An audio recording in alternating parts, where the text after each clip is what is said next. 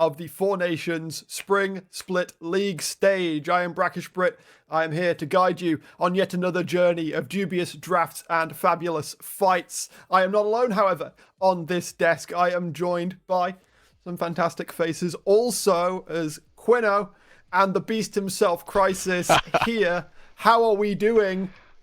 Crisis, I know we'll get to the first game specifically in a moment, but you're hyped to see some boys on the Rift? Mate, I'm bloody excited. This is going to be an insane game. This first one specifically, but I'm also excited for the rest of the games today. But a lot of my boys are playing in the first game and in the second game, and, you know, I'm just here to see some good League of Legends. And Quino, what about you? I'm in a good position. I'm coming into this kind of unbiased. There's nobody that, like, because I'm new to this whole world. It's like, okay, I get the true experience of a game. The true immersion. There's going to be a lot of strong opinions, I think, as we get longer down the line. But as we were talking about Crisis, we might as well get right on towards our first game of the day as Rise Gaming go up against Good Chi. Now, we might as well just, hit it right off the bat, Crisis. You know Rise so well. Yeah, these guys are good players. I've played with Trizzy, Sin, and Nemini all on different teams, and I can say that they all have immense talent. I'm not going to lie about that. However, it's not been gelling 100%. I see that they play really well for the majority of their games, but they seem to struggle a bit in the early game, and it's sort of their team play that gets their results in the end. Yeah, one thing that they've definitely been praised for is the synergy between Trizzy and BB Muffin in towards the mid lane, or the mid-jungle duo at least. Quino, have you spotted anything from your, as you said, your unbiased opinion of something that makes this team strong as well? I exactly with you there. BB Muffin has been a person that I've seen perform really well. Even as a new person, I'd be like, oh, this is one to watch. This is one that's going to be dominant. So, I'm excited for that. Be fantastic to see. We've got the roster on their screens there. As you said, Trizzy, Sin, and Nemini have been around the scene forever. And yeah, the synergy of the mid-jungle has been superb. Nikki is also sort of the quieter member of the team, but that's not to say he is not absolutely doing what he needs to do. He's not afraid to pull out an Ornn. He's not afraid to pull out basically whatever the squad needs him to do to get them over the line. Yeah, and I've heard some immense feedback about Anarchy from his teammates. They've all spoken so highly of him and his ability to sort of grow into this new role, this new comp experience he's building for himself. He seems to be so able to just fill in on this team and just gel with the rest of the members. Going to be very, very strong for them as they look towards the next stage. Of course, they're in a good spot right now to make it in good order towards the playoffs. Currently sitting in a sort of a big fight for third place alongside Broad and the Bandits. We'll get to them a bit later in the evening, though. They have opponents, funnily enough. Good Chi. Quino, again, I know you've done your digging. How do you feel about this squad? Yeah, I'm so into this team. I was a bit skeptical when I first saw them. I was like, okay, they're kind of the underdogs in this game. Maybe they won't have much of a chance. But seeing their previous games, especially the other day, that 51-minute game against Broad and Friends, although they didn't win, they put on an immense display that's like, okay, they can do this. They've got that momentum now, and hopefully they keep it going because we've got some, pretty good players here. We've got Tweak in that jungle was doing so much during that game. But, I feel like they just need that final push to get through it. I still remember the Tweak performance. Sorry, I will throw it across to you, Crisis. There was one Tweak performance that I found really amazing. It was the quietest Nidalee game I've ever seen. But he turned into effectively a second support for Morrow, who went God mode on Vayne that one game against Symbol, I believe it was. A game that looked absolutely dire for them up to the 15 or so minute mark. And then all of a sudden, Forshore's Gragas just outvalued despite being ATCS down to an Aatrox. Yeah, I was surprised to see that personally. It looked as though he was down and out of the game, and then out of nowhere he just became a 1v9 machine. So I love to watch that. I love to see players like this. Four Nations Gragases, man. I know, they step up out of nowhere. It's crazy. I had to pull out the old tweet. Oh, he we did, were talking about Busk's Gragas last week. Oh, but Busk went off. There's a meme that I created a couple of years ago, Quino, which is basically a 3-step meme of forgetting to ban a top laner's main, going, oh no, we forgot to ban a top laner's main, and then panicking when they lock it in and 1v9 the game. It's a pattern tried and true throughout Four Nations splits. Now, Foreshaw's Gragas, I wouldn't necessarily put it on the same pedestal as Busts, but, I mean, this gets us into a good point of conversation. Is there anything in particular you want to see just gone out of this draft, Quino? I was going to say just some boring top laners, because we see a lot of the time where it's just a brawl back and forth. But now that you've mentioned that Four Nations Gragas is like a staple thing that happens, I'm like, okay, now that's what I want to see. So I'm hoping we don't get anything but that. That's what I want. I'd be surprised if it was able to be let through, though, you know, especially with Trizzy Zinzao having to be taken off the table as well. You know, that's a guaranteed ban. Yup. And, you know, if a lot of players know what's good for them, as Kindred might also have to go. So targeting Trizzy might be a dangle for Gucci, and I wonder if they're going to take that. I mean, if you take out one part of that super strong mid-jungle, then perhaps that is a way to attack Rise. You said we were talking about them early games not being the strongest. Yeah, no, it's crazy to see that a team with so much talent just seems to not be able to get going, really, like get off on the right foot. But then their team play is really, really good. They're good at setting up for objectives, getting there first, controlling zones for the majority of their games. And I think as long as they can just get Trizzy rolling really early, then they just sort of snowball out of control. So if they can get off going good and fast, then I think they'll be alright in this game. Quino, I just about cut you off there. Sorry, I was like, jumping in? Yes. This kind of throws towards... That's quite a similar sort of win pattern for the games that Good Chi has won as well. Which team do you think does it better? Oh, now that's getting a bit controversial. I'd say Rise Gaming do it better, but on the contrary to what Crisis was saying, it seems like Good Chi have the better early, but don't know how to keep that momentum going. So it's very like yin and yang with these two teams. So it's, you know, I think it's a very temperamental game we're going to be going into. Yeah, I totally agree with you there. I think if Good Chi can do what they've been doing, especially what they did against Broad, and get going really early, if Tweak's going off, then I think that they can build themselves a strong enough lead. But I just don't know if they're gelling well enough in the late game, you know, when it comes to setting up for objectives and team fighting together. If they can actually sort that out in this game and just go for it, not be afraid to make those plays when they're ahead, then I can really see an angle for them to you know, put Rise in the dirt. If they can harness the good vibes, get that chi going, and keeping it going, as you said, their problem, getting it to the finish line. And Rise is certainly a team that, if left to their own devices for too long, they won't just let the game go away from them, right? Oh, I totally agree. Yeah, they're really good at cross mapping. I'll say that now. I mean, they, even when they're behind, like they find themselves in a lot of games somehow, they do find ways to, you know, trade towers on the other side of the map, trade an objective. So it's never really a trade down. It's at least an even trade. And I think the players are confident enough in their own ability and their team fighting together that as long as they are getting gold and resources into their carries, that they can, you know, outhands the other team. And I wonder if they're going to use that strategy in this game. Any particular targets then, Quino? If you were, let's say, in this situation, we seem to be favoring Rise right here. If you were in the Good Chi locker room and you were going, all right, we can have a good early game, but like, does somebody need to be specifically targeted to allow that mid-game snowball to happen? Or is it someone on our own side that we need to really facilitate for that to happen? Yeah, I've got a kind of an answer for both sides of that. I feel like on the side Hit of me with Rise both! Gaming... Yeah, go on, I will. I feel like on the side of Rise Gaming, they play around the mid lane a lot with BB Muffin as like kind of a core to it all. So everything happens around that kind of, you know, CC, all of that. But then obviously on the side of Good Chi, I feel like they just... They get this good early and then it's a bit too aggressive and they get too forward and then they get caught out, and that's obviously where Rise Gaming step in and they kind of take over. So I feel like if they just play a bit more passive, you know, focus on just, you know, ganking, chilling kind of, it might work out a lot better for them.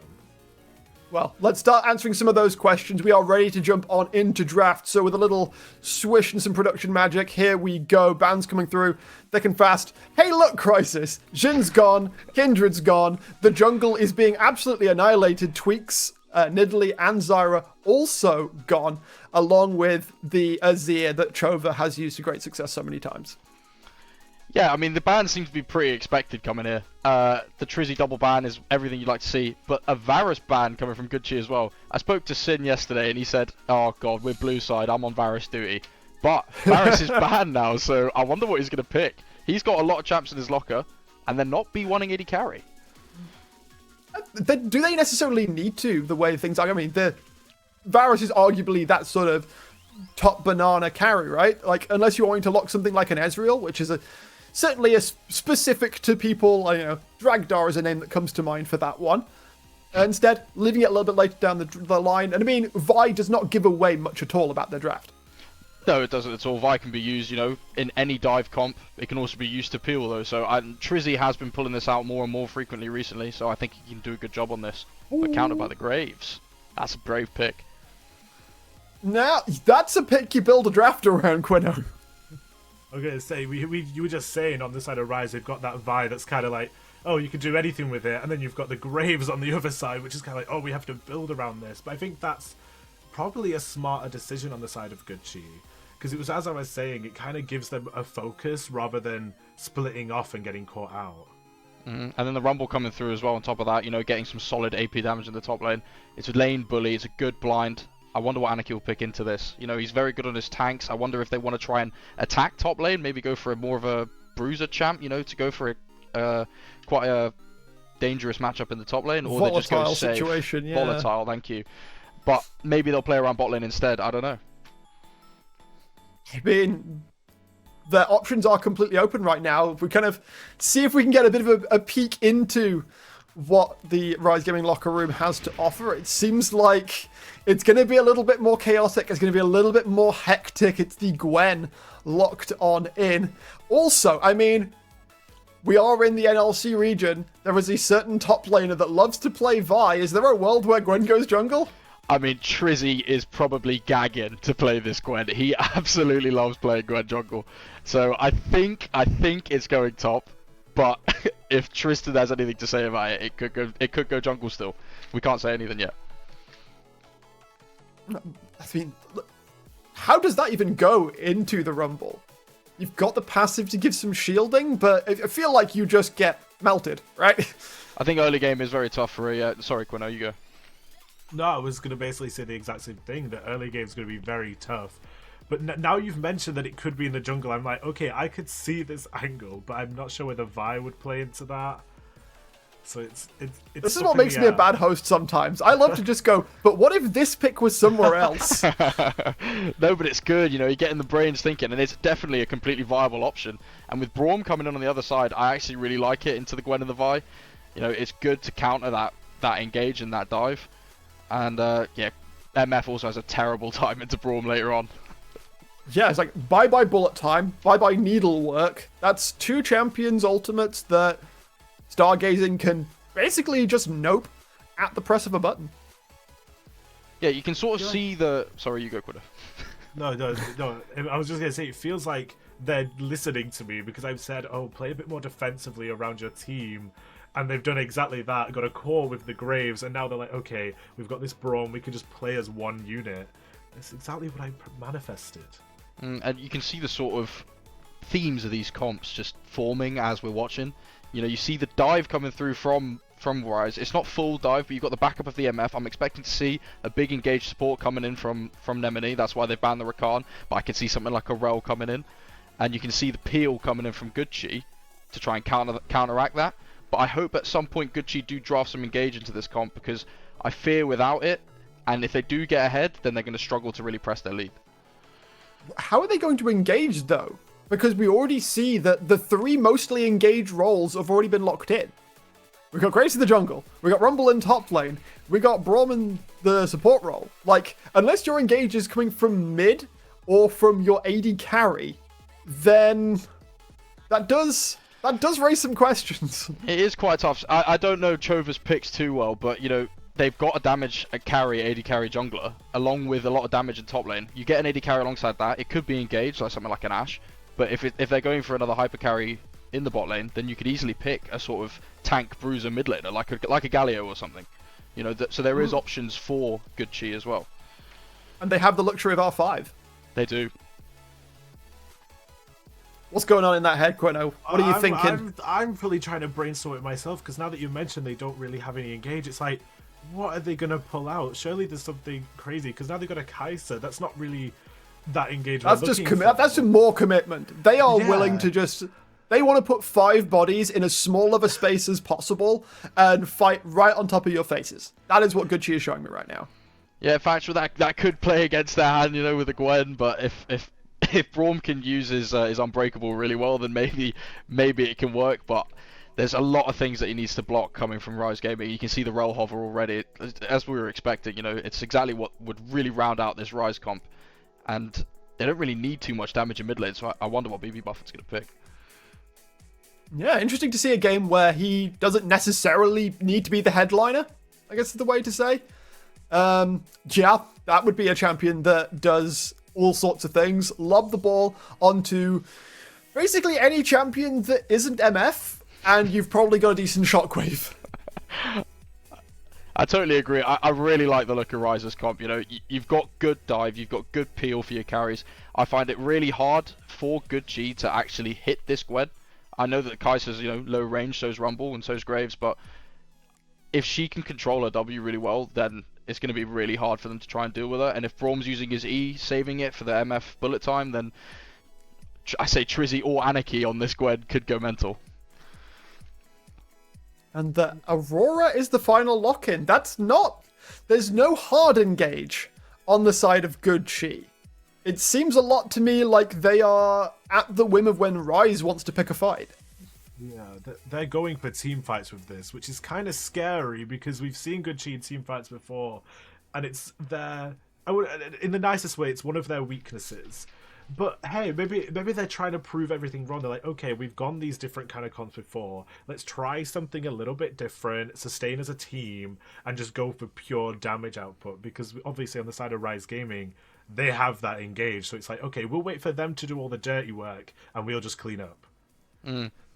I agree. I like the idea that they want to play this sort of ball team fighting style. But as you said, you know, with the team fighting, you know, being a weakness that has reared its head slightly in the last few weeks, maybe they can overcome that and get good in these fights. But I fear for the lack of side lane pressure they can provide. Aurora is decent at it, and you know, her and Orianna can really go back and forth in the side. But I see this Gwen, if it is in the top lane, really running riot against that Rumble later in the game. So if they don't get this Rumble ahead, I find it really hard for them to actually create pressure anywhere but in mid when they ARAM, you know?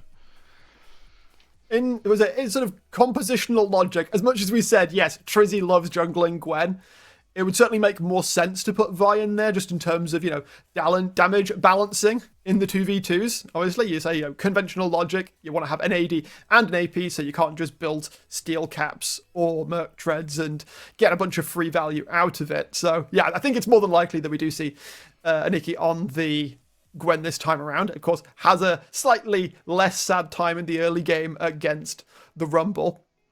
But towards the other side of things, my question still comes down to, we have Tweak on Graves. That definitely is something that Good Chi were looking to build a composition around. In your opinion, Quino, how well have they done that?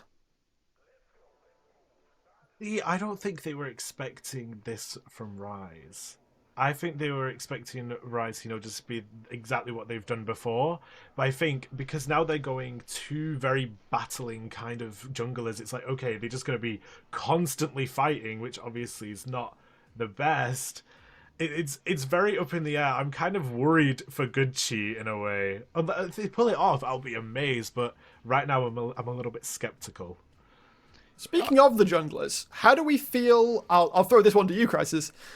We are on a new patch. We are on a new Ionian Rift. How do the Rift changes, like going down to a single set of grubs, the Thornbound Atacon, how do you think it affects this jungle matchup we've got going on? Well, I think this Graves is really going to want to power farm. If he can get himself ahead just through camps while Triz is trying to try and get things done on the Vi, then he can get himself in a good position. And as you said, with Grubs only being one spawn, that's definitely something that I can see Rise playing for.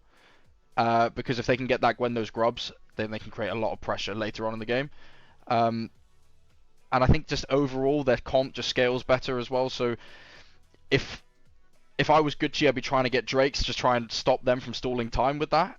But you know, as the individual matchup goes, I think Graves clears faster. Graves should have a better time just clearing generally. But I think the agency that Vi brings should give Rise something to, you know, snowball off of in this early game. Look forward to that. We'll see if that turns true, but it is now time to toss it to our terrific talkers in Trajan and Temporal. Boys, take us into game one. Thank you very much, Bracket. You're welcome for us both having teased the name, so you could line that alliteration up. I really like that. We're happy to do that for you anytime. I'm Trajan. Hello, Temporal. Welcome to the casting desk. We don't get to see us on here that often, but excited for this one. Rise and Good Chi. Now, would you tell me a little bit about what is going on with this Good Chi command? This is a bit unorthodox, you know. This Graves is coming back. We've got some crazy picks up and down. What are we looking at right now? It's sort of an evolution on what they did last week, and I'm liking it so far. It's a lot of responsibility for the Chi boys, because we've highlighted there is no like Nautilus stretch line here. That ain't happening. Your engages are going to be Equalizer and Aurora, hopefully not getting exploded based. There are some risks with that into a Misfortune. We don't like sort of dithering in front of Misfortune. That's a good way to eat a bullet time to the face. However, comes with a lot of range, comes with a lot of angles for Kaiser. So nice and excited. Something a little spicy on a Thursday night. Yeah, I mean, Good Chi, they're 2-5, right? They're the team that just for 2 splits now have just been refusing to quite get it over the line in the way that, you know, we just want them to get it sorted just to break the tension at this point. You know, it's a team that always feels like they're so close. And they came so close versus Broad & Friends, right? One of our favorites, one of our top teams. They were so close going the distance against such a strong, talented roster. But again, just not quite there. Now, Rise, slightly worse. 4-2 record, right? Very slightly worse, we can say, perhaps, just by win-loss. Still a very strong opponent right here. And as much as we like that Tweet Graves, right? We're a big fan of that pick. It's up against Trizzy, right? Up against one of, if not our best junglers right now. Yeah, it's... We spoke a bit about Tweak, and then we've sort of left him be, and he's been sort of the victim of Good Chi going later and like playing like compositions with Vayne as like the star of the show, and everyone's like, yeah, there's a Sejuani in there, like whatever. And like, good juggling, it worked.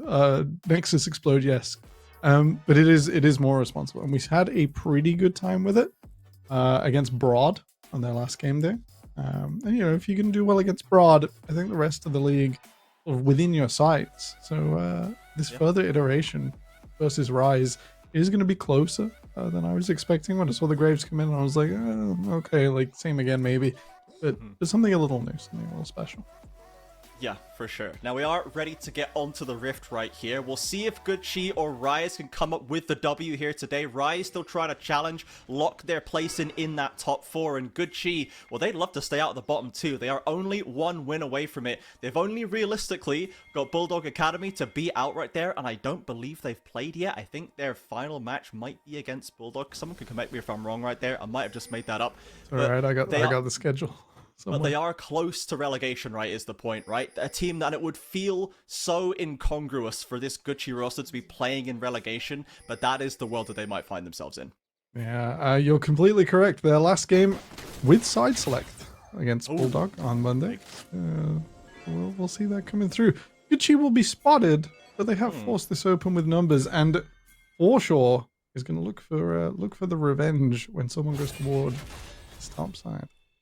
Coming through themselves into the bot side jungle. Couple of wards, getting some vision. Always a good idea to try and track Trizzy. This dude is everywhere on the map a lot of the time. And on this Vi, a pick we've not seen him on so far in this split. Teddy from Rise has been bigging up the scrim data in the chat right now. So my expectations are going to be high, as they would be with any Trizzy game. But this certainly is something a little different, and a pick that can punish junglers very heavily if they do not have their judgment on point.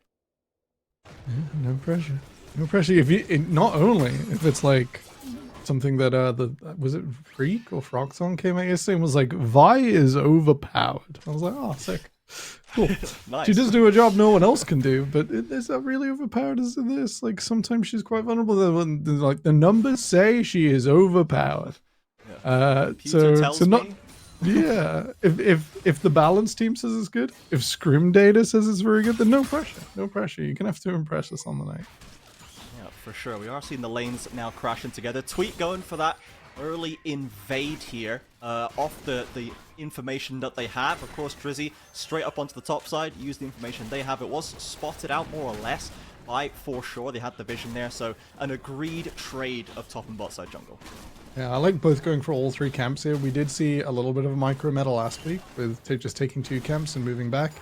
And it meant that this these set of Krugs would always sort of be there to get whoever was on the blue side out of jail free.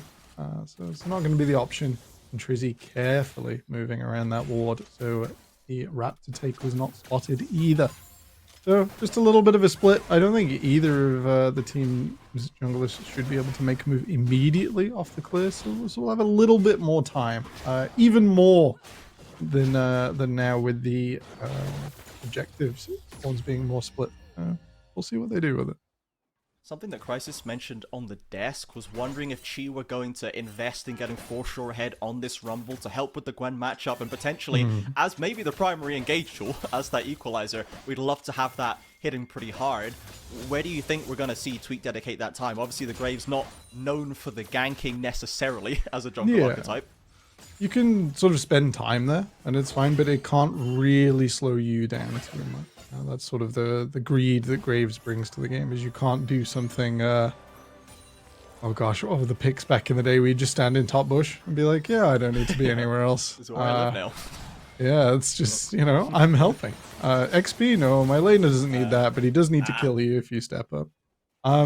So he's not going to spend an excessive amount of time. It's hard with the exhaust. Burning that would be great. But then you have limited options to like make the best of it before Gwen hits level 6, and that maybe turns into a 2v1 anyway. So aggressive options quite limited for the Graves on the top side. Hop back to base, gotten a couple of swords to load into the shotgun, I suppose. So a little bit of damage on board for Tweak, and I wouldn't like to be shot with swords out of a shotgun myself, so nobody really wants to be on the receiving end. I love all of the cartoons that are like that. It's just like an AD carry, and like, you know, most of them are projectile based, and they're like loading up Bloodthirster and Infinity Edge into whatever they launch things out of, and it's just a good thing. Tweak gonna clear out that vision, Stargazing rotating up as well, so another invade here. They're gonna catch Trizzy on the camp, but BB Muffin is ready and waiting. Mid-jungle duo from Rise can try and contest this. Smite's going down, Chickens traded either side. I believe Trizzy got the big one, so he should be happy enough with that trade. Yeah, I got most of them. It'll be just a little bit of time where Stargazing didn't need to be in lane. And it's not going to make a big differential, but we'll see if Rise, whose support Nemeni has actually got a little more experience, can make something happen at level 6 with the absence of, Glacial Fissure? Why was that so hard to remember? It's too hot. Ice, like I need ice cream if I'm going to remember these cold names, folks. As Nemeni, Choba's going to need ice cream for this one. This is not looking so good. He's about to be wounded in this mid lane, trying to flee into the topside jungle. Nemeni hunting with the crash down, clips him with the stun, and the dissonance from Remy the Rodent picks up that first blood in mid. Yeah, I was gonna sort of talk about the 2v2 earlier, and that's not the 2v2 I was thinking about though. The Rel just joining in, gonna help push out the wave. And we've sort of seen Aurora fall down massively in priority around the world, especially in Tier 1 League, because while she's a lot of fun, and, you know, if you pop off, it's really explosive and hard to deal with, not as evasive or strong laner as she used to be, which was her strong point. And with the ultimate not being sort of this big take over the game and hold on to it spell anymore, it is sort of impetus on Chova here to make the most of his early game. I think Rise recognized that and cut him down at a strong moment. Yeah, and even with this kill going into BB Muffin's pocket, a player that we have seen carry more than one game out of the mid lane, this Orianna start the tier into the CDR boots, the ability haste boots. You know, we're not going rocketing into damage right here. The level 6 is going to hit, but we're flashing in multiple instances right now. Stargazing looking to get that stun on Nemeni, flashing from Tweak. They need to get the damage down on this Rel, who has no escape, and Maro gets the credit. Sin stunned as well. Another passive proc from the Kai'Sa. and Chi get a good counter in bot side. Plenty of plasma, get good chi. Takedowns in this bottom lane. Summoner spell's still there on Sin, so the level 6 sort of all-in follow-up. Maybe not the call, but it has bought Tweak some time. I do wonder if they'll go for this dragon, as they have got the shove in mid as well to a decent degree. A lot of, like, I'm not used to having junglers interact with each other, Trajan, and despite the recall here from Tweak and getting level 6, like, there is the option now to play around either jungler and not a ton of camps. Absolutely, we're gonna see some potential gameplay on our screens in the jungle role. We almost got level 6 for Trizzy when that Vial is gonna start to hit. We'll see if they want to keep playing in mid lane. Early Orianna shockwave though, Chova dropping low, drops the Between Worlds to try and get to safety. Very low HP, has to back away, and no TP to get back quick either. Oh, it's a bit rough. The Aurora always wants to be using these things proactively. You know, you're in Electrocute, you want to be dealing damage, you want to be comboing people. I think BB Muffin very confident in the matchup, and with that gank earlier, the flash differential, Jova's crumbling a little under the pressure right now. I don't want him to sort of overcommit too much. It's probably time to lean back, wait for Tweak, who's had a decent early game, to sort of cycle down and move together rather than suffer in the 1 versus 1. Trizzy sneaking into the dragon pit over the wall right there, pinks it out, knows there's no vision on it, and Tweak on that top side. Gonna be no contest for Rise picking up that early dragon. Another thing that Crisis had wanted to see for Chi, to maybe play around those dragons to get that value early on to avoid getting outscaled. Chi unfortunately not picking up that first option, instead heading onto the top side where the now solitary grub spawn is ready to go. I think Crisis did call out as well, did want both teams to try and contest these grubs. Yeah. As Gwen with them is a pretty big deal. Pretty big deal. Melt towers later on. In this case, Aurora will be getting the benefit in Chova right now. Just managing to push BB Muffin out of lane with Stargazing coming down to help. Shout out to Trizzy here. They've got no idea this is going on. He's just cross-mapped an entire jungle quadrant and moved off sort of the Vision Shrine, and the bot side will eventually be spotted out down here in bot to pass the dragon, so it didn't look like he was going down. So, just misled Gucci just a little bit. Bit of a fake out, bit of a bamboozling for sure. Swap down to the bot side. Stargazing ready to help him out if needed, as Mara will just be soaking up farm in the top side against Anaki's Gwen. So we'll see, I guess, maybe waiting to try and expect the dive. They've got vision, they know Trizzy's here, they know we haven't seen him press R yet, so Stargazing wants to make sure that their Blessed Rumble does not get somewhat murked under the bot tower. Alright, Chova can teleport in to just make sure BB Muffin's not able to mess with Tweak and keeps the jungler's farm plenty healthy. It's all still sort of a stillness to this stage, and there's been sort of moves, but no one's committed. If you know, the only takedowns in bottom and mid so far, just casual sort of handshakes, collections on otherwise pretty normal play. So I think both teams sort of recognizing it's not going to be free and easy as we get later on into the game. An eerie calm over this Rise Gaming Four Nations match, which is not normally those aren't words I say regularly. Exactly, right? Now, kind of Good Chi have been the team that have started to struggle. The later the game goes, the more the wins seem to slip out of their hands, whereas Rise have more than once clutched out a game through good decision-making past that 20-minute mark when it's choices between dragons and Atacans and tower pushes. Rise do seem to be well versed at making the right decision, following Trizzy and BB Muffin on the path they want to go down. As mid lane, we see another ult committed. Trizzy not quite in position for a comboed follow-up, and Chova will survive. Still has the flash and ult as well. Yeah, should be alright. Might take a little more damage here on the tower. He sees what Trizzy Trizzy's really about. doesn't want him here. Nemeni's also going to complete. Have vision again, a defensive ult from Chova, but Tweak this time ready to low down that damage. Gets a flash away from the Vice. Stargazing here to cut them off. Lovely Brom Q and ultimate to slow Rise on the escape. Tweak picks up the kill on the opposite number. Nemeni and Remy the Rodent trying to escape. A Brom Q tags them, a stun to follow it up. The damage is there.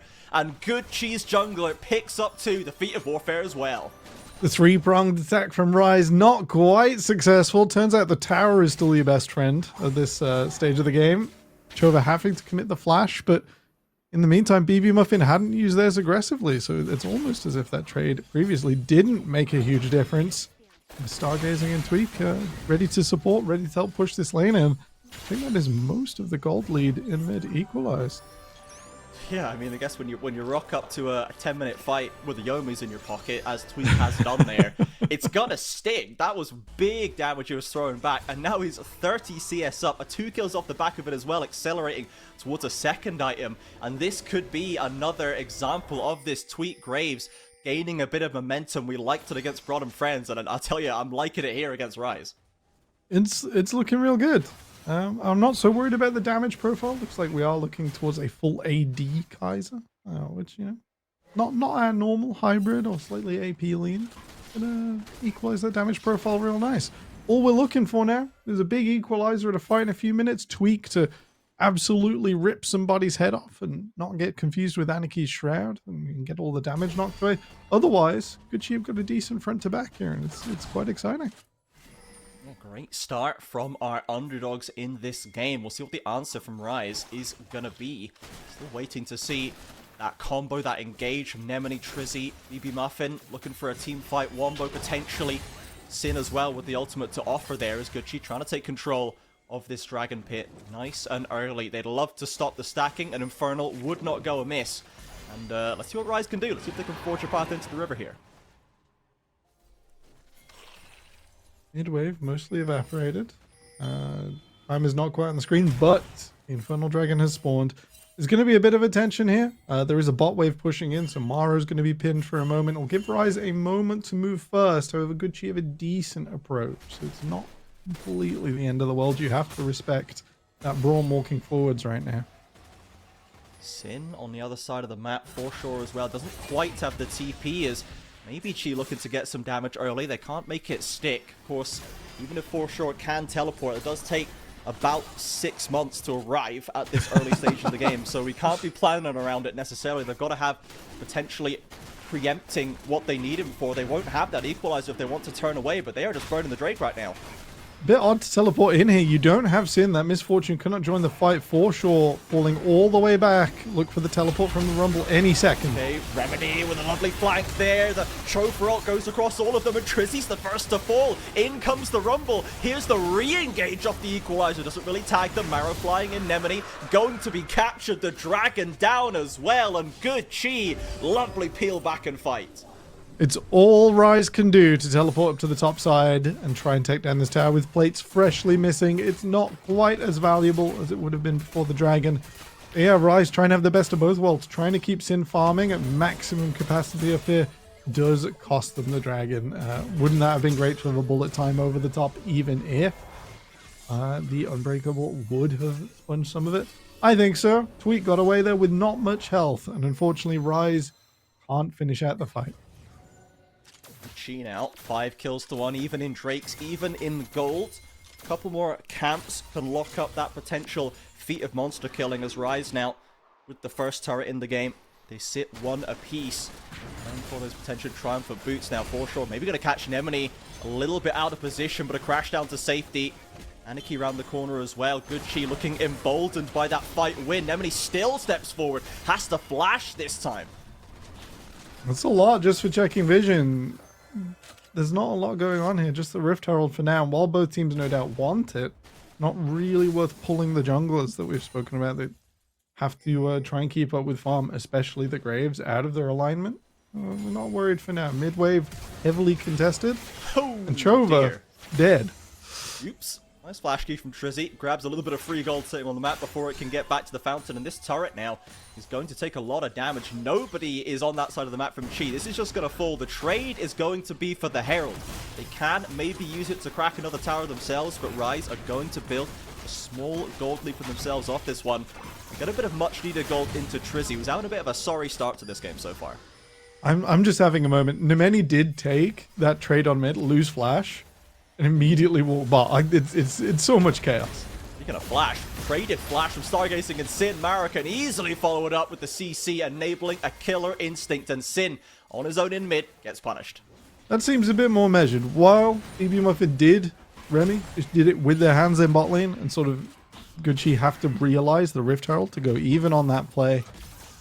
it seems they've got the objective in their minds. This mid wave, what they want right now. And with it, an easy pickup onto Sin. You can see why he was away on the sides last fight. And with it, they'll take this tower. Absolutely. And actually gonna try and skip it somehow. They do. The timing is pristine from Good Chi. You know, I've never seen that, Temporal. I've actually never seen them pre-herald, expecting the tower kill to get the optimum back timing off it. That is excellent stuff from Good Chi. Yeah, that was flashy stargazing. That's an advanced driving course for you. Well done. Yeah, he's on the IAM. He is tutoring right now, Rise, to try and get value like that. So they've broken that mid lane tower. We love to see it. Hashtag creating space, etc., etc. Gold evened up as well. And it seems like Chover happy enough just holding Aniki in the top side right now. I was talking about Tweak's CS advantage as well over Trizzy. We need to acknowledge Aniki's CS advantage over For Sure. He is somewhat Chovian right now. 180 CS here, about 17-30 minutes in, as Chover, we hopefully he doesn't want to see a repeat, as For Sure has perished in the bot side. We have Vi Orianna looking for a potential play onto this Aurora, who has been a little put upon right now, but the wave thinned out. Commits the ultimate. Trizzy doesn't want to go for the dive. Chover tries to contest it, but doesn't expect the jungler, and Orianna picks up another. That's pretty brutal. The CS not looking great for either of Good Chi solo lanes. They have sort of been left out here and could have probably just held on for their junglers. She really would love to get these kills. The bot lane tower is getting assaulted right now. The inner gold's going to go down, but a shutdown secured for Tweak is the choice for Good Chi. So it's kills for objectives. And to be honest, Temporal, normally when I see this, it tends not to work out for the kills team in the long run. It was a lot of time sending 3 up there. In the meantime, Rise Gaming just extending that gold lead. I think 2,000 is, it's measurable right now. It's not everything. Not to be sniffed at, and especially when it's on such excellent solo laners. Aniki using that exhaust there in the dive, but once that's up again, there's nearly no one that can match you alone. And drawing people down into that lane, going to be pretty successful as they set up for Baron. Taking that topside tower, recalling, getting the buys in. The fights have been good for Good Chi so far. When they have a pitched battle, they've come out on top. You can see it in the kill lead. The Dragon going to give them another excuse, perhaps, as all of those outers done. One of the inners as well for Chi having fallen to Rise. They are taking early control of this river, the blue side team. They're going to be first into this Dragon Pit too. Alright, we'll see if that's set up. With Sin in tow this time. As you can see, that's a bit of an easier contest. Now, looking for that big equalizer from For Sure. Maybe another aggressive Brom. Ultimate Stargazing has been making the most out of this so-called defensive support pick right now, as Rise, in fact, force Good Chi back on our red side team. Even though the fights have been good for them, they're given a respectful amount of space. Yeah, Chover's fishing, but knows he's still a bit squishy to commit. Hasn't got the Zhonya's through yet to command that zone. Will have to be Good Chi walking into many the first spot. Looking for Sin's positioning here, looking for the bullet time to line up. Rise really want to turn. Trizzy charging the Vault Breaker, but there's no way in. Chover ults over the wall right here. Decent damage to start it off. A lovely equalizer onto the carries. Stargazing throws up the wall and blocks the bullet time. Chover with the first kill. Chi peeling back, looking for more. It's another spectacular dragon play from Good Chi. They're gonna ace for nothing. That was absolutely clean. You could see by coming over the wall, adding that distance, Chover makes it so hard for Sin and BB Muffin to use the leads they've built up, to use this 2-item misfortune to dominate the team fight. And only the last little brush had to be blocked by Stargazing, so also able to protect the team. Set up with the equalizer. Fantastic work. It's a beauty from Good Chi at the 20-minute mark right now, grabbing the gold lead back, taking the dragon lead, and even more gold pumping into those carries. Marrow, 4-0-1-5, an excellent late-game win condition scaling carry player, already approaching that 3rd item. Tweak as well, putting up great numbers on the Graves for the 2nd game in a row, 4-0-5 himself. Many big item spikes coming through for Chi. If they can hold on to this momentum, Temporal, they could bowl Rise over in this mid-game. They can, and it's nice to see a Graves composition working out sort of in the way you design it if you were out of game. So it's not just been like, oh, Graves is doing pretty well. Only Graves and Kaiser have got 2 items and components. Your carries are fed on the carry-led team. It is so awesome to see that has like aligned the way they want. Rise's solo laners are strong, and that has let them pull people apart and take those side lanes. But right now, the team fights are what matters. They haven't managed to come together for them. And it is still not the biggest lead in the world for Good Chi. Only 2,000 here past the 20-minute mark. Very comebackable for Rise when they have the tools to find picks, to get that massive team fight, if they can actually pull it off in the way that has evaded them so far today. It's not been the first game of Rise's where Trizzy's had a slow start, but it's picked up when the going got tough. Yeah, he's still got that laser zoom in on someone later on, so it is why we've seen Maro stand all the way back in fights. Anarchy here, a little vulnerable to 3. Oh, there's help coming through the TPs and the rotations from Rise. Look at what we said. Tweet caught getting a little greedy and a shutdown fed to Aniki. Good Chi rotating over late, but look at Maro. He's chasing Sin down on the other side of the universe. Stargazer can know where to go. Flashes over the wall. He's going to drag Trizzy back to finish that one off, but another shutdown passed over. Just as we lampshaded it, Temporal, look what's happened. Yeah, it's pretty brutal. Vi's ability to just turn around and single someone out. So savage, especially when you can just throw some razor blades over the top, as Gwen loves to do. A little exuberant from Good Chi. We have caught them once or twice just chasing a kill on the side lane this game, using that togetherness.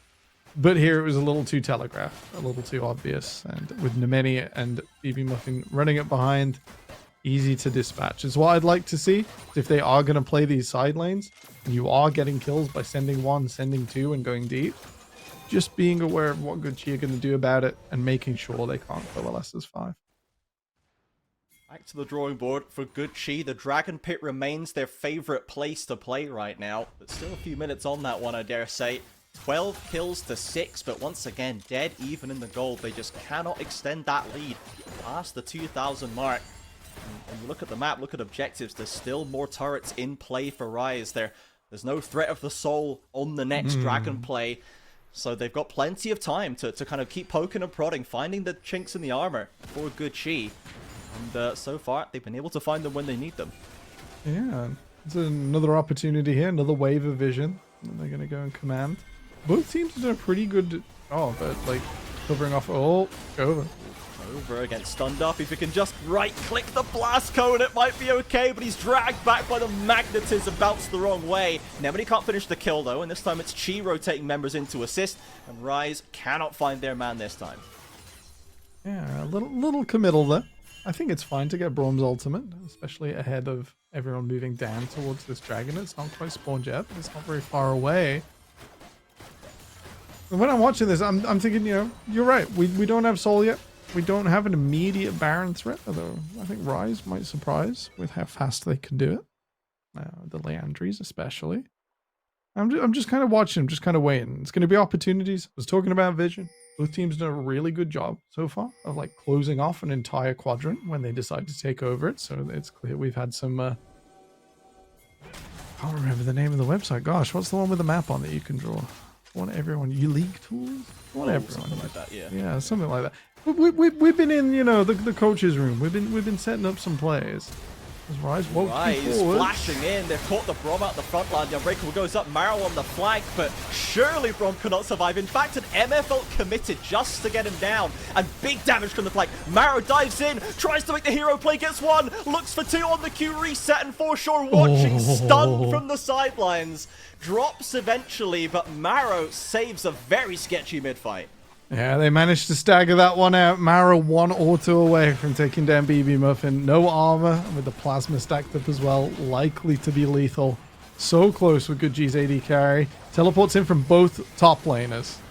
To finish this, Sweet needs to get this over the line. He's got the Cloud Drake and can dash back over the wall. Chover flashes to get to safety, and Nikki not able to follow. But BB Muffin really wants to get this kill. Chover tries to reposition, cannot escape the hunting Orianna, so a kill still goes down, but Good Chi now sitting on soul points.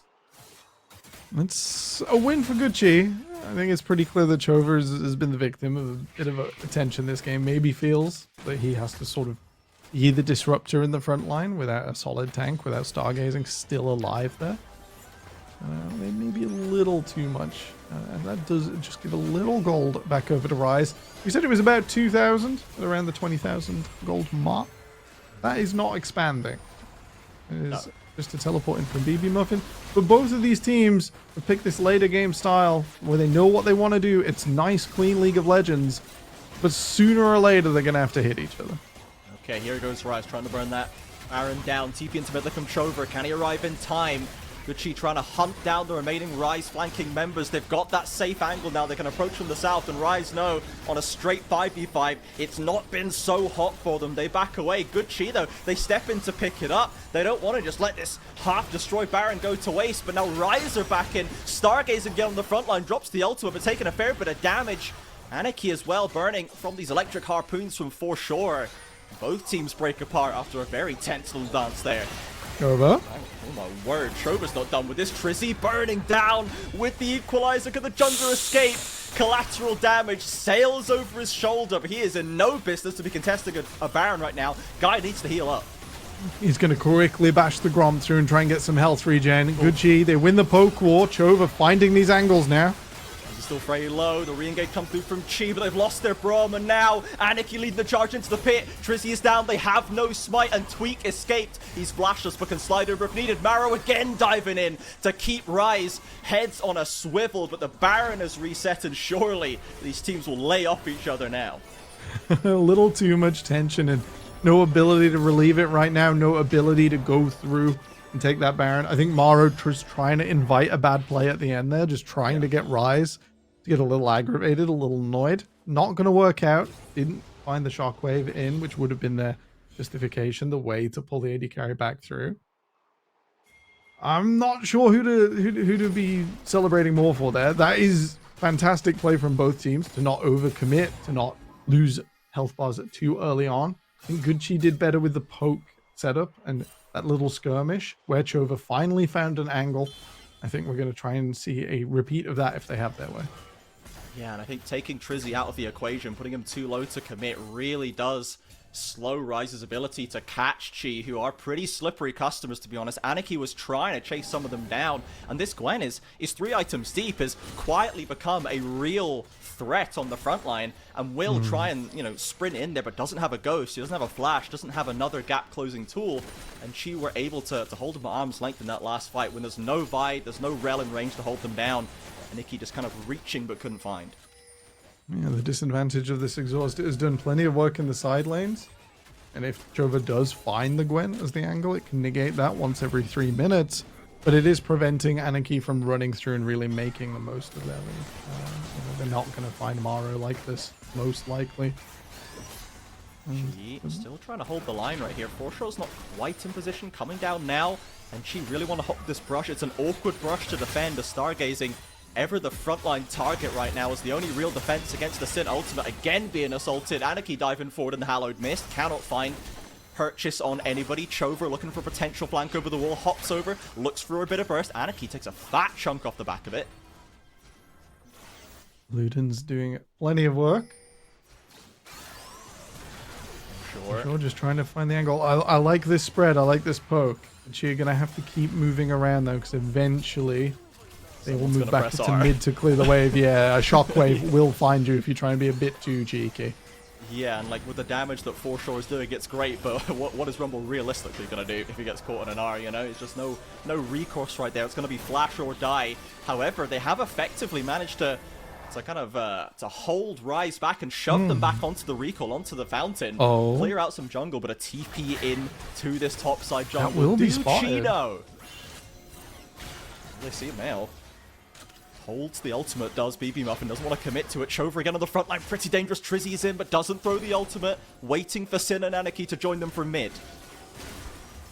It is an advantage of Gucci being so ranged, not necessarily long range, but only Stargazing truly a melee character. Chova finds another. They aren't getting stuck on traps on these wards. Many has not found a super Magnet Storm all game that has caught multiple people in and allowed them to move around the Braum, which is why you'd have Rel in this composition to make Braum's job just a little bit harder, to bait out that Unbreakable earlier on. They got the dragon. Oh man, this is a classic. This is a classic. They know though, good on Gucci. They smell something in the water. A pinked brush is not going to be tested, and Rise again will not find an angle right here. Chi have been holding around them, playing around this mid lane so well. They sneak the dragon with no contest, and Rise still trying to find an angle. Imagine if Chover had 3 items instead of 2. These Aurora chunks have been vicious, even just with 2 items. If they hadn't been so put upon in this early game, Rise would just be getting pushed out of this lane entirely by the damage Aurora's finding. Yeah, Shadow Flame next really will make that little jump to lethal just so fast. Chi moving around slowly. I'm liking the arcs. I'm liking the splitting. They're never standing up in line to be caught by a single shockwave. As BB Muffin moves in, the TP in from Anarchy. Not quite going to be the engage. Straight away, peeled off by Good Chi. The recall's now coming in. Foreshore and Chover both with a teleport that is now, you know, it's getting faster the longer the game goes. This has left that mid lane inner exposed. Just one hit on it, and Sin will pick up a bit of free gold, get that wave crashed in. Rise now straight back to the Baron. Do Chi have enough time to get back here? Maybe just about. Eyes open. The Yamus. So Yamus has been popped, so oh, it's going to be close. for sure, he's not going to find it. Trizzy and the rest of Rise find the window. Good Chi think they've managed to get the value off the TP, but they all back away. Nobody sticks around to stop them. Rise pick it up. Now they're looking for the fight. Big damage. Stargazer blocks the ultimate, but again, there's no one to follow it up. For sure, so low. Anarchy diving in. There's the exhaust. Finally, the Gwen gets her hands on the backline target, and Good Chi fold under Rise Gaming. A little overconfidence in the base there. Good Chi probably should have staggered those instead of done it all at once. I think it just even the sight of Tweak's gun barrel probably would have dissuaded Rise there. But they call their bluff. They run it through. Rise Gaming, 4,000 gold lead, starting to expand once again, and plenty of time to play on these inhibited towers. Took them what felt like 5 to 10 minutes of poking a Sin in the mid lane once again, and Tweak will take his freebie right there, no question about it. But Rise held strong for so long. They couldn't find a way in, but they were not losing out either. They weren't giving away free kills. They never lost control of the map. They just stopped Good Chi and couldn't find a way to grab control for themselves. But as well as Good Chi played it, they played it so well for so long. And eventually, one little slip, Baron goes, a hasty overreach for the play after. And now they're the ones looking down the barrel of the blue buff. This is some of the cleanest league I think we've seen all split in 4 nations. I think both teams should really be quite proud. At the end of the day, it's tragic. Single round robin. Someone's got to win. And you don't even get to sort of relive that rivalry with the team. You've just got to live with it. Stargazing, blasting forwards. Classic Stargazing flash engage, but this time it does not stick, and she cannot find anything after a little bit of desperation maybe creeping in here. They're looking for a Nikki, but again, they don't want to go too far forward. They felt the jaws closing around them as they did. Yeah, it definitely felt like desperation at the end of that last play. With Tweak just getting away, and everyone sort of nearly being low enough to take out, but not able to approach all 4 members at once. Pings onto the bottom lane here. Stargazing and Tweak will be spotted. Nikki trying to TP, but cancelled the TP. If they can get this Gwen down, that's such a huge part of the Rise composition. Stargazing misses the Q. There's no slow, and the needlework is dissuading more, but Chover wants it, can't find it, and Brom now forced back. And look at the mid lane temporal. They've lost track of it. It was all bait all along. Anarchy drawing everyone to the lower side. I think they got a wave into mid tower, but not quite enough. Nemini gonna try on get this sorted. Just the Brom out, a dash back, the double stun right now. Anaki looking for more. Trizium with the flank. The Sin ultimate and BB Muffin take down Stargazing, and Chi with no frontline left have to retreat back. They'll pick up the farm. When is that dragon coming up? I need to see it. I need to know when, because that Elder is going to be massive, and Chi would love to have another Dragon River fight. That's been their favorite thing all day. It has. It's not for a minute or so. I didn't quite get to write it down at the end of the last dragon. In any case, nothing grey on the minimap yet, which will give us a minute's warning. Yeah. Just Stargazing going down. Just the committal. Excellent flash out from Tweak. Dodges the shockwave. I'll say Divin and Goner as well.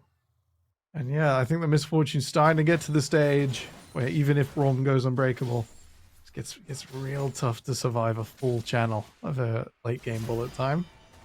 I'll have to see if Trizzy can repeat it and pick out another carry for his team to focus down next time. Has been a pretty quiet day for Sin in the bot side, as these MF games normally are for champions, players just picking this into anything strong to kind of stall out the lane. Ult big for a team fight, but often just gets focused out, being vulnerable as it is. So Sin finally starting to have some agency in these plays with the ult setups as the 4 items, in fact, now completed. Now Chi, it feels like the classic Chi story. It's so good. Every time I look at the screen, I think, wow, Chi, you're so good. And yet, where's the win? Where's the gold lead? How has this happened again? It has been the most like tragedy in a Shakespearean sense. You know, it's not a tragedy that we're all crying about it, but it's a tragedy and it's such a beautiful story. And I wish they got a happy ending once or twice. Tweak, you're going over the wall here. It's another deep double teleport. On the front line, Forshaw drops the ultimate as well, but doesn't even get that much damage down. The rest of Rise quick to try and pounce in response. Nemini looks for a target. Forshaw sectioned out on his own, but has enough distance to escape, and Chi will walk away, losing a TP, losing an ultimate, 2 ultimates in fact. The Elder Dragon spawning. Not a surprise that everyone jumped the gun on the teleport summon the spell there. Comes the Elder. No engage Rumble ultimate. They still have Aurora. They've still got the tweak damage. He's almost full build on this Graves. Chover into the pit, trying to get he's got him down. Big burst forces him. Maro hunts down and gets the jungler for sure. But can Aniki carry this fight in the back of it? Sin looking for damage. Barely survives. Chover from the backline has no cooldowns, and somehow Sin and Aniki walks away. This MF goes from 1 HP to triple kill just like that. But Tweak still with the smite picks up the Elder. The rest of Chi wandered away from the pit, forgot what was happening. They still get the ace, but the Elder buff dies with it. I think both Aniki and Tweak just knew that trade deal there. It was like, well, you could get the Elder if you want. You can try and run me around if you want, but you go down here, and Sin will be able to heal up and get in onto the base. I'm not sure that Forshaw and Maro coming up to aid Stargazing will be enough, so... Yep. Rise aren't going to push their luck. You know, the Elder's down, Baron to play for. Let's not die into some Nexus towers. Sounds sensible enough to me.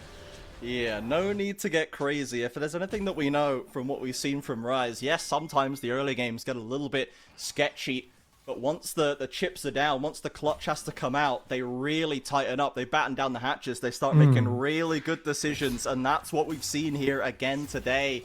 Now, 4K ahead, inhib pressure to play around. Another Baron, which they managed to sneak away without contest last time on the timing, but Chi might want to look for the fight too early. Just trying to find these angles, trying to find these chunks. The Void Staff means Chova, you know, doesn't have to be so selective with targets. Once again spotted on the wave though, so Rise feel happy to move into this jungle, knowing that there's not going to be a rabbit jump scare around any of the corners. Maro trying to poke with those Void Seekers, but of course the full AD build does take the sting out of them. Chi got to control the mid lane. Tower here. Good Chi, you need to move off the wave.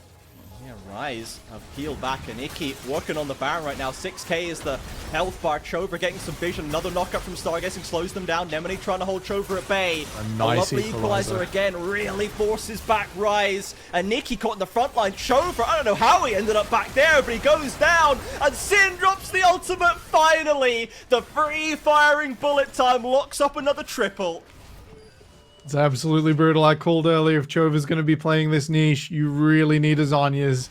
At this stage in the game, time is everything, and you can't buy more of it than Stasis could ever give you. Rise Gaming +2 on the fight. Not a huge amount of good Chi left to defend. They should be able to hold off under their Nexus towers, but they can't reach the tier 3 in time. It folds like paper. 20 seconds on Brom, 24 on Chover. They really need Stargazing to put the wall up for Tweak Gotta and hit the Maro to wave. deal damage. These are not long-range carries. Rise looks like this time they want to commit. Sin with no ultimate. Tweak trying to go in. Maro again goes deep and finds one. Looks for Sin. He's space gliding on them again. It's a double. He's going to find 3. Hunting for the Quadra. And Maro once again puts his hero pants on and saves Gucci in the game. The best thing about Rise or Split, the discipline in the late game, a rare slip for them here. We called that they maybe didn't want to push it in the last fight. This time they were confident. +2, but no Baron, and Tweak evaporates minions under the tower.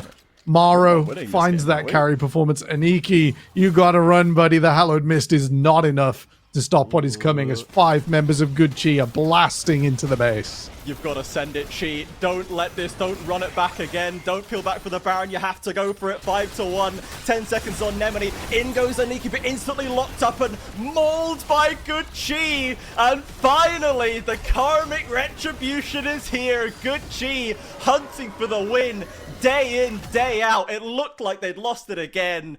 But at the very end, Maro says no. This is our day for the W. They've done it! They finally did it! A late game banger on stream. Wow. We didn't get to see the Vayne one. And what a performance. Morrow under the Nexus Towers. What do we say to the God of Death? Not today. Not today. Man. What a week for Good Chi. What a week. Excellent games. Absolute content for us, if nothing else. Pushing Broad and Friends to the limit. Taking out Rise. Good Chi. When they needed that win. When we need to see them save themselves from relegation, they put that extra W on the board and give themselves new life as we head towards the end of the split. For now, we're going to go back to the desk to break down another Good Chi clanger, taking the win over Rise.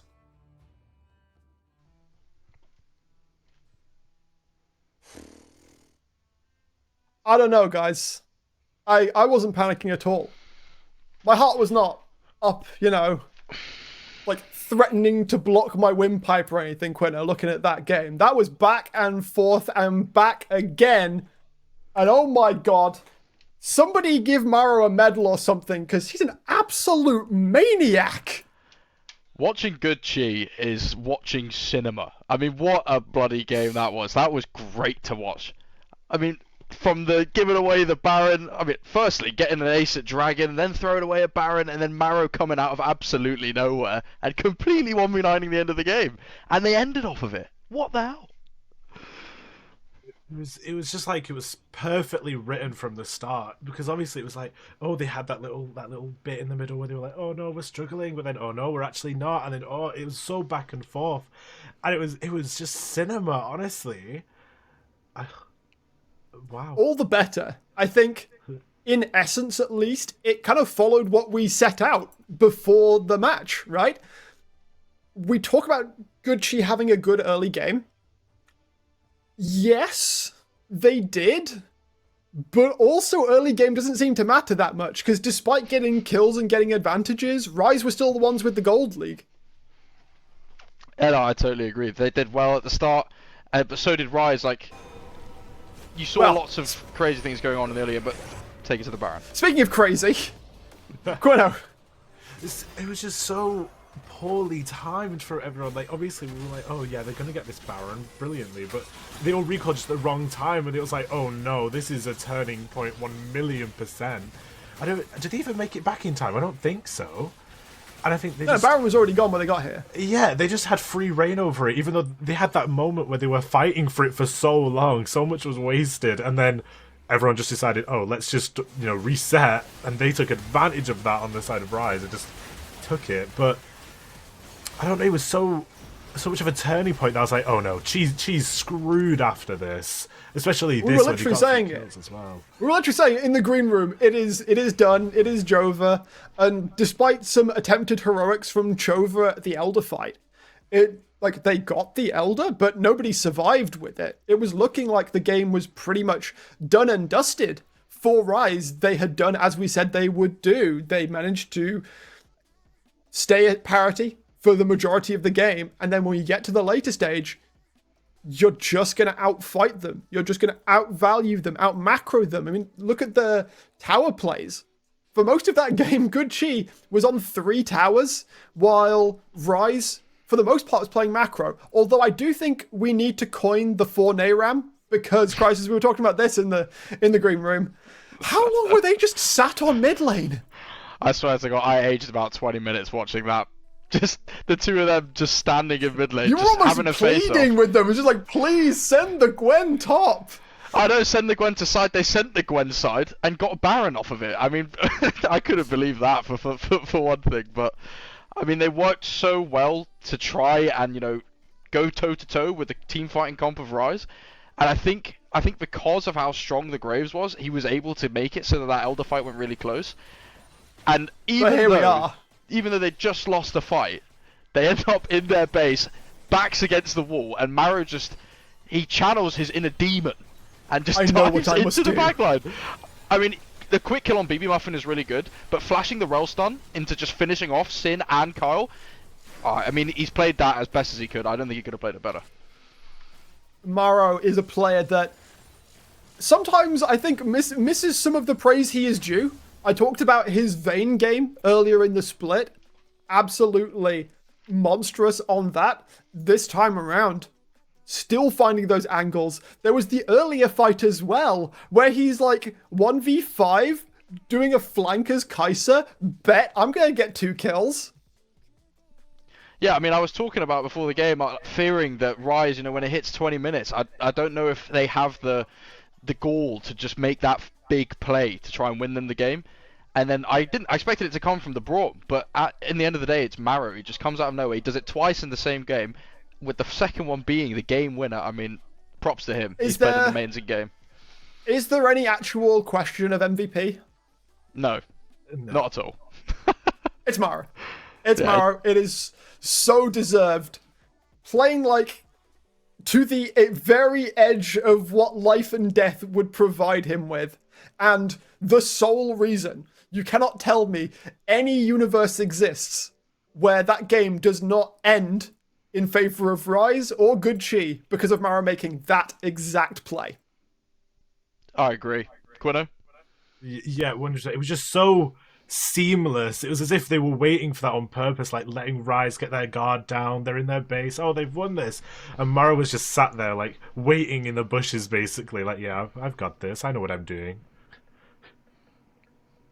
I mean, another stellar performance from Maro. And the bad luck curse, I suppose, from Good Chi has been now broken.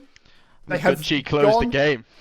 Yeah, they had gone well early, and they were able to follow it up after the fact. We can look at some stats here, but I mean, the big number that matters is Maro there. Yeah, I mean, you can see there's a good damage share across this entire game. So much damage is being dealt. I mean, Tweak seriously pulled the entire team on his back in that early game. He was the one that got all the kills and got them really running. But I want to talk about Chova as well. He had a really rough start to the game, but he was getting a lot of really good chunks during that 4 ARAM, and it led to them being able to create space and control the area. And then when it did come to that Elder fight, I think it was partly the reason why they were able to at least have a chance in that fight.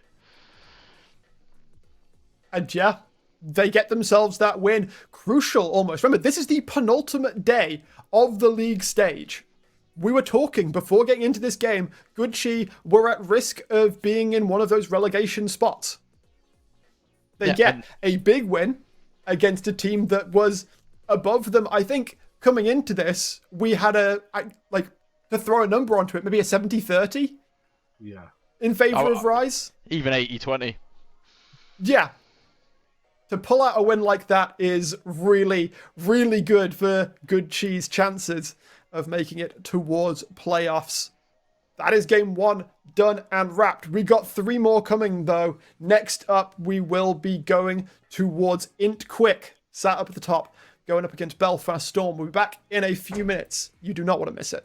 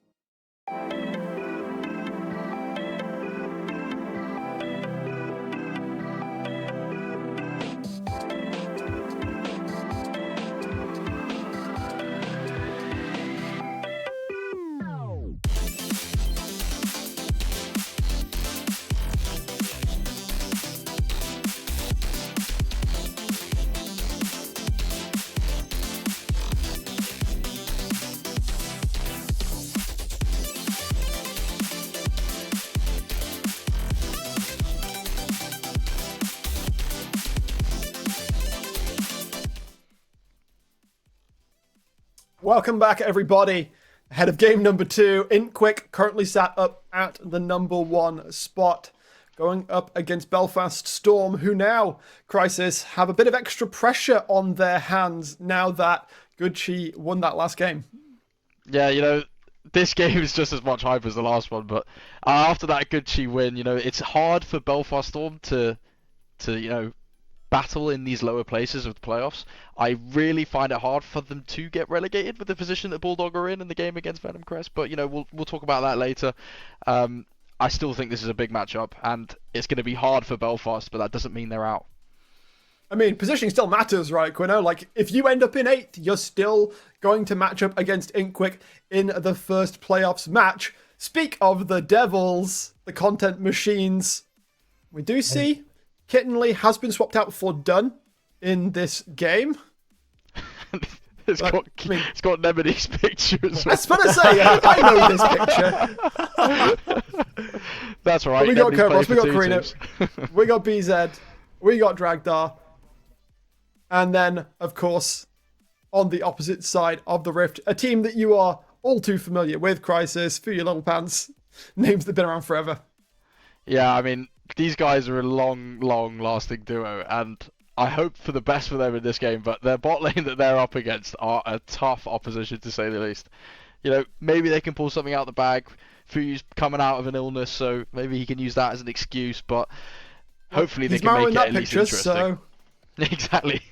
Maybe he should have see if he can pull off a similar performance that time around.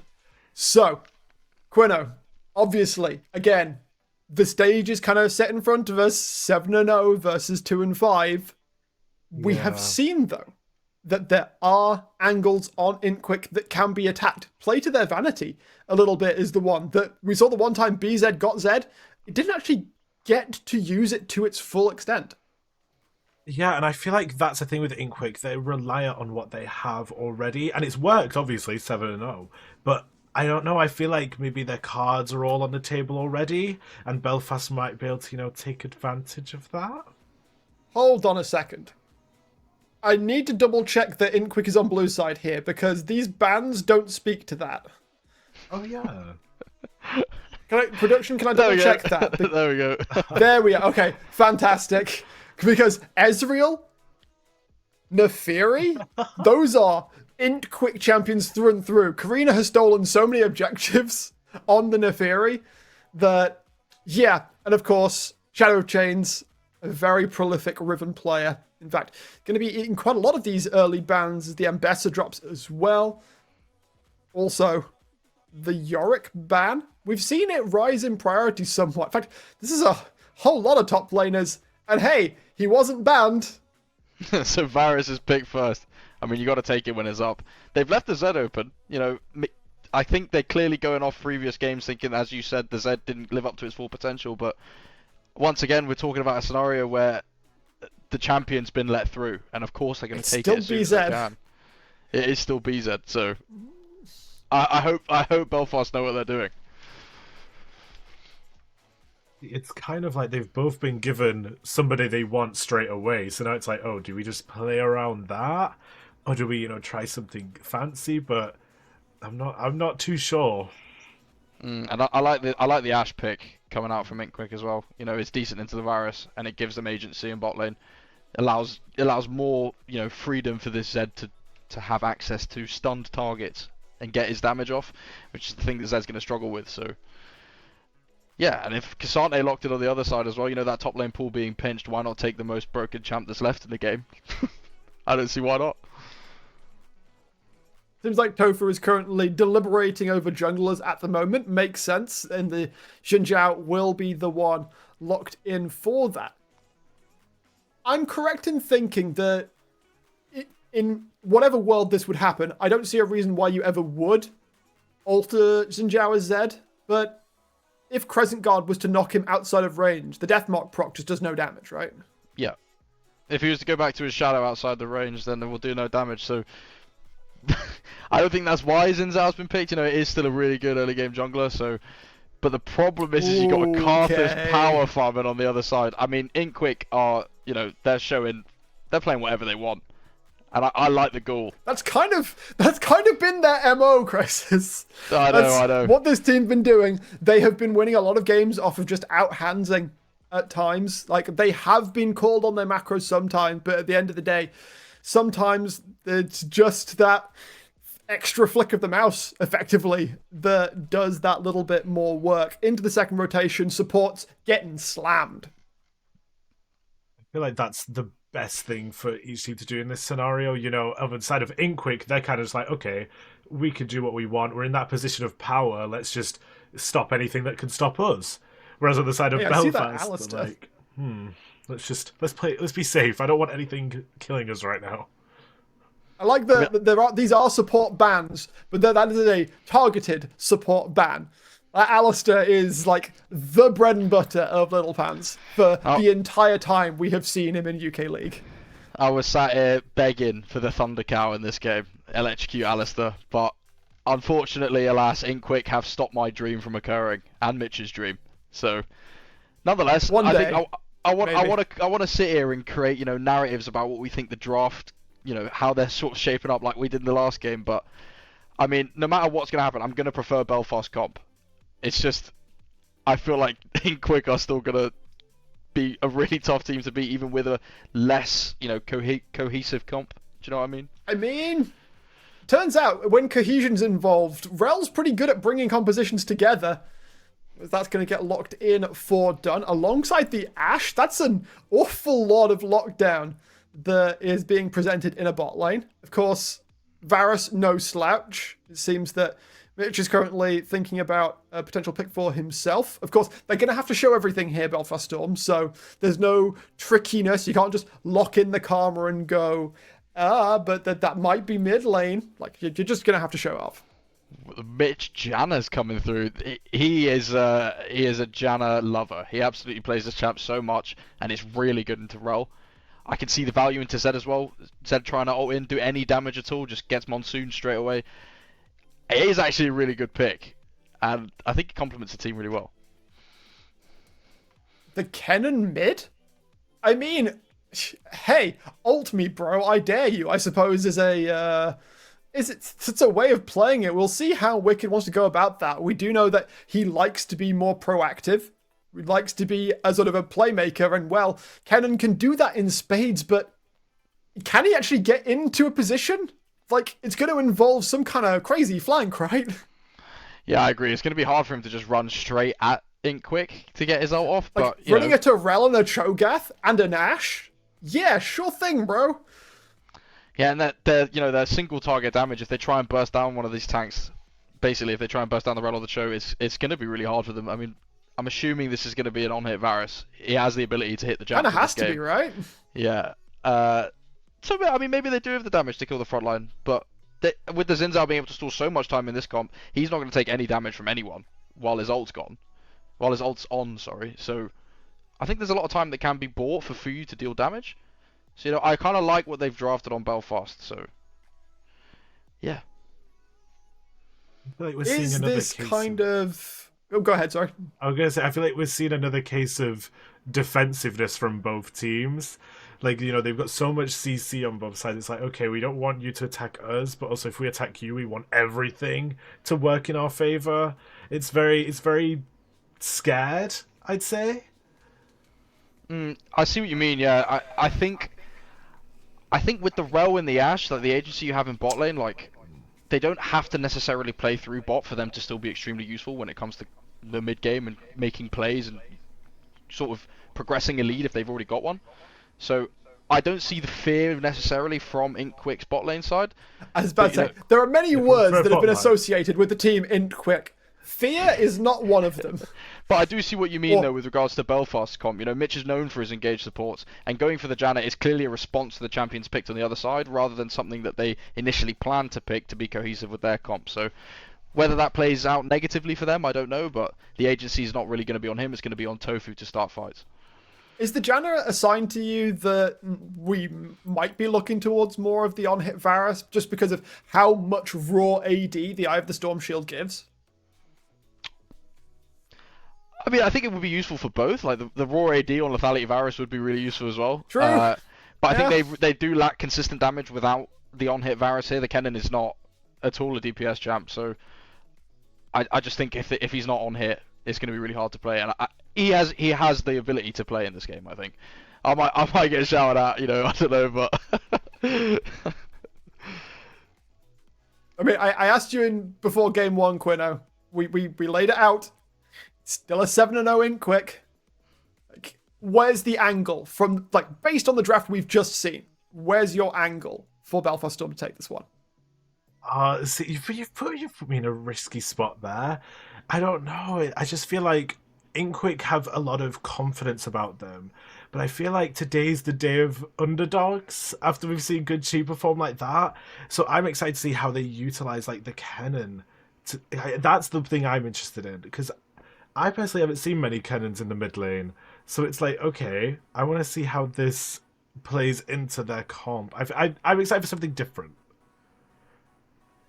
I think something different is something on the lines of what we will see as we will throw it across once again to Temporal and Trajan on the caster desk to bring us through into game number 2.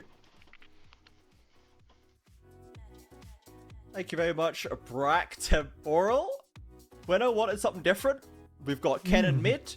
We've got Cassante back in top side. We've got Zed, Karthus mid jungle. Where are your eyes taking you on this draft? Because for 2 games in a row, we've got plenty to unpick from the champions this side. Right. What I want and what I think are going to happen, slightly different. What I want, Cassante mid, and AD Kennen in the top side. Because it shreds Cho'Gath to tiny little pieces. It is not easy, and Kerberos has been struggling in lane as is. With that in mind, I think it's probably just going to be Kennen mid. I think that's just quite likely. Probably. Yeah, I'd imagine so. I mean, I like that we've got... If I would trust anybody to pilot a champion like Cassante and still get value out of it when it's not necessarily as high prio, I think Shadow of Change has been mechanically super strong, and you've got to be mechanically strong, I think, to get great value at this pick right now. How much you can do into Kerberos' Cho'Gath as well is going to be a question. I think Kerberos has been picking up a lot recently. He had kind of a rough start, to be honest, and Div 2 got a little bit exposed in the promotion series, but they still made it in. But on his Mundo game, his Tryndamere game were super good, and Cho'Gath has been a pick that for a long, long time has been a Kerberos special. So I think that this is sets him up well to have another strong streak here. Yeah, I suppose I should personally say thank you for the 200-ish LP I got out of Shirelia Cho'Gath very recently. It's big of good. Send a thank you card to Freak for that one. Yeah. Although, hang on, let's balance this out. I saw Kerberos reply to a tweet yesterday. It's like, why did you quit League of Legends? And he was like, I don't like this and I don't like that. I was like, brother, you're undefeated in an ERL 2. Stop this. How can you say you've quit? You're here twice a week. You show up twice a week to play comp games.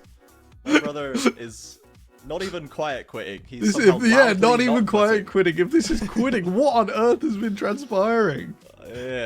Unsure what to make of that one, to be honest. But for Belfast Storm, again, another team that really kind of needs to put some wins on the board. Sharpish, if they would like to, at the very least, improve their positioning and avoid awkward tiebreakers going into the final weeks of play. We've seen Good Chi put up the big win, back up what we've seen from them for weeks. Belfast Storm has been a lot more of a kind of gradual decline for me. 1-1 in the first 2 weeks and then 0-2 the next.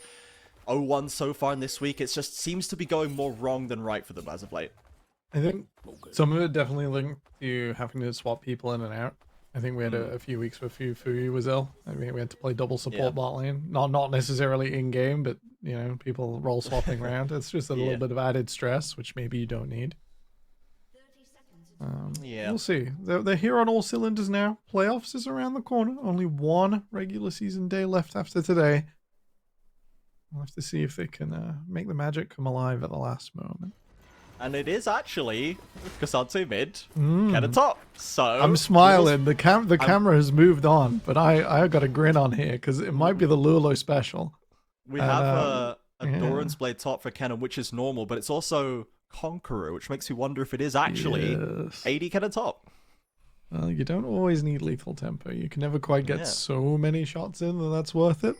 Yeah, I mean... But at the same time, coming out of your E, you can stack Conqueror pretty quick as Kennen.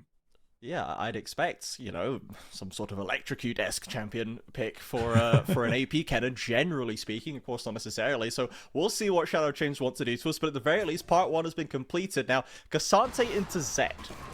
I mean, I'm struggling to see how Cassante could realistically die, to be honest, but are we at a point where Cassante is killable by Zed, or am I crazy? No. It is BZZ, but generally no. We'll have to see Wicked maybe make some missteps here before the kill angle sort of comes online. It's like if we imagine, oh dear, done, stuck at home. Ryan the Lion, way too fast on that tornado. A bit telegraphed there. They wanted to step down off the horse. Shadow taking a few cues here. You do try and avoid those with the Kennen early on, but it was between his E cooldowns. But you ask. Zed sort of has to play like a poke mage here, has to get the Cassante really low, and then you still generally have to approach to get the kill. Cassante plays so nicely inside the minion wave. It's really hard to deal all this damage to him. Shadow a change, not far off a kill angle here. Sidesteps the Q critically, or that could have gone a bit dicey, and now this leaves him free to stack up the autos. Still even thus far, though.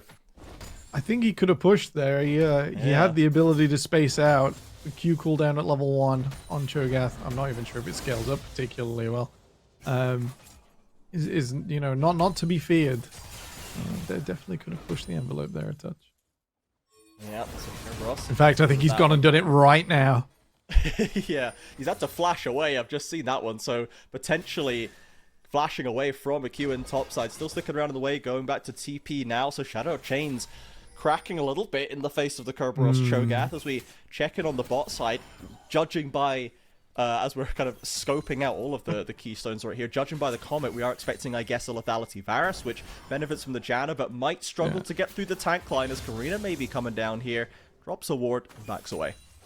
Yeah, it doesn't struggle as much as it used to. The Lethality Varus was sort of tuned later into the game a little while ago. And also we've got this Kennen now who will be a Blade of the Ruined King. And if he's a real savant Shadow of Chains, I want to see a Ginsu's Rage Blade as well. Item is massively overtuned at the moment, but under the radar since there's not many fantastic uses for it. Karina here going to help push out the wave. We've noticed BZ struggling a little early on. Wicked a whole wave up.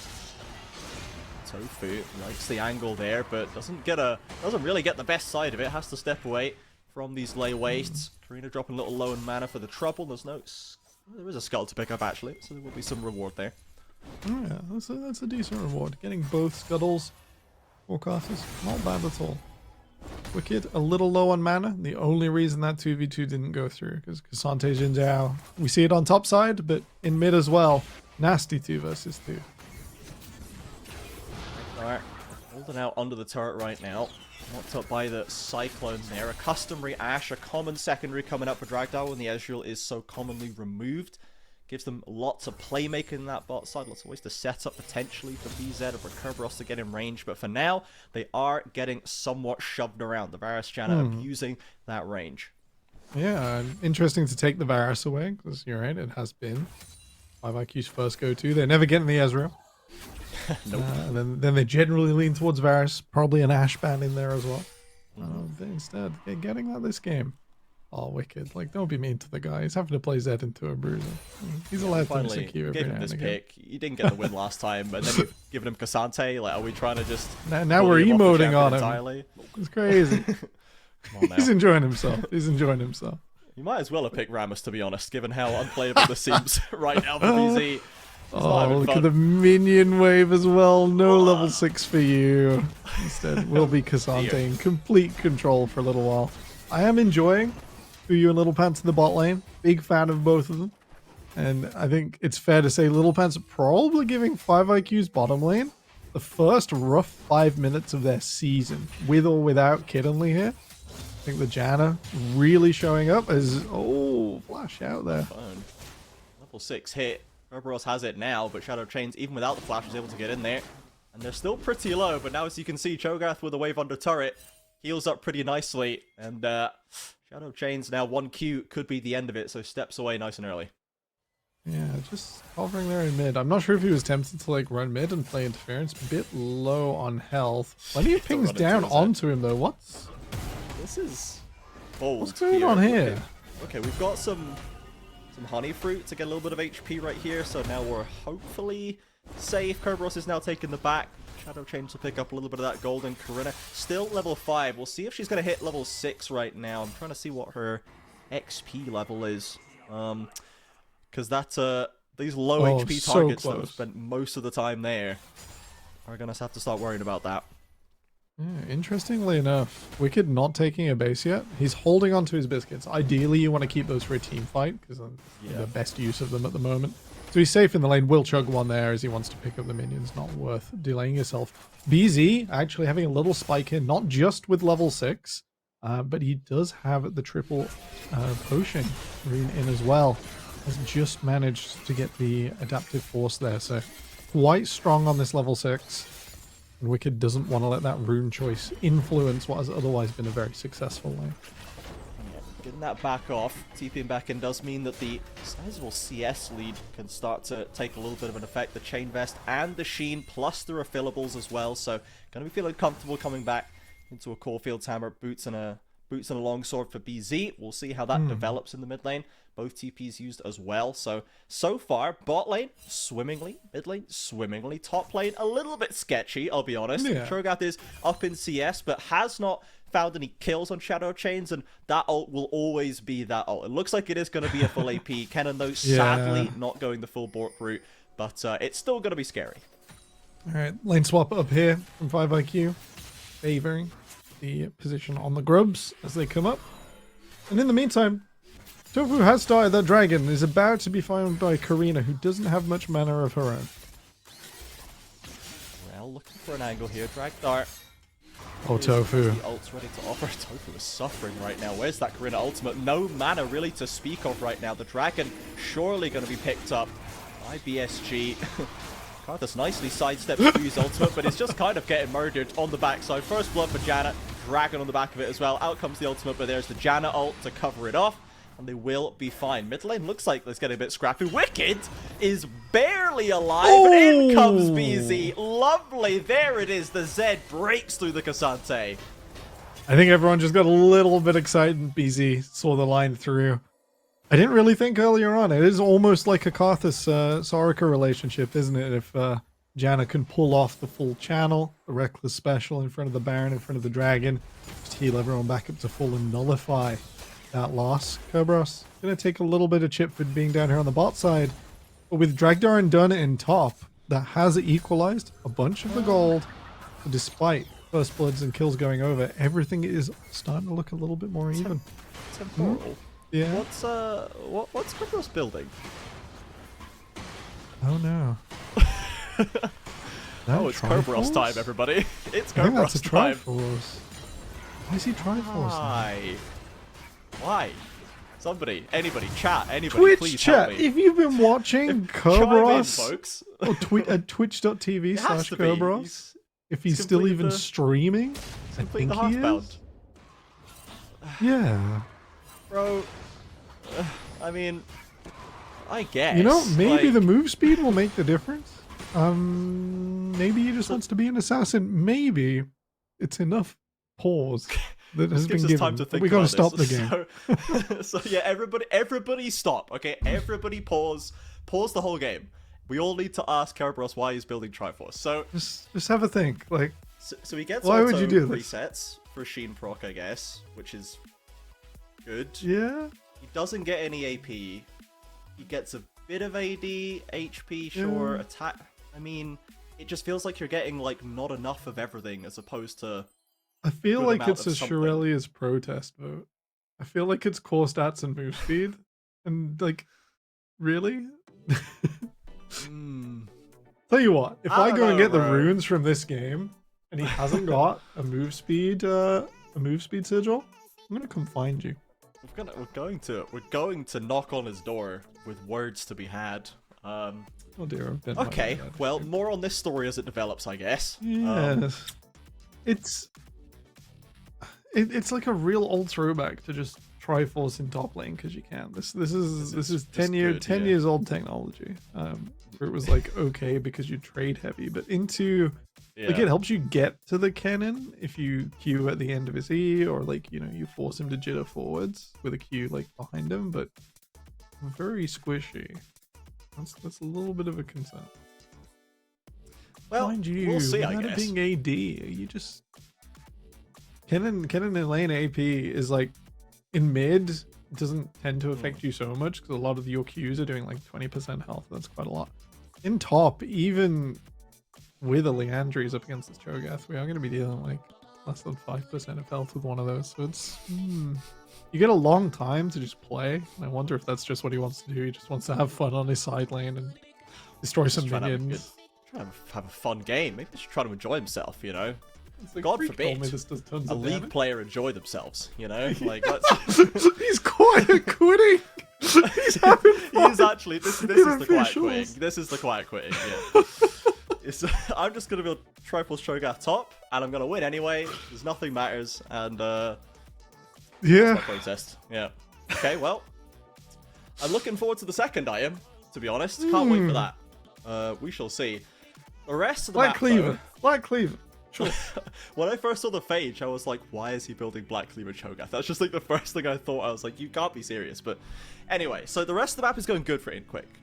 More or less, right? Wicked is solid in mid. He has gone down to BZ, but the 1v1 overall, I think that's probably going to be the one death we see. I think Wicked's going to pump the brakes and go, okay, well, hang on now, guys. Let's not do this. Bot side as well, the Varus Janna's doing great. So setting setting Fuyu and Little Pants up for a solid kind of counter-offensive to deal with BZ coming in, to deal with the Karina ultimate. How is the Karthus doing in your estimation, Timbo? Because we haven't really seen too much of it. We've seen one ult, one assist, one missed dragon, but where do we want to be as a Karthus jungle right now? You want to be super greedy, and it's a bit rough because you also want to be there for BZ, and you also want to sort of contribute to the other lanes. But yeah, Karina's sort of got to play for herself here. You have to get fed, you have to deal damage because the Janna interferes with you no matter what she plays and how close you want to be to the enemy team. She's very effective. Karthus wanting to walk in, being able to nullify the effects of the Wall of Pain. Wall of Death? Wall of Pain? I'm having a moment. It's a hot day here in the UK. I think it's Wall of Pain too. Just say that it is. I'm just going to side that it is. No one can stop me.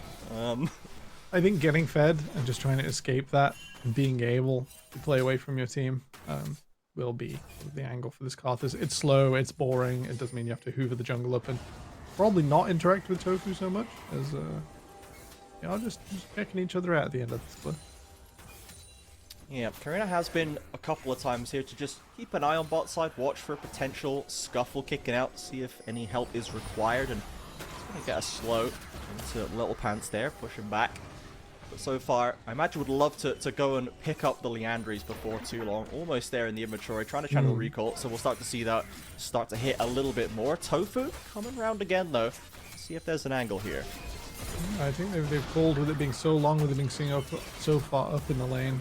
There's no vision here. Do you walking all the way up? They do have to rebound this onto the tower if Tofu's going to stay for a while. Ooh. Trying to bait it out. The ult's being traded. Cleanse flashing from the rail. Still under the tower right now. Out comes the Karthus ultimate. Janna as well. Nullifies that damage, but you can see a little bit of a bait and counter bait going on. Neither side walks away close to a kill. I think the only benefit there for Belfast is they walk away with an additional ultimate. Tofu still holding on to his. Will be able to move back out on the map and be immediately more effective, but Karina based and is currently stealing all of his farm. Yes. Got the Leandries. This is peak Karthus gameplay. It's like, I've pushed R to nullify you elsewhere. Now I'm going to take all your money. You've made the mistake of trying to play the game, I see. Foolish. I will take all of your gold. However, Tofu now potentially going to play the game right here. Has discovered the Karthus. Smites away the Gromp as well. Shadow of Change pops it out, flashes over, and given the kill credit, Tofu not going to step forward and take it. Can Karthus get this one? The heal offered by Little Pants gets Shadow of Chains out of there. Excellent moves. Brian the Lion, Little Pants backing up here as well, just to make sure that the invaders countered. I think Karina might have telegraphed it a little too much. But at the same time, you had to go for it. No. End of the day, bit of a sad situation. But the Karthus We'll come back, and this time Arena's jungle's up, so she can just go get that.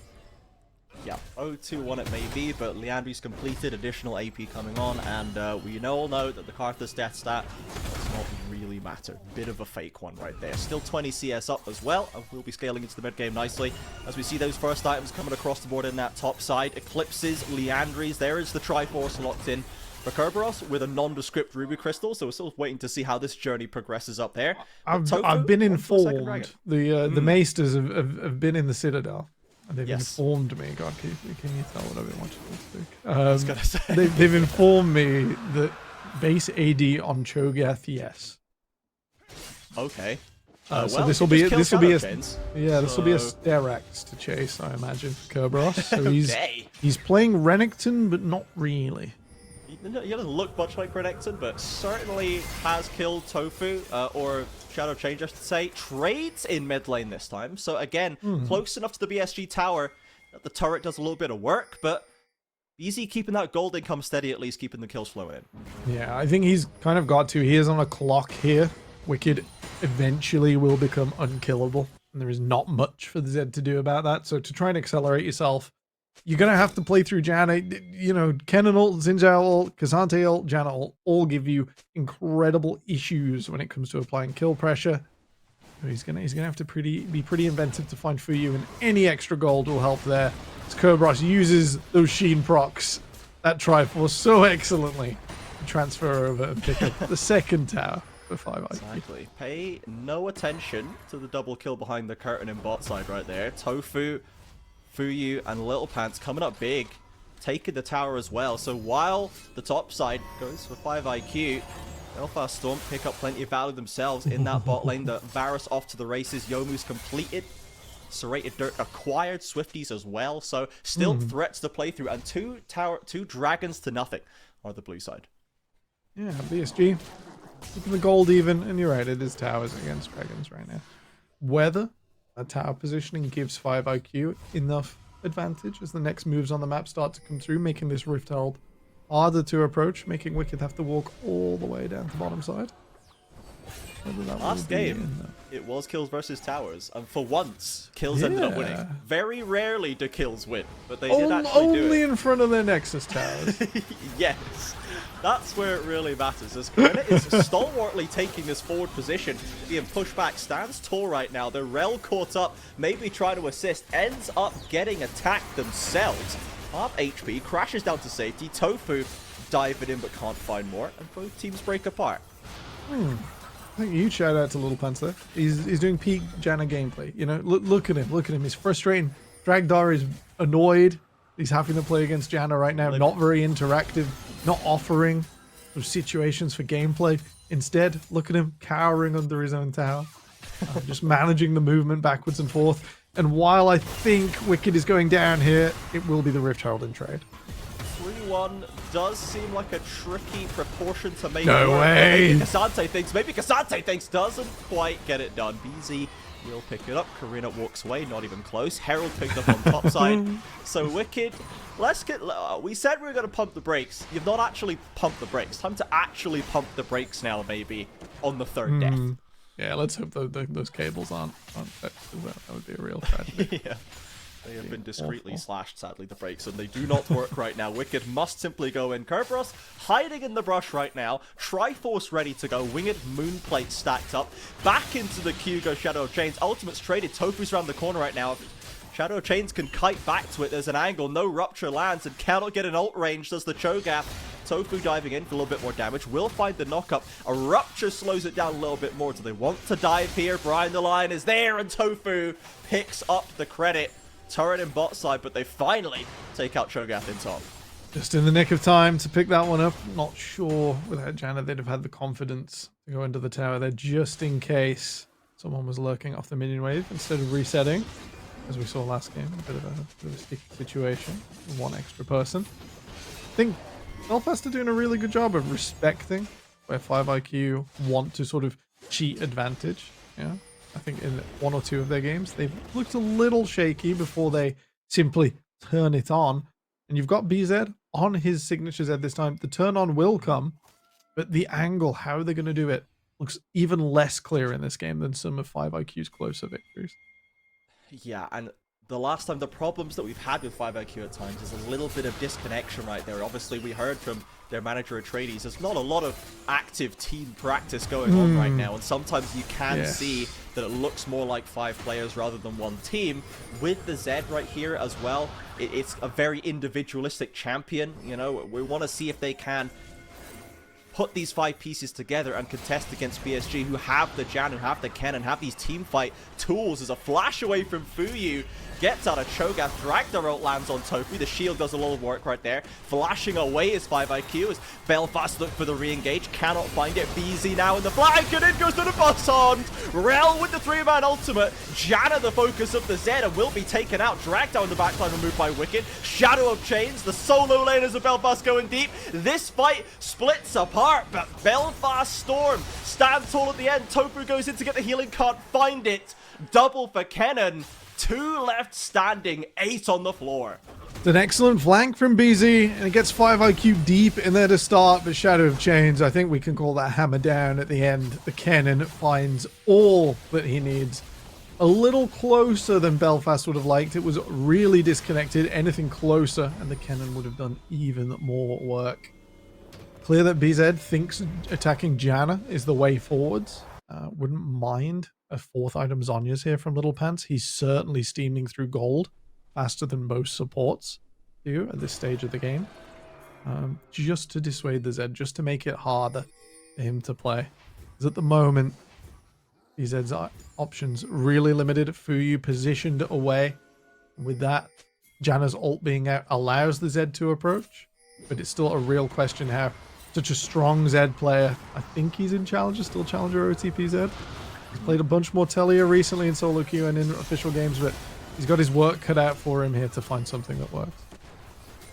5IQ taking an early position on this Drake, would love to avoid the soul point. Playing pretty well right now, having a united front to push Belfast Storm back, who do not have the best initiation tools. A Varasalt maybe, a flank perhaps the only way, but they do not have an angle to this Drake. So they'll give up that first mountain as the gold remains slightly in Belfast Storm's favor. But so far it is just too close to split these teams right now. It feels like it's going to come down to execution. We saw a lot more from Wicked in that last fight. Shadow of Chains on the Kennen doing great work. So those pieces that have been scaling up are really starting to hit. Nuna here on the flank. Wicked once again far up in this bottom lane. The knockups, the slows, eternal, but mobility solid. Flash committed to escape from that one. A sidestep on the rupture. Out comes the thumbs up, and Wicked will get away. But you were the one who lost Flash, my guy, so let's keep the emoting to a minimum, shall we? Yeah, at some stage it stops frustrating your opponents. It starts motivating them. You do have to be careful like, with such tactics. Belfast have pushed up in mid to mirror, but I think 5IQ calling their bluff. Is that a solo Otacon from Karina? I think it is. Ooh. This angle. Kerberos can step back and maybe get a cheeky ult stack off it if they want to go that way. Looks like they've peeled back. Not going to commit for the Thornbound at this point. Herald in mid lane. Perhaps Belfast want to commit. Must have been pretty deep on that Otacon before Belfast moved off mid. Karina used 3/4, nearly all of her mana bar. Only just able to pick up this blue. Maybe more of a timer ran out situation, as there doesn't seem to be any commitment towards that Herald. Just kind of dies in mid lane. No TP on Shadow of Chains to commit forward, and that was a bit of a whiff. Whoops. Yeah, it does auto cast these days. I wonder if that was even intentional. Does it? Oh, so if it runs out of time, does it just drop itself? Yep, it drops even if you're not valid to cast it in some situations. If you are Interesting. I think if you're just out of combat, it'll still do it. I need to go read some patch notes. It's Nah, man. Yeah. Who needs that? Who needs it?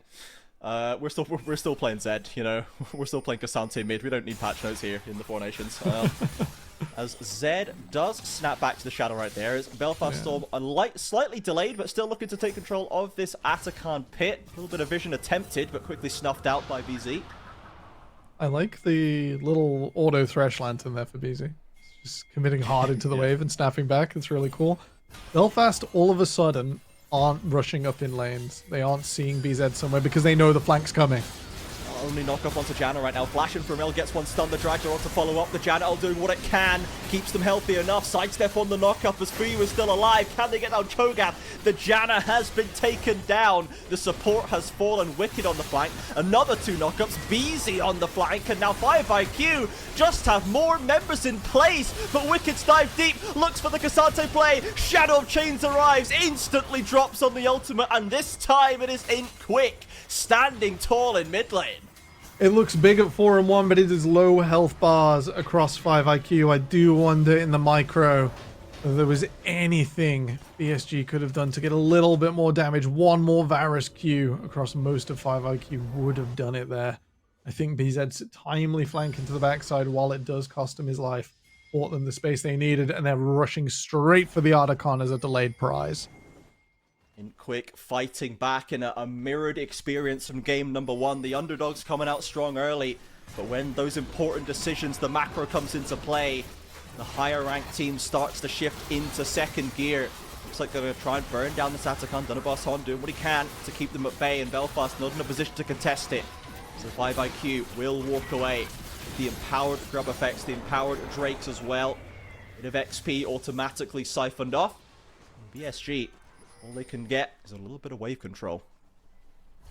It's not the end of the world. That isn't the most petals I've seen on a Thornbound Atacon. 23 there for 5IQ. But amplifying this Mountain Soul, or Mountain Dragon, if they do manage to stack up more of them, will go a long, long way to making BSG's game pretty hard. Yeah, lack of damage going into Mountain Soul. Doesn't feel super nice. Yeah. Well, Well, like it was a DPS, cloud. I suppose. Everything would be a little zanier if we had a cloud.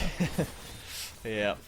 Sadly, the zaniness saved for first game right now is 5IQ. A decent lead. Back into a pause we go. The Baron now a factor past the 25-minute mark. So, given that we have now seen this flip come through Temporal, the one thing that I'm looking at quite closely is a level 15 Karthus, almost 3 items, almost level 3 ultimate, and that's where I think we're going to start noticing a bit of a change in the wind in this game.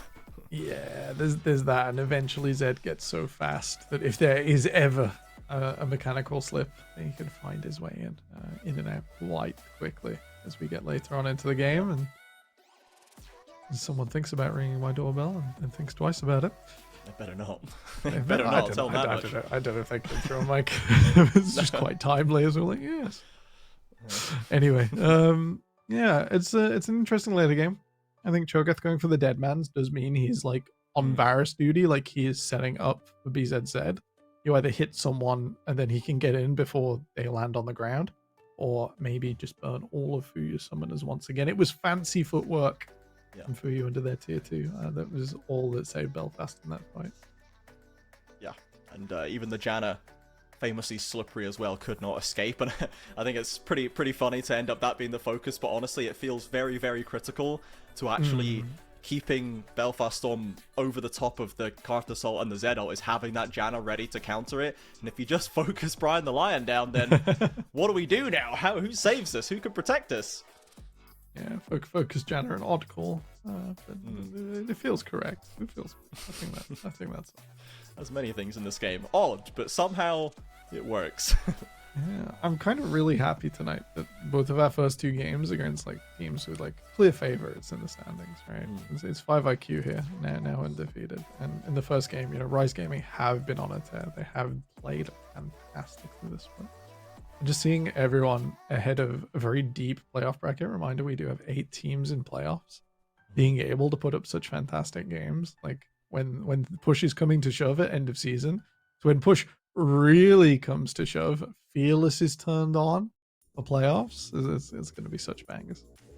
Yeah, for sure. It's cannot wait to see a nice long playoff bracket, plenty of series, a lot of stakes on the line, a lot of champion picks to see. We already have a wonderful bit of champion diversity in the Four Nations. One of my favorite things about casting UK League is the picks and the specialties that we see come out and how influential they can be. So we're back on the Rift. I saw one in NLC earlier. I just want to call it out with Fearless, and you know, Brian.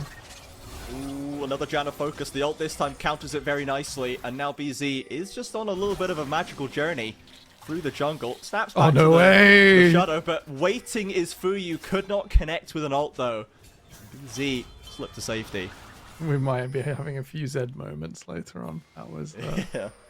that was a bit special. Dragon goes over as expected. Belfast playing well away from it, trying to lean later into this game. It's risky, but not without its benefits as they pick up a Committing to bunch this of top towers. as well. Yeah, they've got Tofu O'Brien. and Little Pants set up in the jungle, but then Ash Arrow connects. The Xin Zhao with an ultimate to try and keep himself alive, has to commit it. Karina coming around the corner, Wall of Pain is there, and the rotation from Belfast, but already they've lost their jungler. Fuyu's arrived, but turns right around. The TP now coming in from BZ, ready for some revenge on this raiding party. Let's see if the focus is going to be Janna once again. Instead, they will back away. Hail of Arrows slows them down, and it'll just be the one kill for 5IQ. I do wonder if they extend this here. Baron is up, and anything else you can get would allow a start, similar to Rise in the last game, when Good Chi were forced out, forced to base. Started up, no contest really. 5IQ's going to pick it up. You can see Cho'Gath picking up that bot side turret. Wicked trying to do something about it. Kerberos dropping very low, flashing away, but surely K'Sante will be able to run this Cho'Gath down. Here's the knockback with a hitbox that big. Pretty hard to miss the Q.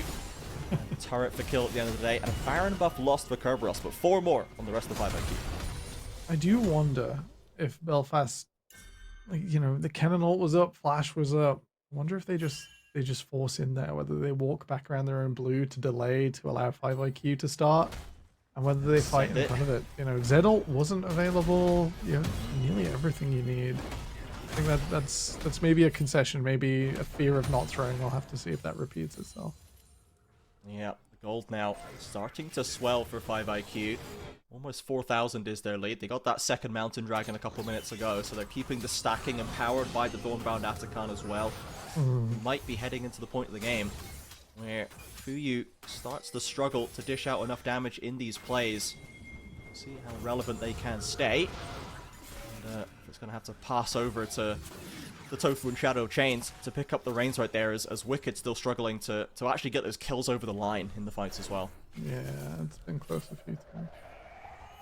To go on a tangent, because it is relevant to 5IQ, as they have a commanding position, and a minute 40 bet you left to use this Baron. There we go, that's the B word I'm looking for. They might get this mid 2-2. It's going to be a little brutal. You know, Janna really good at just slowing everything down when it comes to minion waves. I'm not going to get my tangent, am I? Yeah, I think 5IQ doesn't want to hear it, I'm afraid. Despite it being about them, they're not interested. They'd like to just win the game, I suppose. With a Baroned up Karthus, not the easiest thing to step into. Fuyu's going to have a pop, though. Oh, a bit of an awkward flash from Shadow of Chains. Can't quite get in range with the Kennen ultimate. And a lovely Zhonya's by Karina. Keep them alive as well, just the stasis in fact. But unfortunate for Belfast, they tried to punish, but couldn't get it done. Zed and Wicked had a bit of a scrap in the meantime, so mid T2 will go down. For a while, it looked like Wicked was zoned off the wave under the tower there, so they should be able to rotate round and finish off the top tier 2 as well. 2 tier 2 towers, not bad at all for 5IQ. That's a very acceptable Baron play. In commanding control of the map right now are 5IQ. Took them a little while to break this game open. They've not put a foot wrong yet. Once they've done so, Wicked still having to every second has to dodge. Now the Q cooldown is nice and low for Kerberos on this Cho'Gath, as Karina once again still low, has to flash away, baits Tofu in, has to flash away themselves. Wicked looking for some more on Kerberos, but the redemption is there to top them up. Again, Little Pants doing what he can to support this team, but doesn't land a play. Yeah, the heal platform doing so much and so well. I think the flash was probably worth it to get Karthus' flash away. I think Belfast definitely want... Oh, Wicked. Wicked caught in the 1v2 right now. No one around to assist. The Zed ult is enough, and Kerberos double execution from the 5IQ solo lanes. That's painful. And, you know, the worst thing is their ult cooldowns at this stage in the game on these two characters is just going to be so low that by the time they've taken a wave and reset, it's going to be halfway there. That's really painful. Not a huge gain in front of this Mountain Dragon. It's been a long time stacking, but eventually 5IQ will pick this one up as well. Yeah, we liked the nifty draft switch of K'Sante mid cannon top, and early on it was seeming to work out here, but 5IQ have just had execution on their side. They've been able to outmaneuver Belfast Storm in the lanes, in the fights.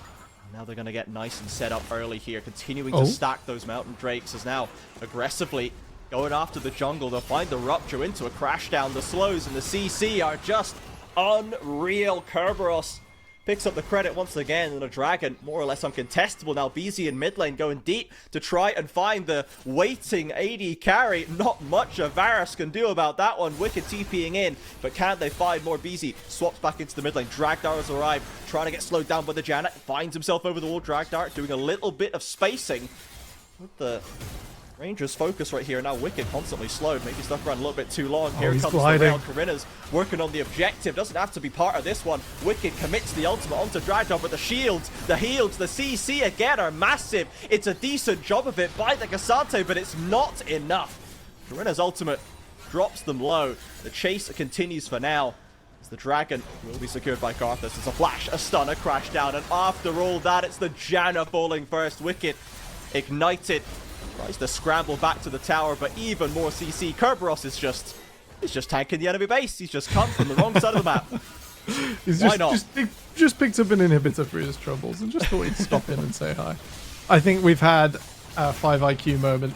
I think they've capitalized on a moment of frustration from Belfast Storm, who have been in a fantastic position this game. They weren't able to get it done. Maybe Ken and AD would have been able to add some of the damage and allow better spacing. Maybe they could have come together slightly faster as a unit. Oh, dearie me. Tofu popped again. In goes the Kennen. Finds Dragdar. But that's going to be it. An ace for IntQuick. 21-14. 33 minutes on the clock. Again, a solid effort by our underdogs. But IntQuick, lossless as they are, 8-0 now. One game left to play. And for Belfast, all it will be is maybe that was possible.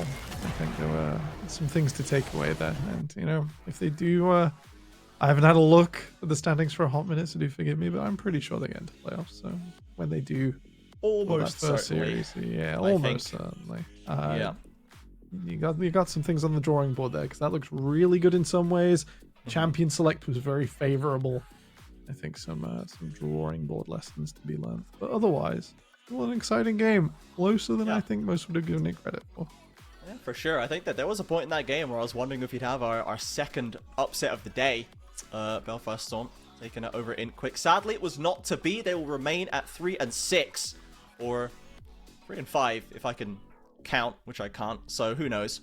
They've certainly got 3 wins still. That's for sure. And for now, we will pass it back to the desk to break down IntQuick's 8th win of the split. What really was there to say about that game, guys? Like, the hope was there from the beginning. Quino? Like, Belfast Storm came out of the gate pretty good, but it was quite similar to game 1 in the sense of, oh, this looks good, this looks good, this looks good, and it looks like it's not going to matter. This time, it didn't, unfortunately, go for the, you know, hero moment. Well, Belfast Storm lacking Amaro. Yeah, 100%. I agree with that. It was very much just like, okay, yeah, there's momentum, and then it just stopped. And that was the same for both teams early on, to be fair. It was kind of just like, okay, nothing's really happening, come on, pick it up. And then obviously on the side of IntQuick, they got that initial like tempo of that team fight and was like, okay, let's just keep going. And it never really stopped until the end of the game, which sucks on the side of Belfast Storm. But, you know, at least they put up a decent fight on the other side of it. Yeah, they made a decent showing of it. I think that's safe enough to say, Crisis. Yeah, I'd say it went well to begin with. I mean, they were sort of going toe to toe, you know, getting a lot of leads through bot. I mean, you saw they tried to go for a 3v2 in bot when Karina ulted and Tofu was sitting in the bush behind the bot lane. They got the stuns out of both of the bot lane members, and then they were able to kill them off camera and get that bot tower. So they got their plan rolling, getting Fuyu ahead. But I don't know, there seemed to be a persistent sort of disrespect from Wicked on where Karina and the rest of the IntQuick members could have been. So he kept getting caught on side. And I think that gave BZ enough gold and agency to be able to be such a nuisance for the backline. Yeah. in my mind, I actually don't know if anyone deserves specific MVP this game, but I'll leave it to you to figure this one out. Quino, what's your take on that? I'm in the exact same boat. I feel like it was just the team played more efficiently together. I can't single out a single person off the top of my head because everyone was just doing everything they needed to when they needed to, and it was like, okay, sorted. Next person, sorted. Next person. It was very just like rolling. Yeah, I see your point with that. Give us something. Yeah, I mean, I'm gonna go with Kerberos. I thought he did really well, forcing the cannon flash really early on the lane, and then he seemed to have sort of persistent dominance in it. He got the tower really early on his own. I mean, he's built Triforce, Sterax, Deadmans on Cho'Gath and absolutely made Belfast look like mugs. So I'd say he put in a stellar performance that game. Yeah. I mean, if that's not a Kerberos thing, it's like, oh, what's going on here? Oh, it's working. Oh, I've lost to it. Yeah, that feels like a certified Kerb moment. Yeah, if you could pull it out on stage, fair play. And he did. He pulled it off. Hashtag Kerb stomped. Yeah, definitely. That is going to do it for our second game of the day, and it's going to do it for us on the desk. Thank you, Quino and Crisis, for coming on through. We are going to do a bit of a staff swap out when we come back. We've got 2 more games coming up. And hey, if you're looking for upsets, Bulldog Academy go up against Venom Crest after this break. See you there.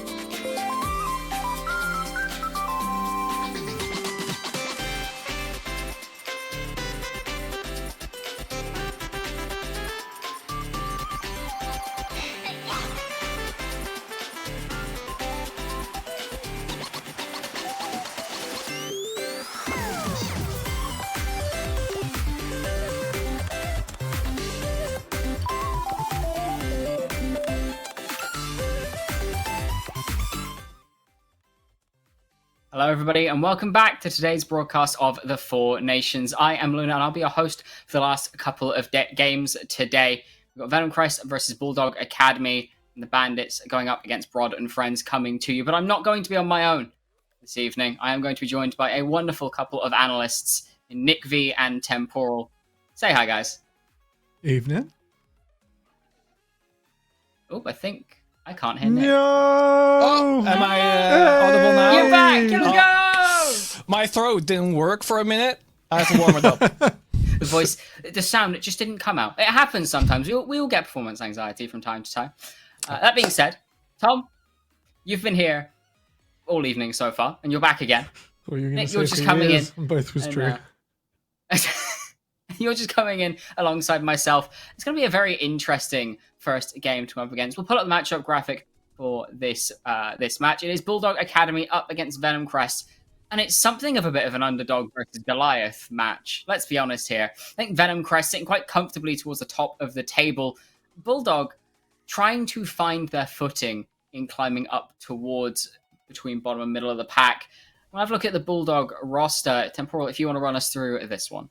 Yeah, unchanged for such a long time. Sharpie in the top lane. Fantastic player we'd love to keep our eye on. Heyo or Harry Carry in the jungle with Corkies and all sorts of craziness about. Mike or Faulty in mid lane, joined by Nectarius and Magpie in bot. Do you expect there to be any more spice coming out of this team today? Temporal? As we've seen a mentioned, few the Corki ADC before. pop-ups these last few weeks, and I'd like to see other than the Nectarius pop-off. The last game was pretty close. That's what we like to hear. And on the other side of the rift, we have Venom Crest. Nick, if you want to talk us through this roster very, very quickly. I mean, we've all been seeing them, right? We got Bust in the top lane, Bandits Kragas. Phrase in the jungle. Air, of course, is back in the mid lane from being gone last week. Chrisberg as the AD carry, and of course, Proper Panda as your support.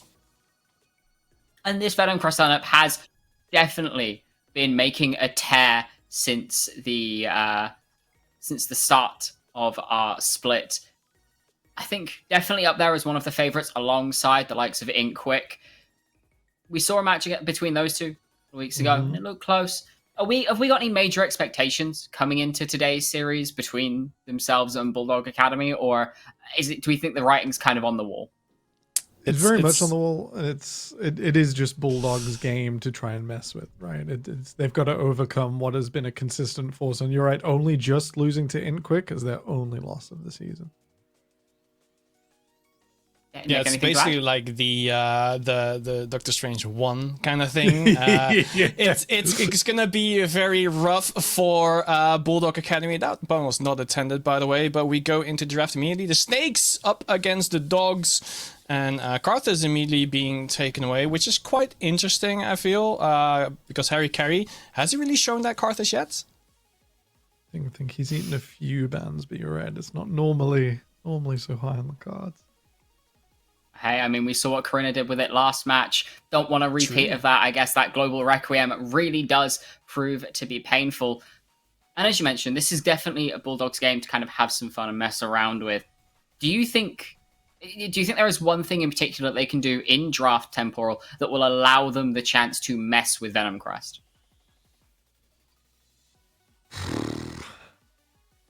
You got to be pretty deep in the kitchen here. I wouldn't mind some sort of like super poppy flex on R2. That sort of just makes it hard for Venom Crest to play and opens up opportunities for sort of massive turnarounds or, ultimates that leave you half split and objective. Talking about big ultimates, big swings, I think is what I want to see from Bulldogs. Nick, anything you think that they could do to make this particularly difficult, or are you expecting a more standard kind of abuse a specific area? I was actually like, I think the Bulldog win con should be throughout the early game, like really get your early leads. And I was hoping he would like go for a Nidalee, which he has shown great plays on, or like a Jarvan or early facilitator as Sejuani. But I guess that's not really what they want here. going for a Ziggs, which is fine. I think it's going to mean that it's going to be pretty difficult to push waves against Bulldog Academy here. And Venom Crest, they just excel in team fighting. I want to see Bulldogs draft a team that kind of spreads out the team of Venom Crest, so they can't really go for that team fight they're so strong in. Well, we'll definitely see if that comes through. As the draft has started, we can see all the bans and the first few picks have come through. The Karthus, Heimerdinger, and Bard bans for Venom Crest, Gragas, Neferi, and Yone for Bulldog. Into the Varus first pick that we have been seeing so often on this patch, into the Ziggs Vi response. Now, Ziggs is not something that I personally have seen a huge amount of. I would assume it's going into that bot lane, as it has done for so long, and can outrange the Varus. But matched by Vi Camille, picking up Bust Camille on R3 blind, or B3 blind, is something we don't see much. That's one heck of a B2-3 rotation. That's questionable. We'll have to see if Bulldog can make the most of it. They have locked the Urgot in response. It's still execution heavy.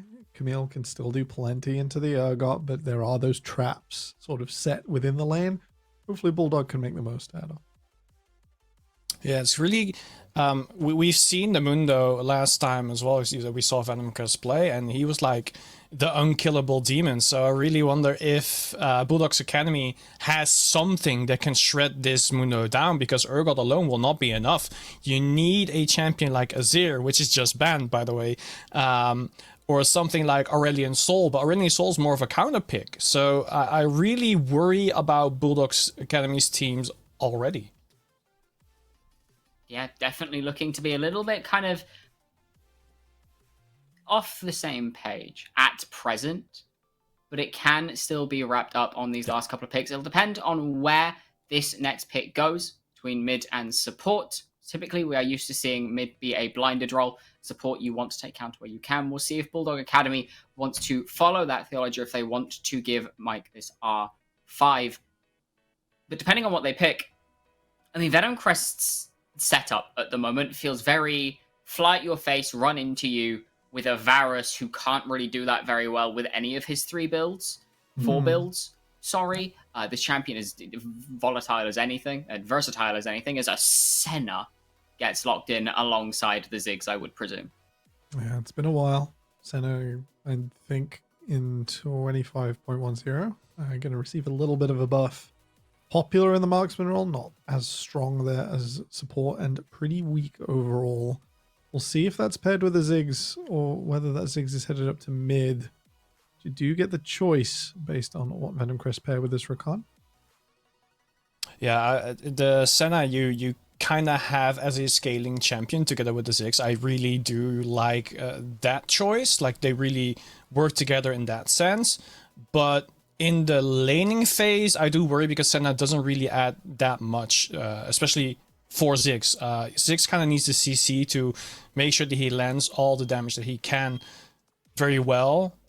Nice Victor pick, because it covers Ziggs as well. It covers Ziggs as well. Yeah. And here we were thinking we were going to get the Katarina. I didn't think, but somehow Hoped. I wanted to believe. Yeah. Hoped. I think hoped is the correct word. A little bit of spice coming out instead. No, it is just going to be that Victor coming in on that B5. We'll see what the response is and where this Ziggs is going. Bulldog Academy lock in the Jarvan. Looking at Jarvan's Senna bot lane, I would wager, with the Ziggs heading into mid lane. That's some cooking. It's an older version of Senna Wukong, which was also pretty good. Level 2 through 4, it should be trying to all in pretty relentlessly against Varus. You're never sitting on the minion wave for long. The farm you'll be taking is what you've pushed after you've killed your opponents. Because otherwise the Varus in its current stage does overcome this strategy. So Nick, was this the kind of cooking we wanted to see out of Bulldogs Academy coming into the series? Is this how they upset Venom Crest, or is the kitchen a little bit on fire at this point? For me, it's a little bit on fire. I heard an alarm somewhere in the back for someone earlier on. It was your kitchen, I'm pretty sure, yeah.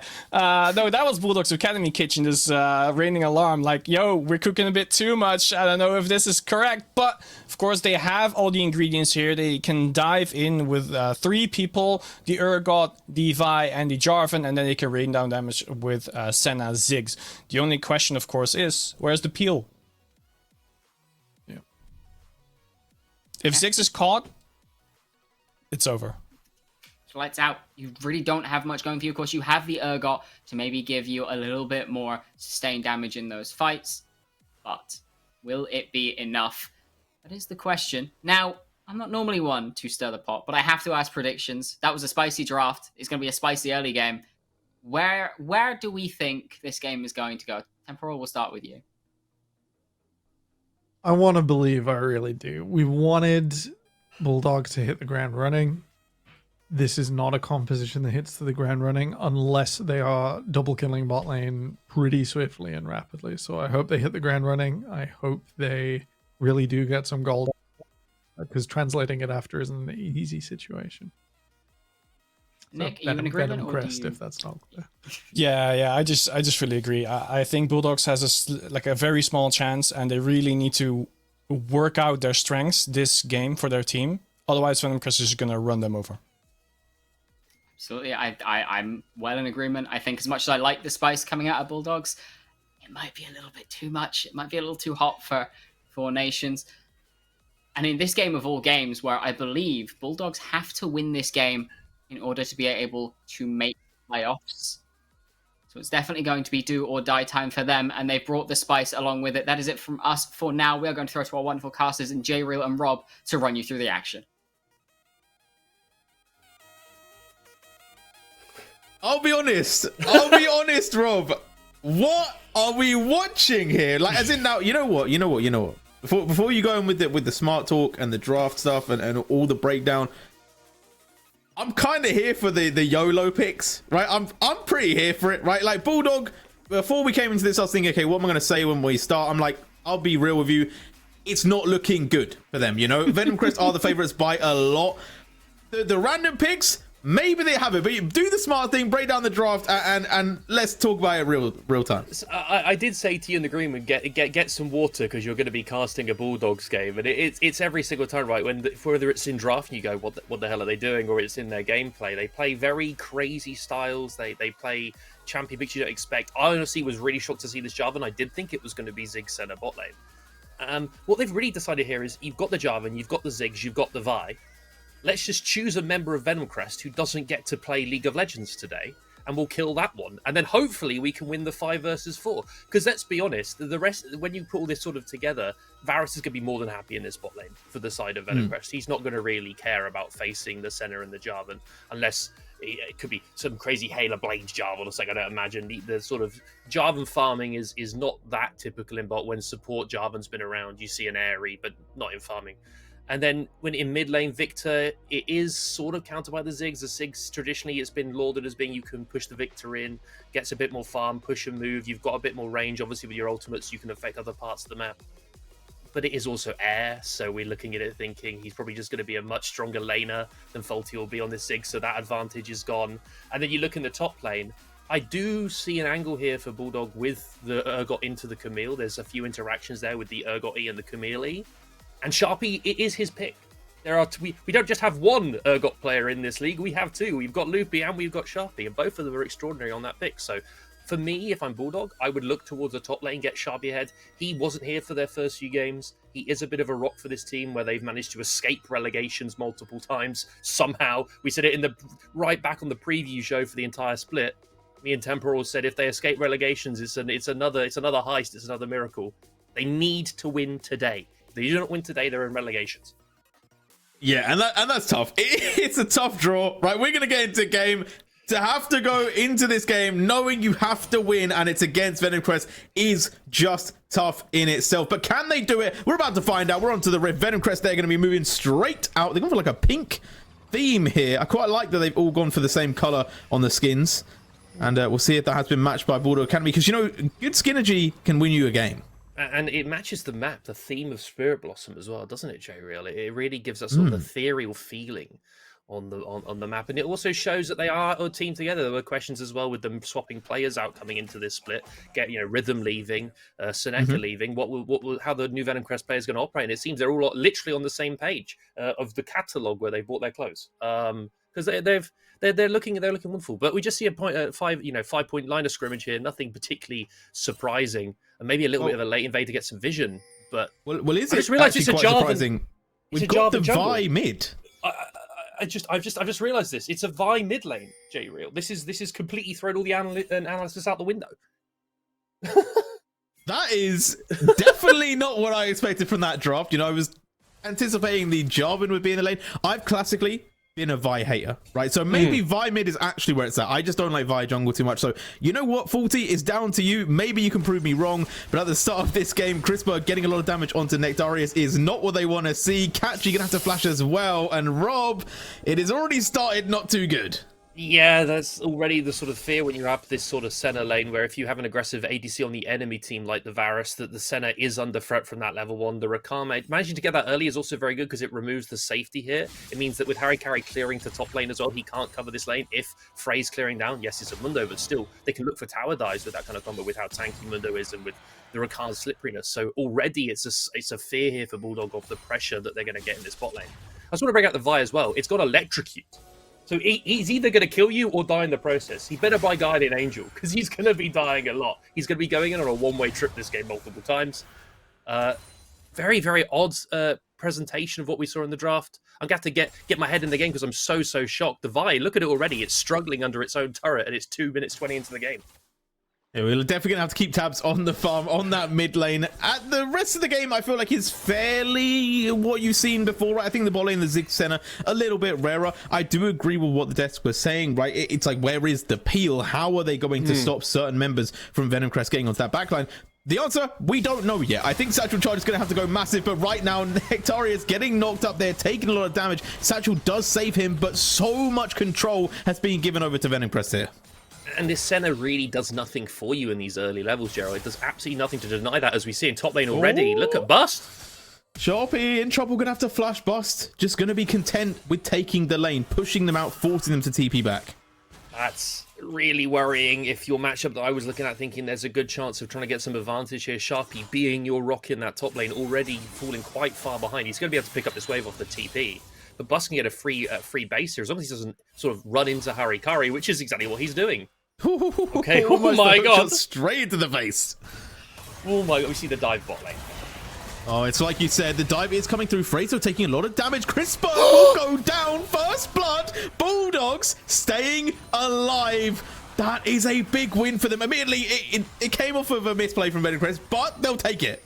That's quite painful if you're Venom Crest. You could see the workings, right? You get that center flash early. They got the early Ziggs flash. You've got Mundo clearing to bot lane. It's going to be a dive. We could all see it on the cards. It was written in the stars, but no, they end up failing to make that happen there. I'll have to go back and see exactly how that came down, because Phrase was incredibly low. Proper Panda was one turret shot away from death as well. So they must have juggled that aggro well, but just not well enough. It goes into Chrisberg and he ends up dying. And the fact that Nectarios managed to live there is absolutely crazy on a sliver HP. And he's got the teleport. So it gets back into this lane with the tier, and the pushing is now going to commence for the bot lane of Bulldogs. Like, maybe it's too early to say they're doing it, but maybe, underdog plus worst draft, 2 negatives makes a positive. Maybe that's their strategy right now. Obviously, I'm really hoping up here for the people in chat that are supporting Bulldogs, but you never know, right? Stranger things have happened, and right now Sharpie got a little bit more control on that top side, but needs to be careful of Phrase. But this is what we expected in the bot side. Flash forward for Chrisberg. Catchy gonna go down, and Nectarius needs to be careful, but can Harry Carry come back and turn it all around? We'll be walking into lane. Proper Panda is low here. Chrisberg also not the healthiest. It dodges out the flag and drag the knockup coming through clean as well. The Jarvan with a lot of early game damage though. Chrisberg having to burn the barrier, and it is not enough. And the one thing to mention there, you see, it is obviously the poke virus with the comet, so none of that attack speed coming through from the lethal tempo. In that scenario, you're always going to fall. So 1-for-1 in the bot laners. There's a kill in top, a straight solo kill for Bust in this matchup. That's one angle here for Venomcrest. What you're saying is Bulldog doing it. Bust is having his way in top lane already. 10 CS up at 5 minutes, 5.5 minutes, Jeriel, is a huge sum in this matchup. He's going to also crash this wave. The people to be ahead in this game as well. The Camille is not what you want when you have Ziggs, Senna, a very squishy Vi. Like, it just sounds like an awful time. And it's a Merc Tread's first Vi as well, so no resistances towards that, no health, no resistances towards that Camille. So, as you're saying, very squishy members. A Camille that already is very accelerated is going to have to get a recall off here. And once she gets that Sheen, the matchup does get a lot harder. Urgot, his spikes are level 9, level 13, and when he gets Black Cleaver, he's already going to be so delayed, those spikes, that Camille could just run him over on the side lane here. It's starting to already quite worrisome, because if you're Bulldog, you can't have these lanes not going your way. They had it in a game versus Broad Friends. They were winning lanes. They had advantages. It was Seltson playing Italy in that game for them, but they had advantage and they couldn't capitalize. Their late game has never been particularly their strength, Vertex. It's been their crazy picks, catching people off guard. And Venomcrest just simply do not look deterred by the picks coming out here. Yeah, and Bulldogs maybe trying to make a play down bot side. Obviously, Dragon is up, could be taken. I will say I think the Grubs is a big one on my mind for Venomcrest. If they can pick that up as well, with the power that they've got into that top side, with the potential for a split push, it just accelerates their game even further. But the Dragon going to be the choice for Bulldogs. I like it, but only if they can really capitalize on this, because Fraser's level 6, looking to move in, and with the bot lane, they might have to give it up. Yes, they are 4 versus 5, but down comes Air as well. So it's a risky one. Harry Carry going low. Smite fight gets taken by Fraze, and now the fight should go their way as well. Bulldogs trying to scramble in the bottom of the pit, but they now have to run. Catchy is being chased down. The laser not doing enough, and it will be enough to get them away. Senna survives. They actually take down Chrisberg, but they lose the Dragon. Somehow no one on the side of Bulldog does fall there. It looked like Air, kind of had a great position, right? He was coming right up behind them. There was going to be this pincer movement. They were going to run straight into Air's gravity, his Chaos Storm, and his gravity well, and it would have been a disaster. No, Bulldogs, they pull the trigger. Faulty says, we're going on Chrisberg now. And they all snap. They go on top of it. Harry Carry does get out, doesn't get the Dragon, but manages to get away with his life. And they pick up the Varus and just get out there. Kakachi's flash coming back up means that, yes, they lose the Dragon, but there's a little bit, at least they didn't lose everything. That could have been far worse for the positioning that we saw, and that does show there's a bit of hope for Bulldog in how risky, they are. But Harry Carry... Oh, Harry Carry risked it for a biscuit. Is not going to be taking that McVitie's home. It is going to be the triple Grubs over to Venomcrest, and that is a price to pay. What's even worse here is that now Jarvan has to go back. Like, look at his camps. Every single camp is up, so he skipped everything to go and try and take those Grubs away, having lost the Dragon. He's been punished for that, and now he's going to be so far behind in terms of the levels his camps will be. He's going to fall further and further behind, so he's now going to have to force another play on this Jarvan, and another play to try and get back in this game as the Void Grubs go over. And as you said, this Camille with Void Grubs. Mundo is also a surprisingly good split pusher with them. We see a 5 potentially in top lane. Kakachi's got no flash. Oh, Hexag Ultimatum, Gagashi, no flash. 2 members walking them down. And it is going to be a briefcase to the face and a steel leg to the jaw. And that is going to be a sore one in the morning there. No life left. And it will be Nectarius able to push this one in, but, you know, has to be careful. Bust, fortunately for them, with no mana, so we'll have to go out to base. And just watch the Harry Carry. Knew that was coming in top lane because of the Grub take. Then delayed himself even further in taking his camps in a situation where he couldn't help them, really, could he? Kakachi was going to fall before the Jarvan even came into support. So now he's just skipping camps again. He's going straight for top lane, maybe looking for a dive onto Bust or to try and take something away in the tops of jungle, because he has to do something here. Because otherwise a Mundo and a Camille and a Victor, they outscale you this game. They're going to be able to easily teamfight you as this Jarvan. What is he doing? He's just standing there waiting, hoping to try and get a pick.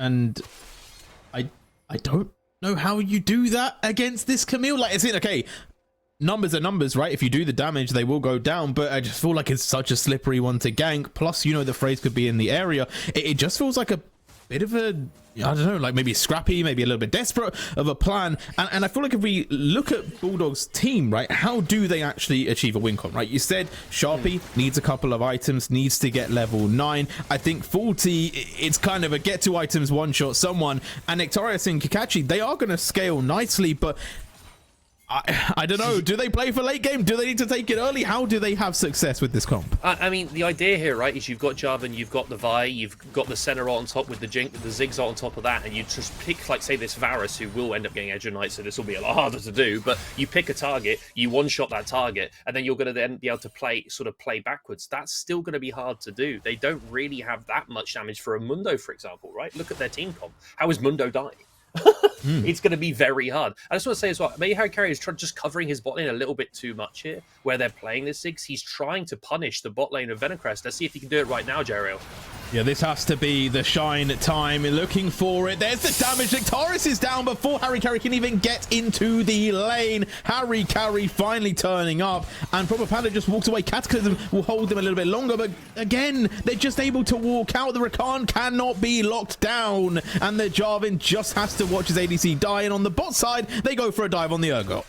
I really do not like this game plan coming out of Bulldogs here, J-Real. You've got a Ziggs. Ziggs is known as, we can weak side him. He's very good at clearing waves, where he then switches to mid. He wants to get turret plates, true. But you are going to be able to weak side him. Senna as a champion wants to go with a jungler. Get the souls online, right? Get the souls from the camps. Follow your jungler a bit when he comes into top lane. You don't really often see this heavy focus from a jungler towards a Ziggs and a Senna lane. It's usually them playing away from that if they can. And they're not doing that. The Urgot has suffered massively for this. 0-2-0, 10 CS or so down. But look at who he's have to lane into on side lane. The Camille with Trinity Force finished, 2 kills and 2 assists. It's so hard now for Bulldogs to play side. Look at Bus, he doesn't care. He's just going to keep jumping on Sharpie's face. Bulldog now need to find a sort of a miracle play around this next dragon, or maybe the Herald, because at the moment, Venomcrest are going to be able to establish their will and choke them out of this game. Look how much damage Varus really does. His score doesn't matter. He's going to one-shot you at an objective, and you're not going to be able to do anything about it unless you find a miracle play in the next sort of 5-10 minutes. Yeah, the next dragon has spawned as well, so definitely one to watch out for. It looks like Harry Carey wants to contend for this. I don't know where you're going. Okay, you get the smite onto the grub, but you're just going to go so low that you can't contest the dragon, and you might even die for it. Flashes away. Here comes the Varus. The snipe not going to land, but the autos could rain in. This should be a kill picked up, and it's not just going to be one. Nectarius in major trouble now, but there's the Vi. Faulty holds him back. There's the bomb. They've got one. They've done their compositional thing, but can they hold on? In goes Mundo. Another briefcase to the face, and Kakashi left alive. Last person standing in this bot side, and it is all to do nothing. 3 left alive, waiting for the wave. Kakashi, it is your time to go back to the fountain. And that dive is not going to go wrong there. It's going to end up being everything going over to Venomcrest. Yes, they end up picking up 1 kill. Sure. They get it onto Chrisberg. Brilliant. But let's be honest, it's all Venomcrest all the way so far this game. They've had control, not maybe from minute 1, the dive didn't look so great, but since that mistake, they've looked so good, and they're not letting up. This dragon, they didn't pick it up. Harry Carey's run straight back there again to try and fight it, or at least get it, as we see Victor is TPing, and they're pinging on this Venomcrest, so they're going to fight again. And now they're up in items, so the fight should be even harder for Bulldog to take. The dragon might go to Bulldogs again.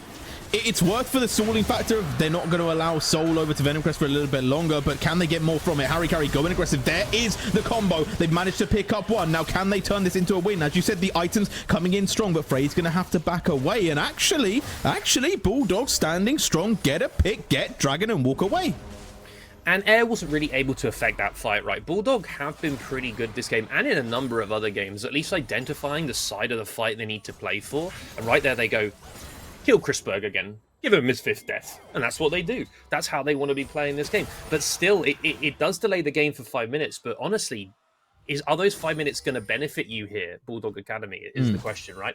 You've got, against a Camille that's already very strong, just got that turret top lane as well. Venomcrest have also picked up this turret bot lane, so a lot of gold in the back pocket of the Victor as well. The Mundo, Fraser's having a great game on it, 3-0-4. He's going to be hard to kill. So you might be putting this Varus in the dirt. He might be having a hard time. But look at the rest of Venomcrest. they're so happy with the state this game is in. It's just an AD carry's life, to be honest, for Chrisberg at the moment. Yeah, the rest of the team are just chilling. If I'm honest, it almost feels like from the draft, you know, we have to go to a bit of Darwinism, you know, theory of evolution, right? Those that adapted best to the environment will survive, and it just feels like Venomcrest have the better read in the meta. Talking about nature, though, it's David Attenborough's birthday, by the way. 99th, isn't it? 99th birthday, I believe. Yeah, shout out to him. What would he say in this scenario right now, Rob? If you got a good David Attenborough impression, you can't be setting me up for this. I was really trying to bait you into it. Like, maybe someone on the desk do. It's like, here we have the League of Legends player, the Bulldog Academy, trying to scrounge and scavenge for another win in the UKL. But Venomcrest, the dangerous snakes, once again proving too much of a problem. I think that's as good as I get. That was exceptional, to be honest, for coming up on the spot. Anyway, for those at home, we are in a League of Legends game. You are not watching Blue Planet 3. That hasn't quite come out yet. We have got the dogs versus the snakes though, so maybe there is some sort of animal instinct going on here. But no, this game. I said I would steal something from chat. I said I would steal someone from chat. We got the charge in the top side. They're going to take this top tier 2, you know, but we are still watching the game. Mid tier 1 also under threat. But I said I'd steal something from chat. Someone said snake or dog, who would win? And then they actually did a bit of research apparently, and it's essentially like unconclusive evidence. So it could have gone either way, but with the draft I think it's only going one way. The tower's going to crash as well. There's the Mundo walking forward. They stop the Herald so they don't get the charge on the tier 3, but look at the Jarvan stunned up, but in goes Vi, but way too deep. Faulty is going to get locked down and finished, and now they're looking for Phrase, but Phrase is just so tanky, although Urgot with the kill. The fear from Beyond Death takes 2 down, and actually they come out net positive. They do come up net positive on the kills, but in terms of the gold on the map, look at Sharpie's HP, the way it's just disappeared. Like, the Camille does so much damage. He's going to fall here, J-Real, on that teleport. And now it's completely, you know, it's even in kills, but the gold there, you lost a bottom turret, right? That's 700 more gold in the back pocket of this Camille. So even though they pull the trigger, even though they try and make the play to defend their top in him turret, it doesn't go great. The Vi ults onto the Rakan who dashes away. The Ziggs ult wasn't on top of anyone. And yes, Sharpie manages to get a great fear there. But it just isn't going to be enough across the entire map to bring them back into this game. So that play ends up being net negative. And that's a disaster for Bulldog, who... Do you know what their comp does again, J-Real? It goes in. Yep. So they gotta go in again.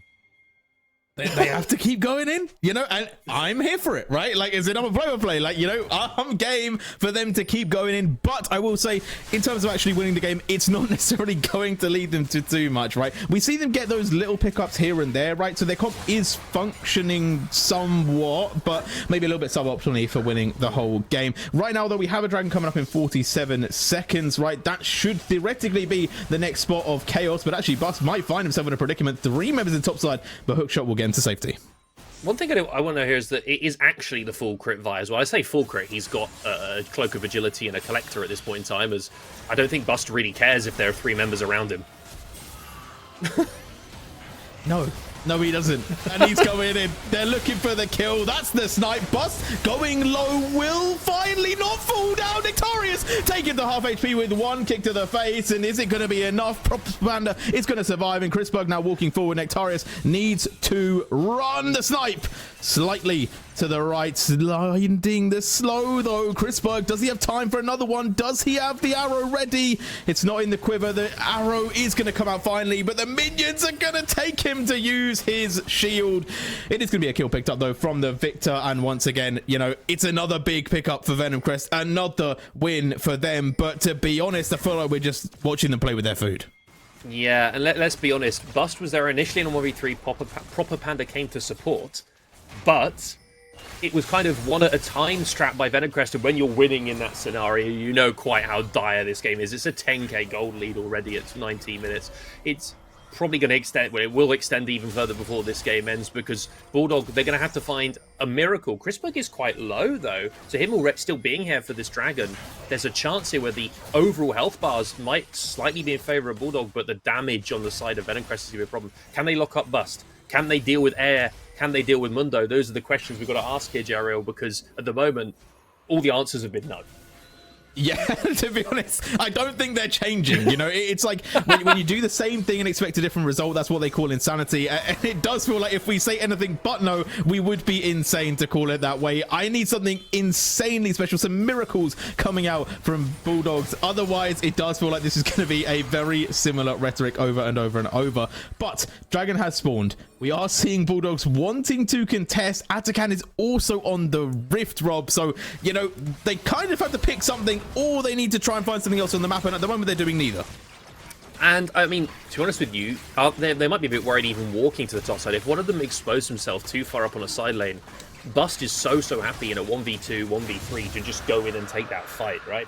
So they're just sitting there going, okay, well, we can't really push up sides. Look how deep they're having to recall as well on their side lanes. So they're not going to push sides out. They're going to be perma-pushed in. They're going to have to look for a pick on side. This Atakan as well is going down, and this is now the Thornbound Atakan, I believe its name is. Really broken. Really insane on the current patch with the removal of the revival effect, but giving you way more, that sort of explosion when you get a kill. It's really quite insane.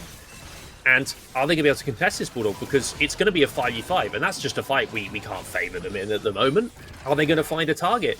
There's really not that many. Is low. Crispbo's got Edge of Night.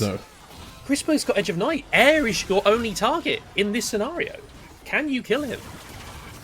Well, we're going to find out soon. Sharpie. Oh, my days, the briefcase. Yo, Mundo, chill out. What are you putting in there? Harry Carry going to get rooted up, though. This could be the start of the fight. There's the knockoff from the Rakan. In they go. The charms all around. The Atakan picked up. And in goes Venom Crest, looking to end the game. And that is a 4-kill 4-0. Let's push this one all the way to the base and potentially end the game. And we might need some 07s in chat for Bulldog Academy. For Jolly as well, who I no doubt will be there in Twitch chat. They will be going to relegations. I mean, this is no way that Faulty can defend this. Yes, they're going to be spawning in a minute, but you imagine they can just keep pushing here, Venom Cresters. They're just sieging the base. It's been a difficult split for Bulldog Academy. We can't pretend it any other way. And for it to end like this, or rather, they still got one more game, but for it to go like this way in the game that decides their fate, it's the most Bulldog way to go out, so we've got to give respect to that. As Harry Carry is going in again, they're just going to try and fight. They've got to fight their way out of this. It's going to be so hard. They have to try. The poke, though, is starting to get to them. Chrisberg mixed with Phrase. It's a lot of damage from range. Harry Carry stepping forward. Mundo doesn't have the ultimate, so maybe they have some damage to burst him, but it is going to take a little bit of a while. Harry Carry just biding their time. It is 5 versus 2, but he gets juked out. Oh, that one's a little bit rough to watch. Harry Carry now going to walk away, but he's going to avoid these briefcases because they will be landing. The slows will be hitting, and the damage is following. Harry Carry on the run. Can he get out of this one? I don't think he will. And that is going to be another one taken down. This should open up the end of the game. Bus going aggressive. Sharpie going low. They're turning it, though. The ball lands on the face of the Camille, but it might be the only sort of reprieve they get in this moment. There's really not much else left for them, not much hope. The only thing they can do here is pray that they go for an overextension. We saw it earlier today in the Rise Gucci game. You can get complacent on a final Nexus push. But you imagine here, if you're Venom Crest, you take the inhibs and you are going to get out. Okay, you're not going to go for the end just yet, but look at the gold lead. It's 13k. It has extended even further. They're going to be able to take all they want off the map here. If can we look at the current gold as well? How much are people holding? It's got to be a lot. Well, we'll figure it out. We'll do. Maybe production doesn't want to show us. Maybe it's too disgusting. There's a lead of like 2k in every roll or something. It's looking pretty disastrous. This is the other thing that I guess we didn't really bring up, but when you're a Senna, you do like getting that gold income, right? You get those souls off gold off the souls, and this game, this Senna pick, it's not really shown up from minute one. It's been a very difficult game for Senna to play, hasn't it? Got picked up, got that flash early, got punished. Yeah, they managed to survive the dive, but then it's kind of not really got the souls it needed. If we get a soul check as well on Senna, that would be excellent, because I think at this point, the only hope is that somehow it does go for another 10-15 minutes and they get that point where Senna's scaled and they've got some chance of one-shotting someone with the full AD vibe, because let's be honest, Harry Carry, this isn't your jungle, mate. You might have been able to get that grump, but you're not going to be able to go back in there again to get anything else. It's just so hard. Yeah. It's hard to watch. It's really hard to watch. 3 members of Venom Crest are already level 15, by the way. The highest level on the side of Bulldogs is 13. And that just kind of tells the whole story right now. I feel like they can just walk this one in. It almost feels like Venom Crest are being a bit hesitant. You know, I would like them just to kind of show a little bit of clinicality here. Just get the end, as we are going to see Frades putting the pressure onto this top side. Harry Carry going to try and get aggressive onto this Valorous, but it's not going to lead to much. Going to have to walk away and just trying to buy some time for the team before they get sieged again. Harry Carry on the run once more. The briefcase in the back should basically lead this one to a kill. But if we go back to the base, it's getting taken down. Bust is already on the Nexus towers. Yeah, and Bust here doesn't care, does he? He's so strong that, yeah, he's got some teammates obviously in support in the top side, but he doesn't really care about even if he could one-shot this center if he really chose to. He's that strong as he's just pushing the waves in. Venom Crest, they're destroying every structure in Bulldog's base. They're leaving no survivors. All inhibs will go down.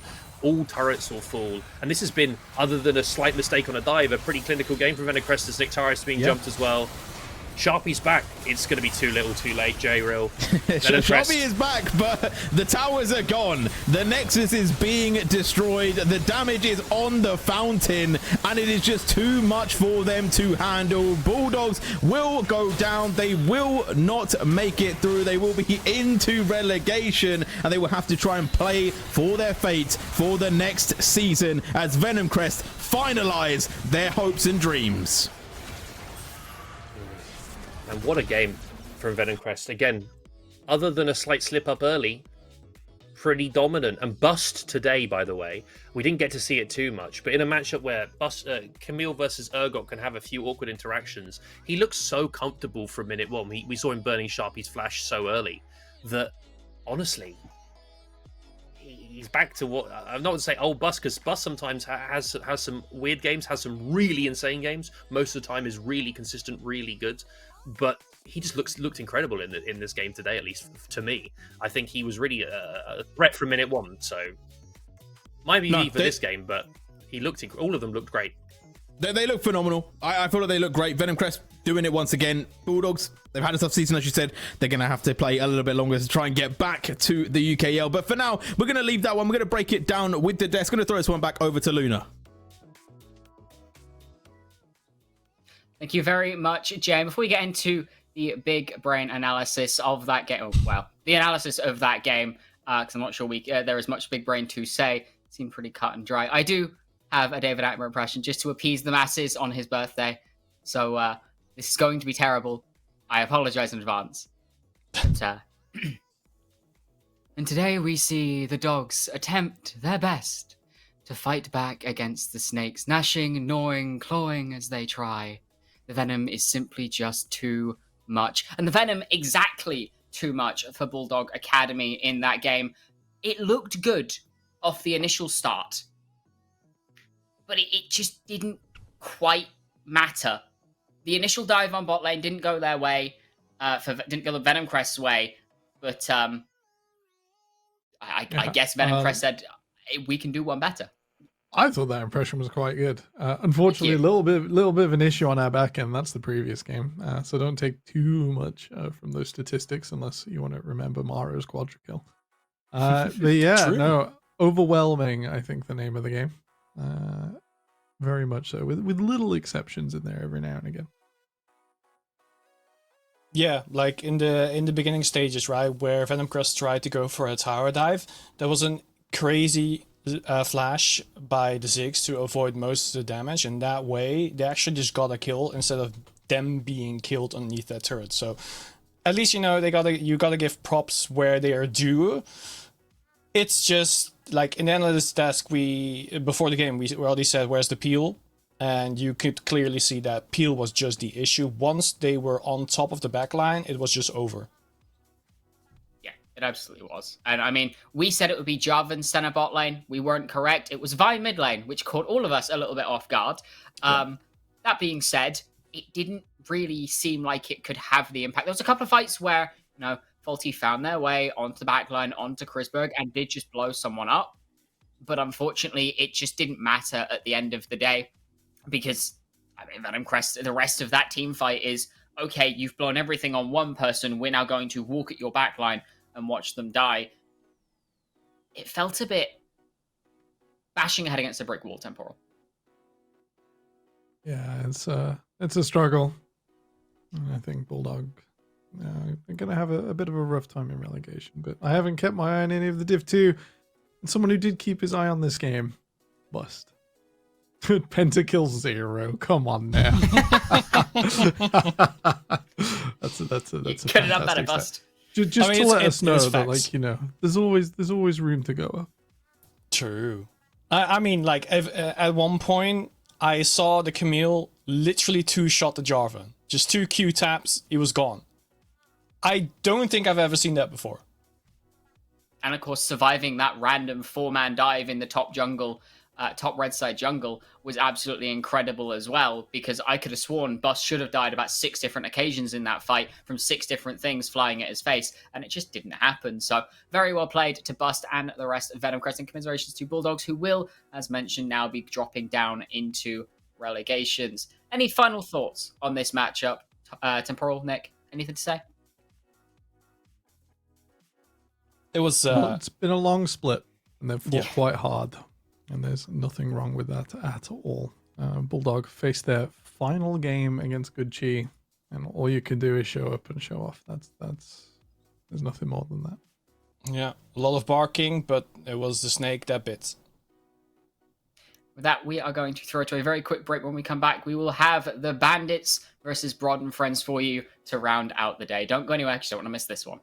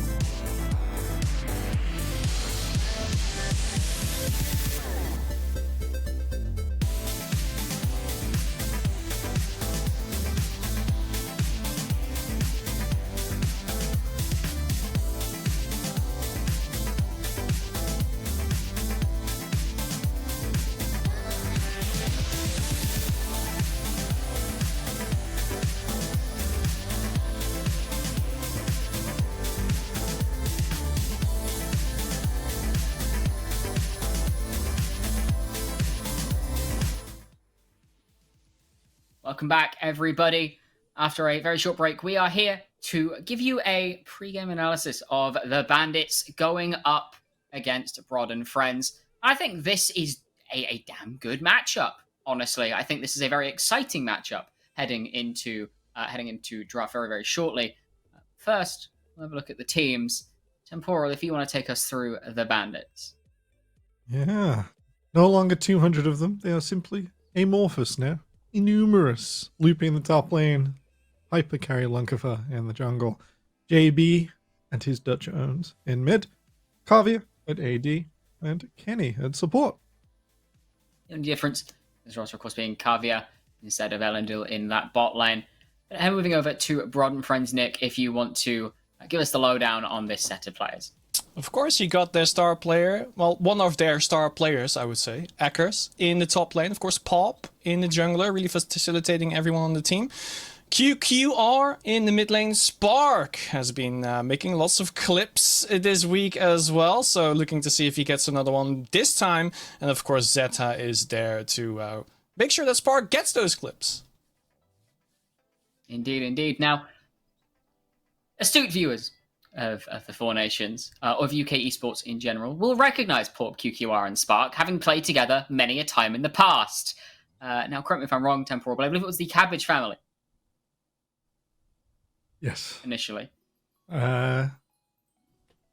Spark and Gregor's sort of in and out there. The Cabbage bot lane, bit of a point of discussion over the years, but Spark and Zeta with some of the championships for sure. Of course, Pop and QQ are no strangers, a mid-jungle duo either. Bandits have really been making a name for themselves ever since last split, so this is definitely going to be a showdown of the ages. Now, I'm going to ask you both, before we head into draft, if there was one thing in this matchup that you chose to focus on, what would it be? Nick, we'll start with you. I have to say the top lane, Akkers against Loopy. Like, I think Loopy is one of the underrated top laners in Four Nations right now. Really doesn't get the attention that he should be getting. Akkers, of course, very dominant as well. If Akkers gets Aatrox, I'm very excited. But Loopy, I think one of the issues, that's just my opinion, is that Loopy gets put onto tank duty a lot. But I want to see him in the carry duty for once. Like, he's a phenomenal player, and I really wanted to shine this time. Temporal? Yeah, I think Akkers versus Loopy is a great shout out, but you've already yoinked it. So instead, we'll be looking at mid, where I think there's a lot to prove. QQR up against JB. I think JB had a fantastic run last playoffs and was a considerable factor for why the Bandits made finals. Grand final is going to be so exciting again. If you've not seen the social posts, you should go see where we're hosting that again over on our Twitter. And yeah, I think that's going to be a point to prove. Because for me, QQR is still not quite proven himself. He's done very well. It's not awful by any means. But if he's going to do excellently, if we're going to see Brod and their friends lift the trophy, I want to see it happen. We'll see what tools they bring to facilitate that. As you say, QQR not quite proven himself just yet. And he's been here a few splits in a row now. I believe there is a Four Nations title under his belt, unless my memory is deceiving me, with, I think it was Lion's Creed at the time. Correct me if I'm wrong. Potentially. My mind does not stretch back that far right now. I definitely didn't just inhale dinner in like 3 minutes of that break. It's been a long evening. Speeding through the bans, however, Urgot banned by the Bandits, which is not what I expected. Urgot, Shen, and Azir taken away by them. Zinzao, Vi, and Victor taken away for Brod. The Urgot ban for Bandits feels a bit weird, knowing it's a Loopy champion. I don't think we're flipped. We might be. Let's wait and see. Let's wait and see. I thought that Shen was also kind of a Loopy champion, so it might actually be the names flip. But yeah, and indeed, Azir hits JB way more than QQ. It is flipped. Yeah, there we go. It is indeed flipped. Our red side team is the Bandits. Our blue side team is Brod and Friends. So this Ari lock-in is for QQR. Matched for the Tristana, which I would assume could be flexed. Yeah, it has been in the past. A decent pickup. With the Ari, you're now thinking about your engaged champions. Vi has gone, Nocturne still open. I don't think either Tristana or Silas deal particularly well. We saw T1 pull off this awesome combination this morning. It's been around a Japanese league for like 3 years, where you know, everyone's like, oh, ban the Vi, and then the Nocturne hits not long afterwards, which is just such a cool pickup in the meta at the moment. I don't think Broad would do it, but it is flexible to solo lanes as well. Yeah, Like the Pantheon? Yeah, Pantheon Just... kind of does the same as Nocturne in that sense, right? Where he just jumps into a backline together with the RE. So it does work. But of course, Pantheon is also a champion you can flex to the support role. So it at least gives Broad and friends some more options together with the Varus. As well, of course, Silas. Yeah. Luna, I saw you do a little hand gesture. Yeah, the Pantheon can also go into that top lane, but so can True. this Silas. Nothing is set in stone at present, other than this Rel, which is almost guaranteed going support, and that Ahri, which is almost guaranteed going mid lane. I'm gonna be honest, the Varus could maybe go top lane if Akers was really feeling spicy today, so I'm not writing it off. Brawn ban for the Bandits, just to make sure their engage is not stopped dead in its tracks. So far, only really 2 ultimates the Silas can use to a decent level of effect. Of course, that Grand Starfall, a little difficult to make full use of as a Silas. It's the get out of jail free. Yeah, it is the get out of jail free, assuming you don't get immediately hit by CC after casting it. That's the scary part. Mundo ban for Broad and friends. We'll see what the last couple of bans are before Bandits pick up their 4th champion and most likely last blind champion. Nautilus wouldn't be a huge surprise here. Run for melee supports Broad and friends, taking away like tough jungle picks. They recognize that their approach is a bit fractured, a bit fraught. They would not be able to cleave through Mundo. Similarly, you got a few of the tougher picks here. Wouldn't be surprised to see Viego go missing. Not the toughest, but another lunk of the special. I'm kind of surprised by the Brown ban. I would have expected like Poppy Alistar instead of Poppy Brown, because the Brown pick wouldn't really stop anything except for Tristana, but she's just going to hit whatever is in front of her anyway, so in that sense, not the best ban, I would say, but still a great ban, because Brown just loves when he gets engaged upon, so you can just apply his passive, and that's exactly what Rel and Silas do, so regardless, it's a good ban. Quinn Hover, though, I think that one is a pretty interesting one. Let's see if it's locked in, though. I don't think it will be. More likely in this. I'm sat here. Clearly not. I'm sat here thinking that Loopy, alongside our very own Harold Hamhand, would cook in there. No, instead, we're just going to get the Ornn lock in, go for standard. That Brawn ban now making a little bit more sense. Was blocking Call of the Forge God can completely ruin and engage. We will see what Broad and friends decide to respond with. You have Akker's pick. Suddenly, this top lane matchup, slightly less explosive. Although, of course, Ornn is the assassin, mage, marksman, fighter, bruiser, tank, extraordinaire, can do everything. Not as much as a fighter as Ambessa. Yeah, for sure. You still get your moments, but Ambessa gets more.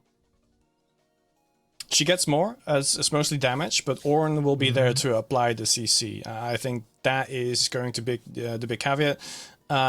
It does also mean I was excited to see the top lane. Not as excited anymore, because it will just be Ambessa having the upper hand, while Ornn is just there for the XP, really. Zeta with the Leona, so it does mean that Pantheon will be going jungle, and Varus Leona, very strong kill duo. So that begs the question. Lethality, Varus? Probably. I was gonna call for the Renata, and then I was just like, Silas makes it a bit awkward. But yeah, I guess Leona's still pretty popular. Yeah, I mean, the stolen solar flare makes it okay. I like. The R5 Kindred for Lunkafer coming in for Bandits. You don't have as much support as you would typically like for a Kindred. Normally we will see it with something like an Orianna or a Karma, something like that paired up in a solo lane, just to allow it a little bit more safety. That being said, you do have at least one lane that's always going to have pressure for you in that bot side. Of course, the mid pressure can be contested as well, so you can get away with this at least a little bit easier, get those invades off and start to stack up your marks.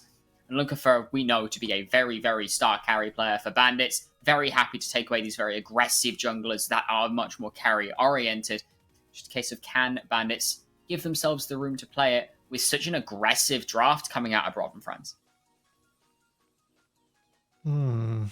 It is definitely execution focus for Broad and Friends. I think they've maybe made it a little harder for themselves, not going for the Nocturne, not going for sort of bigger tools. And with these stuns, with the ability to sort of throw hands, they really will need to. Otherwise, 4+ stack Kindred does start to get a little bit hard unless very isolated for them.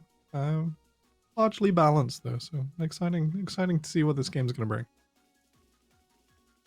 Certainly is. I think it's again fun. Spark gets to go on like a hyper carry, AD carry, and it does mean that he gets a lot of agency towards, let's say, the 3 items spike, because I am going to assume he's just going on it and not lethality. I don't think he has enough targets to just burst down together with Leona.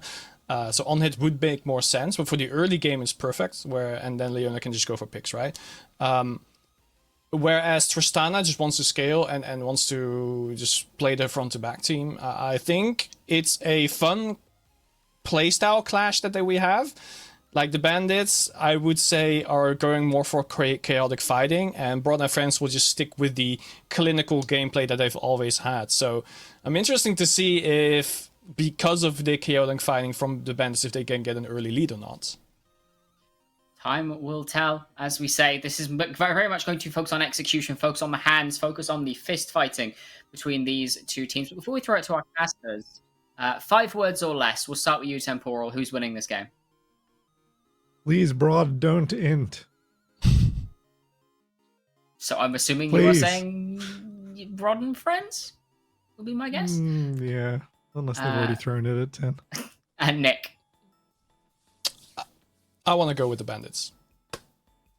That is fine. In which case, you've heard the predictions on the desk. You've heard our analysis. Now we'll throw it back over to J-Real and Rob to carry you through this game and see what they bring.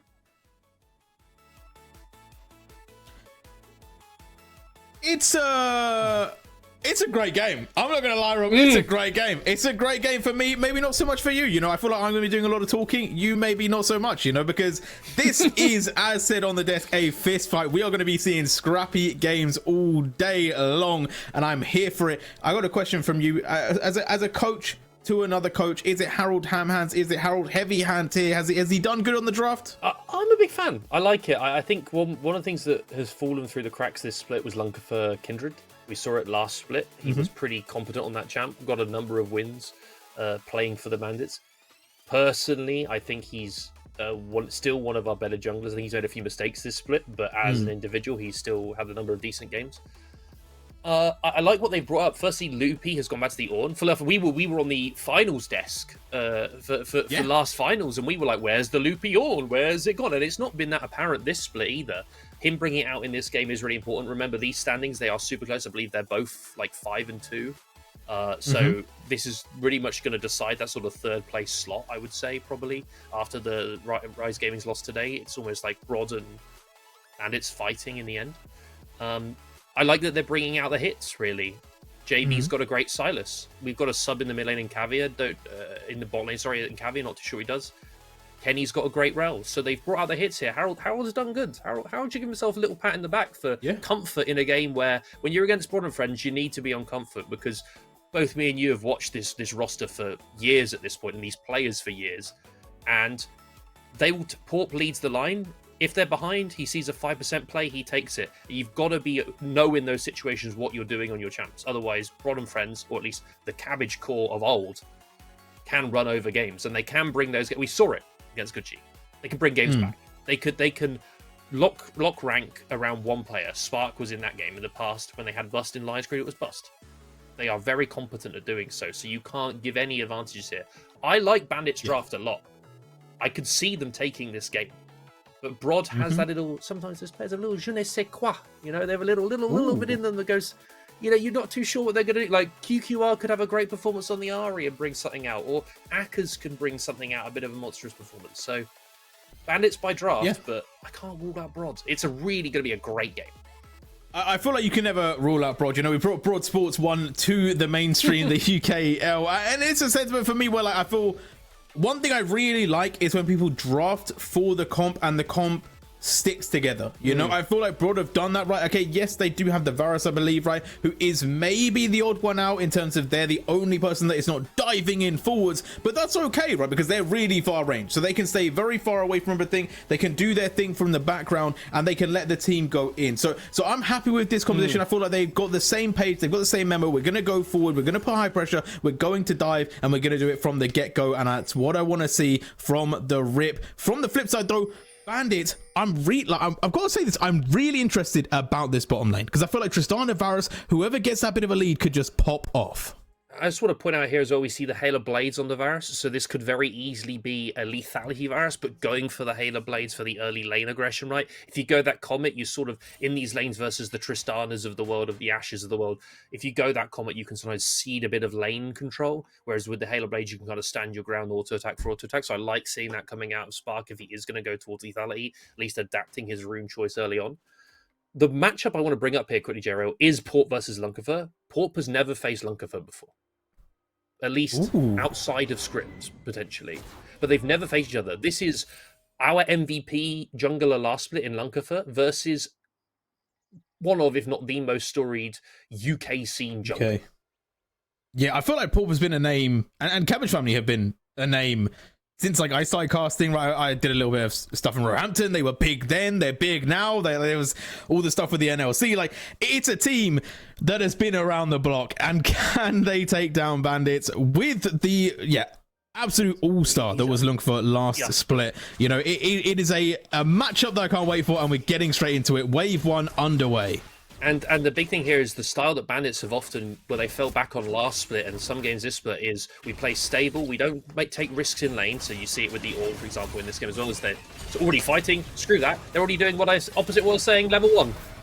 Yeah, and Zeta's taking so much damage as well, almost not backing away. The Ignite ticks down, takes them to solo, almost just under 100 HP, and now it's all the pressure on Bandit's side. Look at the health potion difference. Zeta's already popped both of them, and Kenny, he's still got both of them in his back pocket. So Zeta now is going to really struggle to take any more aggressive trades. This bot lane for Bron and Friends is already in a rough spot. The wave might be crashing, but how are they going to break themselves out of this deadlock, J-Real? Because the waves are going to keep coming in. They get a little bit more damage on Zeta, a little bit more. He's not going to be able to heal back up. They might need Port to come here, skip a camp, potentially, and try and bail them out of this bot lane situation. As Kenny, he's already looking to see, are the Krugs taken? Where is the jungler? Oh, and Kindred going for the early gank as well. Lunkifer getting aggressive. I wanted to say this. Lunkifer was so proactive in the last season. It's what made him so dangerous, and that's exactly what we get from the First Blood. And weirdly enough, it's Cabbage's first, Broad/Cabbage's first sort of a foray with Lunkifer, right? Like poor QQR Spark, they haven't faced this guy, and he was a monster. He is so good at finding these angles. He gets picks up the first kill there already. He's very good at his farm. He knows how to farm properly. He knows his pathing very well. He avoids bad fights, and in general, he makes a lot of great decisions as a jungler that brings his team carries it on his back, so to speak. Just needs Loopy's ult. That's all he needs. Just needs JB to get one chain, and he'll run those fights, which is what we saw last split. So Lunkifer already getting this kill, kind of scary, as Bandits already looking very good early on in this game, J-Real. Very good. All I'm thinking of when you said he know his pathing well, I'm just thinking of that guy. It's just like a succulent mid lane meal. Oh, you know you're pathing well. Get your hands off my raptors. You know, that's all I'm thinking right now in my head, as we are going to see more gameplay coming through. Right now, Spark still pushed on the tower. Like you said, they still haven't resolved that. And with the early gank, I feel like it has dissuaded Paul from going down bot lane. Had to go top side to get that scuttle grab. And right now, Porp is not so much lost the map. He's got that crab top side, but we'll have to see where he opens here, because he obviously started top, clearing down to bot. Akkers and Loopy just left on this island, whacking each other away. Loopy as well, this split. He's been on champs, as we said. I just said before the game. We've not seen his Ornn very much. Have we forgotten how unbelievably good he was on this champion last split? He was incredible at the Ornn and the Urgot, but particularly the Ornn. Won a number of games for Bandits, and to see it again today, interested to see what his build's going to be, like that Deadman's in the past, see if he goes towards a similar kind of itemization versus the Ambessa. Just in general, I can't praise enough these older members of the Bandits who have come in today, because I'm really excited to see them on their upward trend, because let's be honest, if we look back at the beginning of this split, Bandits were 0-3, 0-4, right? And they looked like they were struggling. And so they've really come on the up and up in the last few weeks to be in a position where they can be taking at least that third place slot in the leaderboard, which only a week or so ago didn't look that realistic. Dragon going to be spawning up first. Drake on the map. See if there's any high priority for that. I will also say, Bandits, I feel like they've had a lot of scrappy games. Just hold on one sec. In the mid lane, the charm's going to land. In comes the Pantheon Pulp with a lot of damage. And JB trying to run away, but the Orb of Deception is just too much damage. That will be QQR picking up a return kill in the mid lane. And Lunkafor lying in wait to see if they can catch up the Pantheon. But in the bot side, it is all going on. Spark getting aggressive with it. Looking for Kenny. The arrow does land, but the Ignite is not going to tick enough. But it is going to force away the ADC as well. They are pushed back, and in comes the spear. Porp with a kill, and already killed Lunkafor. I was going to say, this is Porp doing Porp things. If there's one thing, if you ask Porp what he thinks of his mid laner, he describes him as UK's mid lane Exodia. He believes in QQR so much, and that's the lane you will see Porp play around more than any other. You see it here right now. He goes for JB, then plays downwards into his bot lane. He also loves Sparky. They've played together a long enough time. Lunkafor taking that fight, I was quite surprised. Pantheon already had that martial law, the full passive stacks up. So that fight was a bit of a flip coming out of Lunkafor there. Maybe trying to catch him unawares or hope that Porp wasn't aware of his damage. Porp just takes the fight and takes the 1v1 and takes the kill. And then bot lane, Rod and Friends' bot lane, Spark Zeta, they force him so low, Porp flashing over, and Zeta, he's in mid again. JB's got to be a little bit scared here because he's not got his ultimate yet.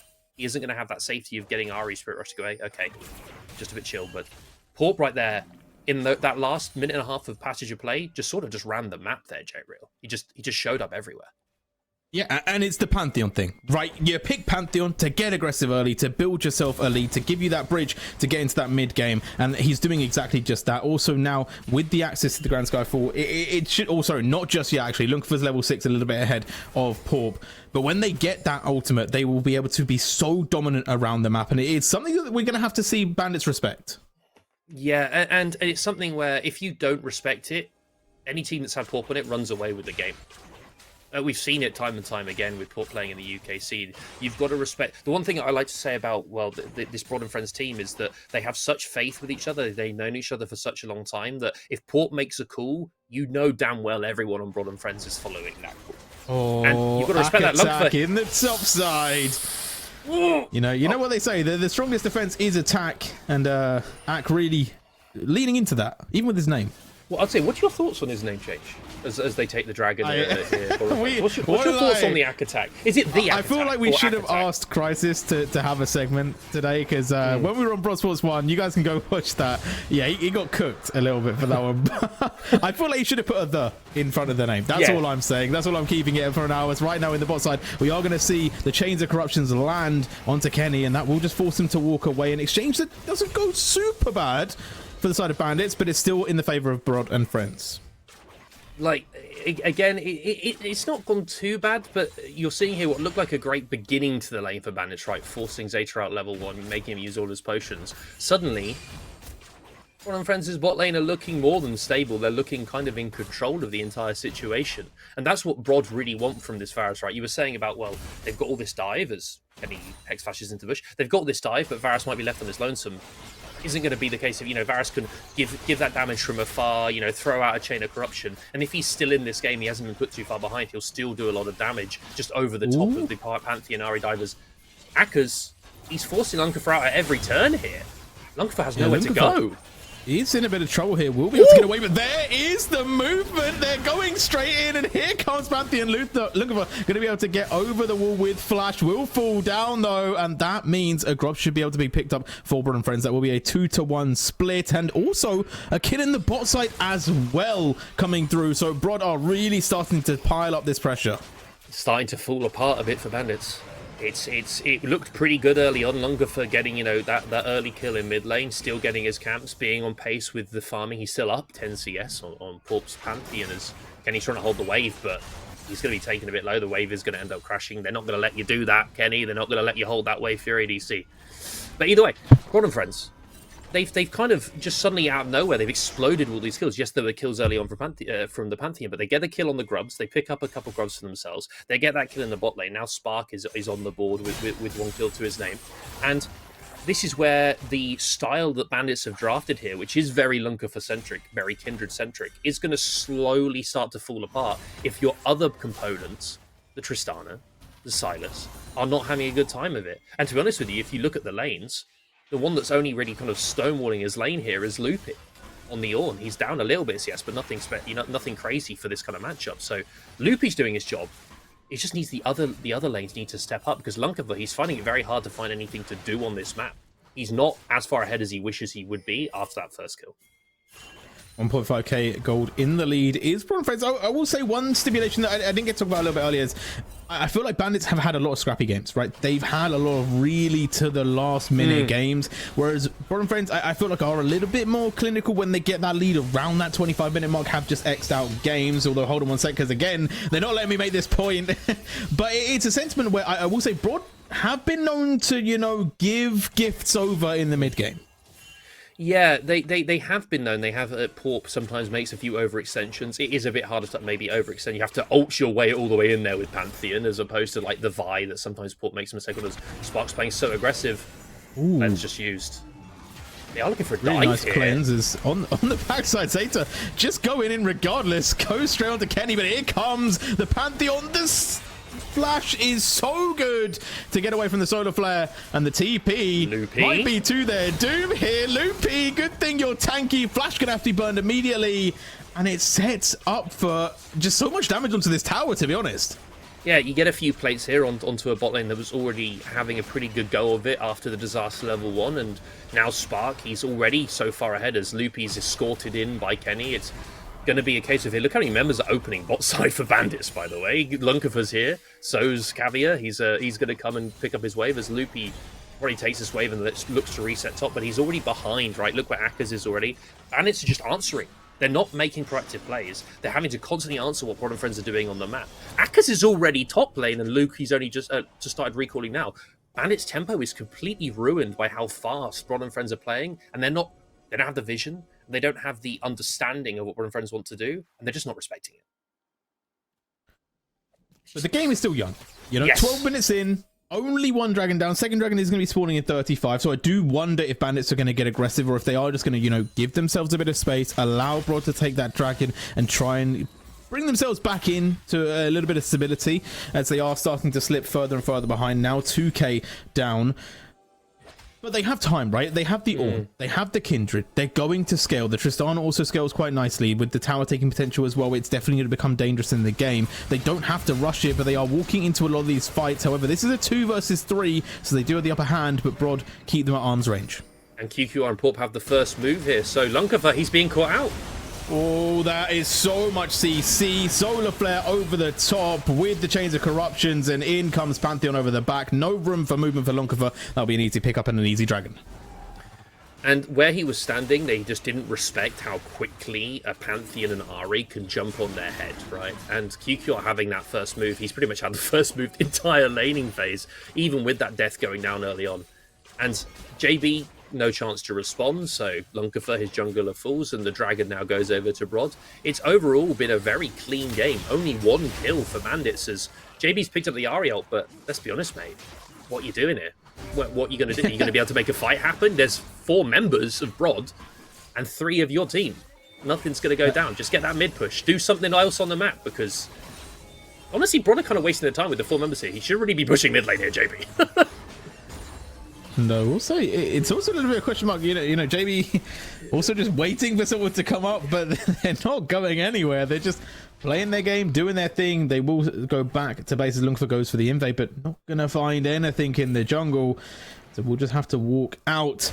And at this time, by the way, we haven't really talked about it at all. Loopy and Akers are just scaling, and if I'm honest, I don't know which is scarier, because Ambessa is not one to mess around with in the later stages. Yeah, and especially a player like Akers, who picked up Ambessa very quickly when she was released, got the builds down, understands how to play, you know, the lane very, you know, her lane early on at least isn't always the strongest, but her mid and late game is very, very, very strong in the right hands. He has been one of the premier Ambessas in the league. Akabessa, as I believe was in the wrap. And he should be pretty scary in this game, especially when, if you're on the back foot as Bandits and you're having to burn that Kindred ultimate sort of way sooner than you'd rather do so. If, say, Ambessa's on your head, it's difficult as the Ak attack, he's under attack.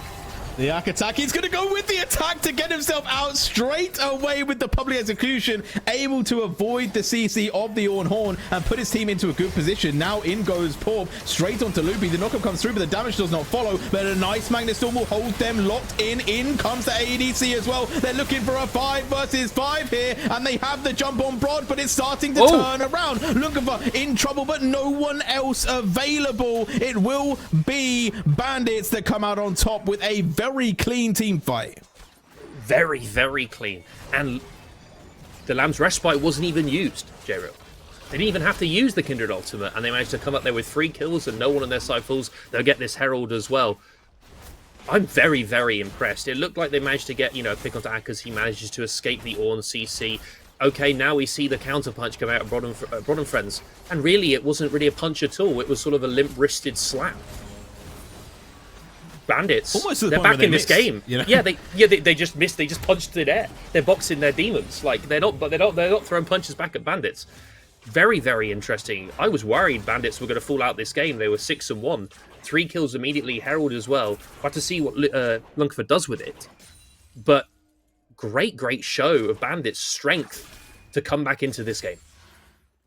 It is indeed. We said, God, they love to give some gifts over sometimes, This is one of them, but can they redeem it, right? They do have a habit of bringing it back, so I'm not stressed yet if you're a Broad fan. However, this is a really, really good opportunity for Bandits, right? They've now brought themselves back equal, actually ever so slightly ahead, but will it translate into more, right? The Dragon is coming up in a minute, and in they go. So much damage on to Kenny, but they get away, and public execution misses Lunkafa as well, and so much invested from Broad to lead to nothing so far, but they're going back in. Lunkafa has to stay alive for a little bit longer, does have the respite, will give themselves a bit of distance, but in goes the spear. It misses, but the autos will not. They connect, and now Ornn is in trouble. Loopy dashes away and should get to safety, but that's what we talked about. Broad and Friends can make things happen at all times, and they're all on the same page, right? So what happens there? They get Kenny. He manages to get out, and they don't slow down. There was a bit of an and ah coming out from the Bandits. Lunkafa hanging around the side of the fight, the extremities, and ends up being jumped on. As we see a fight, by the way, in the bot side here.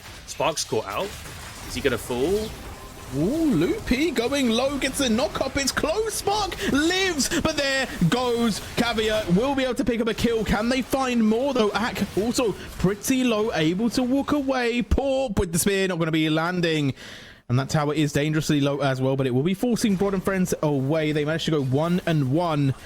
I don't know if it's necessarily worth to trade even, as this is quite a far push from Kenny. It is just going to be Akers walking away as Lunkafa maybe goes in for it, but it's a risk. It's a tile that should not have gone their way.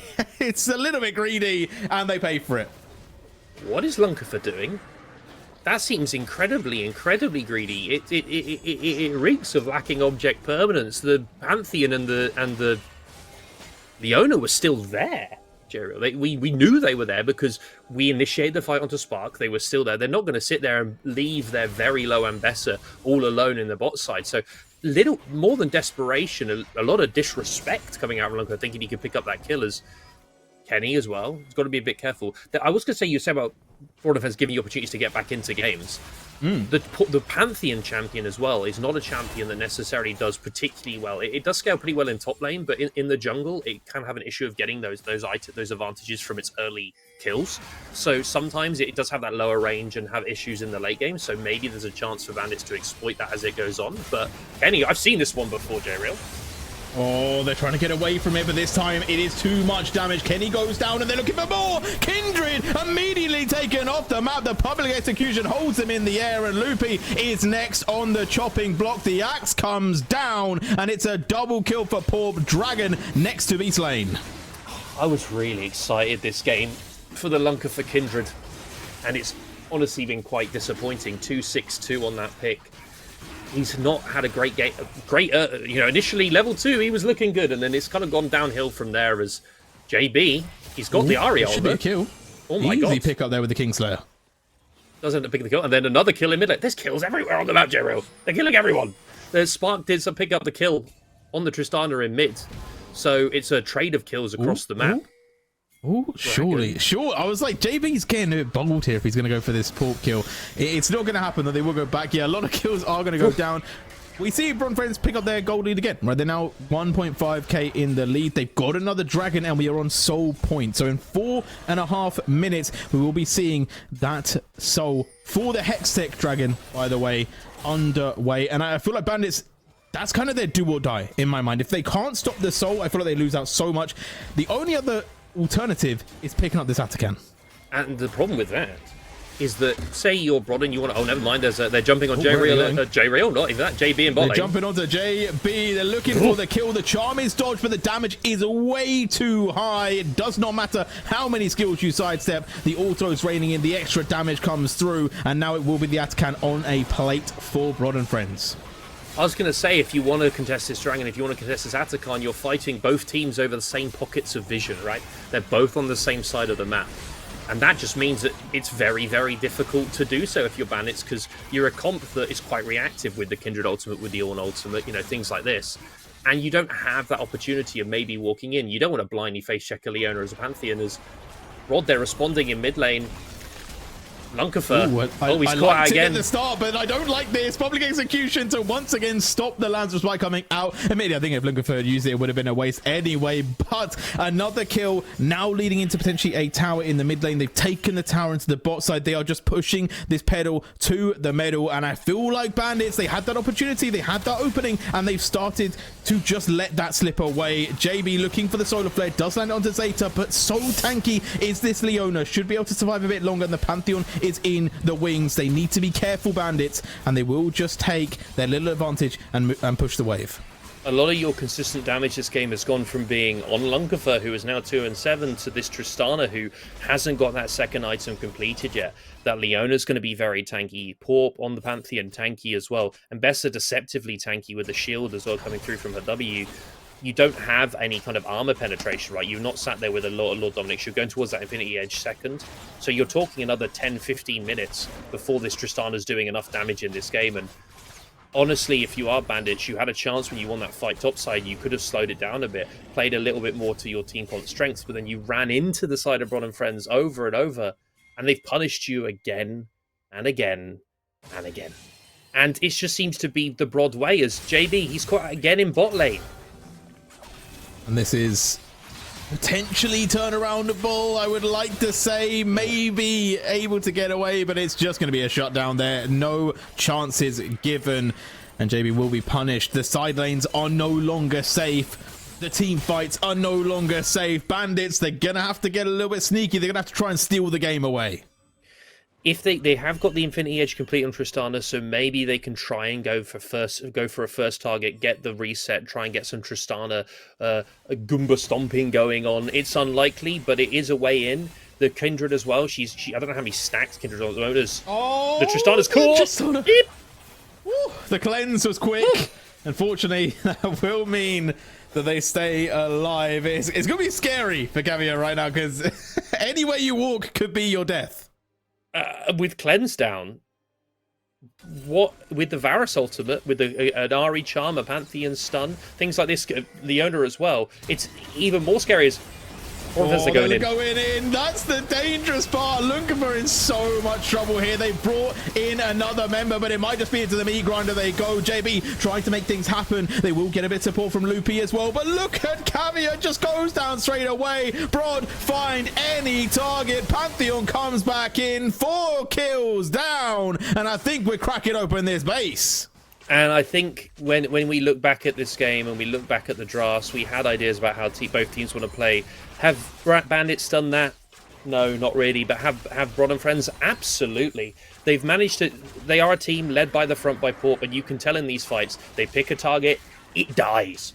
It's sent to the grave, and that's how they've been playing every single one of these fights, other than one minor slip-up in the mid-game in that topside fight that went well for Bandits. It's been all Brod and Friends, kind of, not from minute 1, but from minute 4, and they're not letting off the gas. They're going to reset, get that goal back into them.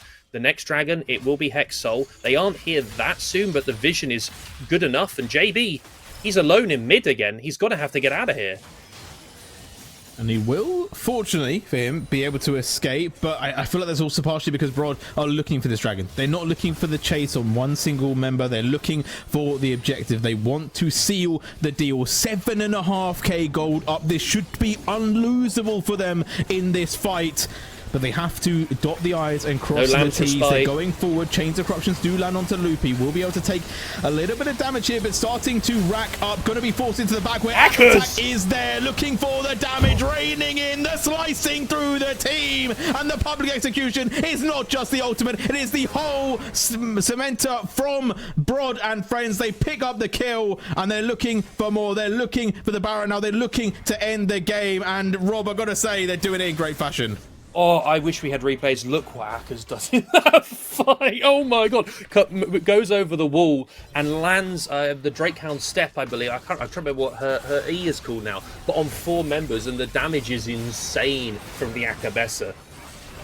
It's incredible to see him go in there, and that's the confidence. Sometimes you had questions I remember last split, you, Trajan, and many other casters had questions over Akers. You know, is he the same Akers? He's playing the Kazantes, he's playing weak side champs, he's not showing these same carry sort of threats, you know, he's not showing the same Akers we'd seen in the past. That right there is old Akers. He's throwing himself into 4 members and doing so much damage and coming out alive. And that's what we need to see from Broad and Friends going into the tail end of this and going a regular split and going into playoffs, is this ramp up from the Cabbage plus Akers combination. And honestly, this game is a bit of a statement, to be honest with you. Think about everyone. They lost to Rise early on in the split. Think of all the teams around them in the standings. This is a statement game for Broad and Friends to show we can play how we want to play and take wins against teams that are evenly matched with us on paper. Like, I think people often used to say, like, unbench the Kench. I feel like what we were predominantly asking for was play attack on the Ack, you know, like just go and let him do his thing, let him get aggressive, let him find his momentum and get those solo kills, because he can do so much. And we're going to see it right now. The 1v3, can they pull it off? It's a big ask. The public execution comes in, the knock-up is there, the public execution comes back. Lunkova taking a lot of damage. Akker's trying to get away, gets a lot of distance, does not get out though, will finally fall down. But look at what the team are doing on the other side. They've taken a tier 2, they're looking to pressure the base, and we have to see a response immediately from Bandits. It's almost like the Bandits heard us praising Akers and said, listen, you can't praise him too much. We'll send many members. We'll send the ops to his house. Like, it's crazy to me that they end up going this way, because look at the rest of the map and how strangled out of this game Bandits will feel on the top siders. They're just waiting here.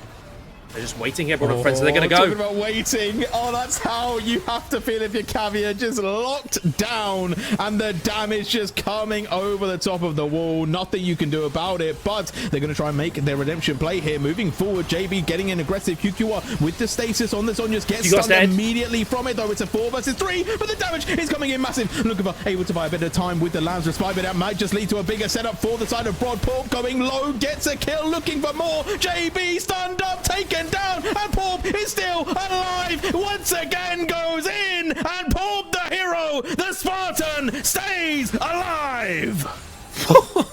It initially looked that maybe, potentially, Bandits had pulled it off J-Real. They managed to get the kill onto QQR. Porp went so low multiple times, and it just wasn't enough. Your consistent damage, Tristana, who was already out of the fight, not able to play, was back in the base dead as... And Bessa's ult does go wide, but it doesn't seem to matter. Look at them. Broad and Friends, they're ending this game. They're going to make sure they guarantee top 3. Tristana going down. The kickback, though, is going to get the kill onto Porp, but I don't think it makes a difference. The towers are falling down. This should be an easy take. Spark, though, looking for some damage onto the Rel is going to slow them down a little bit. Longer for back out, and now going aggressive for Caviar. They might be able to stall this, but Akers, so much damage, buying space for the team. The TP from JB, though, just outside his base, will get them a kill onto Spark, as Akers does get 1 kill, doesn't get 2, and will fall down. The game is still alive for Bandits.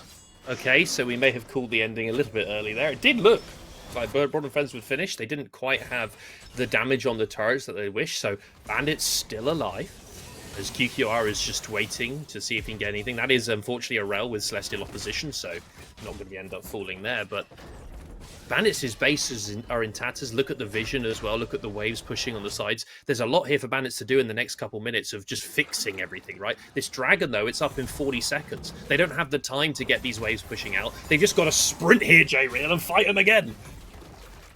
You got to go. And I feel like if you're Brun Friends, you don't even need it. And No. also, there's a bit of my thought process where had that Pantheon ultimate been up, could Porp just go and backdoor the game? You know, like there's a lot that you have to think about when you're Bandits right now, and it is a dangerous predicament to be in. Do you fight? Do you save your base? Do you get a pick on QQR? That's a big one. They're moving forward. They're looking for it. Zeta going to be able to give a bit of support for the mid laner. Porp in the wings, waiting for the opportune moment. Goes in, gets some damage down. In comes Akers to the back line. Can they make it happen? 1v4 does not get the kill, but it is going to be a 1-for-1 overall. And look at the health bars on Bandits. They have to run. The only one healthy is JB, and he gets picked up by the charm. Porp into the back line. The Lazarus fight buys time for Lunkafa, but there over the wall he goes, looking for this kill. Gets one. Can he get two? It will be a second. Tristana finishes off the kill, but 3 alive. The base open. The Nexus exposed. It should be all Brod and friends. It looked again, had they done it, Kenny sacrifices himself to make sure Akers falls on the backside of the fight, but it just wasn't enough. And Brod and friends, they're running it to the Nexus. This will be them getting their third place and at least fighting in that position for Bandits. One more game to go, but Brod and friends, they came to this split. We all knew who they were. They've proven it at the moment, J-Real, that they come back to the league and they're just as hot as ever. They had a lot to prove in this game, a lot on the line, and they have succeeded in both. Nexus explodes. Brod and friends take the final game of the day. What a monstrous performance. Honestly, a monstrous performance coming out from Brod and friends. Well, you had questions, I think, on the desk as well. We had questions about, you know, the Porp, the Vara, you know, Porp on the Pantheon. How's it going to operate in this game? It's quite low range. Are they going to fall to the Lunkafa Kindred, who in the past we've seen Bandits play some very stable games around Lunkafa in the jungle? Doesn't happen. Porp pretty much runs the show this game. Absolutely runs the show. There was that fight, you know, earlier, other than the kill from the Kindred early on, it was the Porp show in jungle supplemented by Akers, QQR, Spark. They all kind of played a great role. Zeta as well. They all were on board on the same page. That's what you need going into playoffs. We've got one more week left of regular season, but going into playoffs, that level of team coordination, all being on the same page, playing to your team's win conditions and trusting each other is how you end up winning those games in playoffs. Deep in those best of fives, those are the moments you need. We know they can do it. It's good to see them starting it at the end of the regular split, because we know how monstrous these players can be in best of series. The Bandits were good, but Brod were better. That's all we need to say. We're going to let the desk do the breakdown. Back to you. Over to Luna. Thank you, Jay. And I think it's safe to say, we said we wanted fisticuffs. We said we wanted a back and forth. We said we wanted just outright brutal bashing of faces. And that game delivered Temporal. Oh, yeah. You know, I was like, oh, maybe they'll do it. Maybe they'll set the pace. Maybe it'll be late game team fights no matter what. Oh my god. With the one exception of the Bandits do a cheeky early game set play, which is very well done, on the mid lane. That was Brod and friends, and some more friends, with some friends, and all Brod. What's going on? So, Specifically, unkillable friends. Yeah, especially towards the end of that game. Good lord. Yeah. I think that was about 4 fights back to back where Porp should have definitely died and didn't. Speaking of Porp and not dying, 3 deaths. 11, 3, and 13 on this Pantheon. An incredible performance, especially when compared to his counterpart, Lunkafa, who had a bit of a nightmare game after that first kill. Yeah, very early strong start from the Kindred, getting a quick kill in the mid lane, but after that was really having no presence at all, while Porp was just everywhere, just getting the fights, and eventually they just snowballed the game out of control, and like just Porp on the screen, your MVP, 0 pentakills, but the damage that he did was kind of ridiculous on the Pantheon. Yeah, it was absurd. You know, beating out Akers for gold. We can shout out the rest of Brod and friends as well. QQR had some insane angles. The attack. Him attack 4, he win. That's the way it should be. Yeah, most certainly is. And I mean, that brings us to quite an interesting position standings-wise as well, if memory serves, because these were two of our top teams heading into playoffs. I think 1 and 2 comfortably between Venom Crest and Inkquick. But I think 3, 4, 5 have kind of been in quite close contention, if memory serves. Yep. And these two teams were two of those teams. So to see it this clearly, this concisely in the favor of Broad and Friends, it's kind of blindsiding. Because, I mean, both of these teams have looked incredibly good over the last couple of weeks. Yeah, just having a look down the table. There's Broad and Friends eking ahead, but of course, Rise falling to Good Chi earlier does keep those two in tight contention for that last upper bracket spot. All to play for. It is indeed all to play for. Now, is there any burning statements about that game on your guys' mind? Nick, we'll come to you first. If there's anything particular you would describe that game as? Chaos unfolded, but only the clinical remained from Broad and Friends. I think that is just what we expected, and it just, in front of our eyes, it just happened as well. It was a little bit more chaotic, like it was like actually a storm between these two, but in the end, the storm passed, and Broad and Friends are the victors. Yeah. Damn, Broad, got hands. Show me that in playoffs, please. Keep it up. I mean, you asked them at the start of the game, please don't int. And they definitely didn't. They had a couple of moments where they looked a little bit kind of for funny, but they definitely delivered on the please don't int. And while it looked like a bit of a nightmare for the Bandits, I'm sure they will come back stronger than ever. And that is it from us for today. It's been an absolute pleasure. Thank you, both of you, Paul and Nick, for joining me on the desk. And a massive thank you to J-Real and Rob as well, running us through those last couple of games. And do not forget, we have our recap rundown on Saturday, ready to take you through the action of the week and look ahead to the next week. Of course, we will be back again with games on Monday, which will be the last day of the regular split before we head into playoffs. So you definitely aren't going to want to miss it. Thank you, everybody, for joining us on Four Nations today. I have been Luna. It has been a pleasure, and we will see you all again very soon.